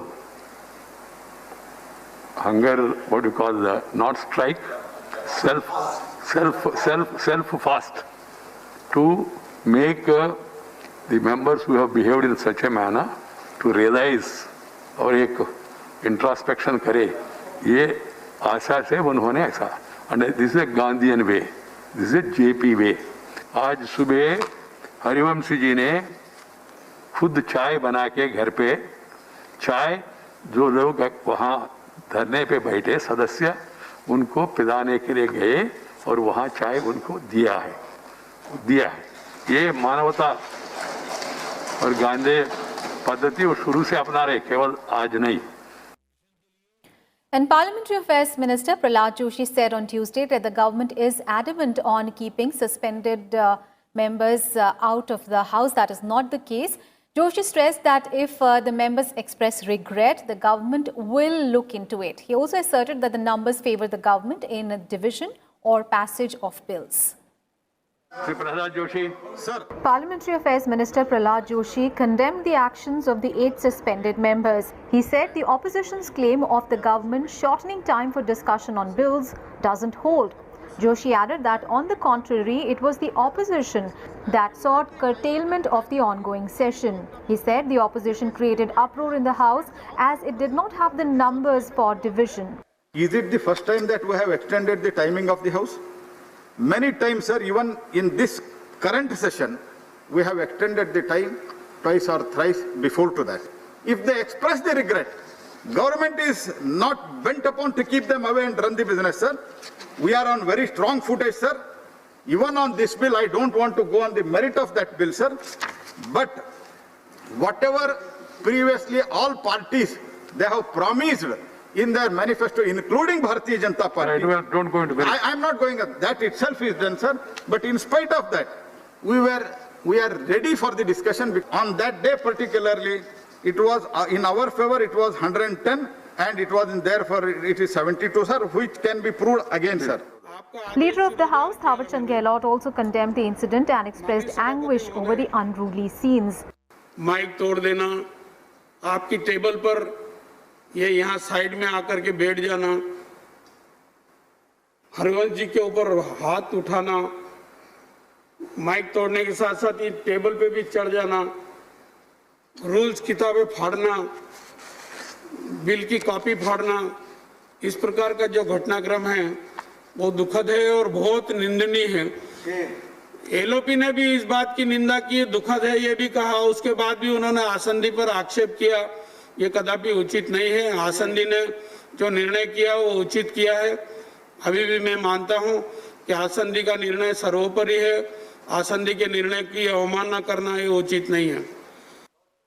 Meanwhile, JDU MP Ramchandra Prasad Singh says the suspended MPs shouldn't be forgiven because the intention behind their actions was wrong. क्यों नहीं छोड़ करके गए? तो कोई भी चीज का आदेश करेंगे वो पालन नहीं होगा। और उतना ही नहीं, जाकर के बाहर सब धरना पर बैठ रहे हैं, इसे लगते हैं कि देश की आजादी के लिए लड़ाई लड़ रहे हैं। ये चीज सर जो इंटेंशन है इस पर देखा जाना चाहिए। और टू हियर इज ह्यूमन, वो ठीक है सर, लेकिन गलती के पीछे अगर मनसा आपकी गलत है तो उसको माफ नहीं किया जाना चाहिए। On Monday, the motion moved by the government seeking suspension of 8 members for unruly conduct was adopted by the upper house. The motion was put to vote and carried by voice vote. Kriti Mishra's report for Rajya Sabha TV. And leader of opposition in Rajya Sabha, Ghulam Nabi Azad, said that they will boycott proceedings of the House till their demands are met, including revoking the suspension of the 8 members. Some opposition leaders also expressed unhappiness over the unruly scenes and apologized for them. और जब तक ये तीन चीजें नहीं होती, Leader of opposition Ghulam Nabi Azad said they will boycott the proceedings of the Rajya Sabha. He put forth 3 demands that included revoking the suspension of 8 MPs and more time being allocated for discussion on crucial bills. de-escalation जो होगी 90% होगी अगर ये हम time को बंधन में न बांधे हमारे एमपीज को, छोटी पार्टी को हो बड़ी पार्टी को। पहले एलओपी पर कोई सीमा नहीं थी, न बोलने पे सीमा थी, न समय पे सीमा थी। हम भी अब सीमा में बंध गए और हमारे एलओपी न होने के बराबर हो गया कि गवर्नमेंट को एक दूसरा बिल लाना चाहिए जिसमें प्राइवेट प्लेयर्स पर ये अंकुश लगना चाहिए कि वो एमएसपी से नीचे नहीं खरीदे। एमएसपी जो भी अनाउंस होना चाहिए C2 स्वामीनाथन फार्मूला पे होना चाहिए। राइट। स्टेट गवर्नमेंट्स और फूड कॉर्पोरेशन ऑफ इंडिया को जो खरीदी करेगी किसी भी एजेंसी के द्वारा वो एमएसपी से नीचे नहीं होनी चाहिए। राइट। और जो उसके साथ ही हमारे जो कलीग्स हैं जिनको सस्पेंड किया है रेस्ट ऑफ द सेशन के लिए, उनका भी वो वापस लेना चाहिए। तो ये 3 चीजें जो किसानों से संबंधित, राइट, जब तक सरकार इनको वापस नहीं लेती है हम सेशन का बाईकाट कर रहे हैं। Samajwadi Party member Ram Gopal Yadav apologized on behalf of opposition members for the unruly scenes. Other opposition leaders sought revocation of suspension of 8 MPs. लेकिन एक चूक संसदीय कार्य मंत्री हमारे मित्र हैं, बहुत अच्छे आदमी हैं। एक स्थिति ऐसी बन सकती थी कि वो ये कह सकते थे चेयर से कि 10 मिनट के लिए हाउस स्थित कर दें और विपक्ष के नेताओं से बात करके करें। 2 days back is condemnable and we are all sorry for it. That we know, we share your view. But one thing which we had not understood yesterday, what has happened. Up to 1 o'clock, everything went right. It is only at 1 o'clock when they wanted an extension of time, all these kind of disturbances came in. Again, we were organized and Kanda Mobile is not, I think, it doesn't reflect the precedence of this August House, sir. And so also the incidents that happened after that was triggered only by the way we were treated. The bill was not passed in the proper manner. Thank you. That in the best interest and the best traditions of the parliamentary democracy, and in this August House, these incidents, though should not have happened, but if you could consider and withdraw the suspension, it will be going a long way in building the trust deficit which has developed between the ruling side and the opposition. Former Prime Minister and JDS member H.D. Devegowda suggested that the opposition and the government must resolve all issues amicably. Please, I am watching every day. We are not coming here for tamash. Everybody is sincere. Thank you. Question of word about the bill. X way may something, Y may something. Ultimately, the decision of the House we have to accept it. Please think over, sir. He is saying something. I will appeal to you. Please think over. I was watching the Deputy Speaker, Deputy Chairman. Such a thing I have not seen. Later, Congress, TMC, AAP, SP, DMK, TRS and NCP staged a walkout from the House. Kriti Mishra's report for Rajya Sabha TV. The Rajya Sabha on Tuesday passed 6 bills. These include the Indian Institutes of Information Technology Laws Amendment Bill 2020, the Essential Commodities Amendment Bill 2020, the Companies Amendment Bill 2020, the Banking Regulation Amendment Bill 2020, the National Forensic Sciences University Bill 2020, the Rashtriya Raksha University Bill 2020. And with that, we wrap up this edition of Rajya Sabha News. Thanks for watching.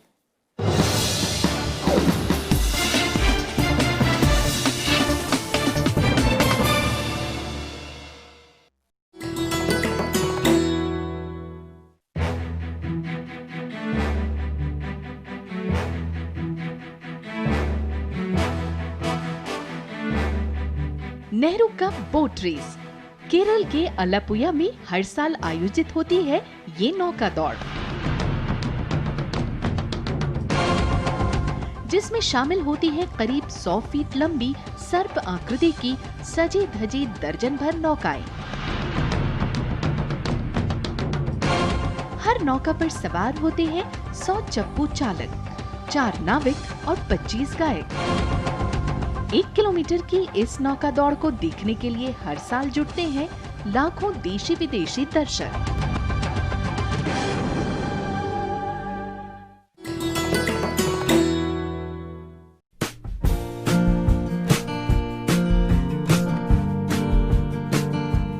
साथियों, ऐसे समय में अफवाहें भी तेजी से फैलती हैं। कोई कहता है ये नहीं खाना है,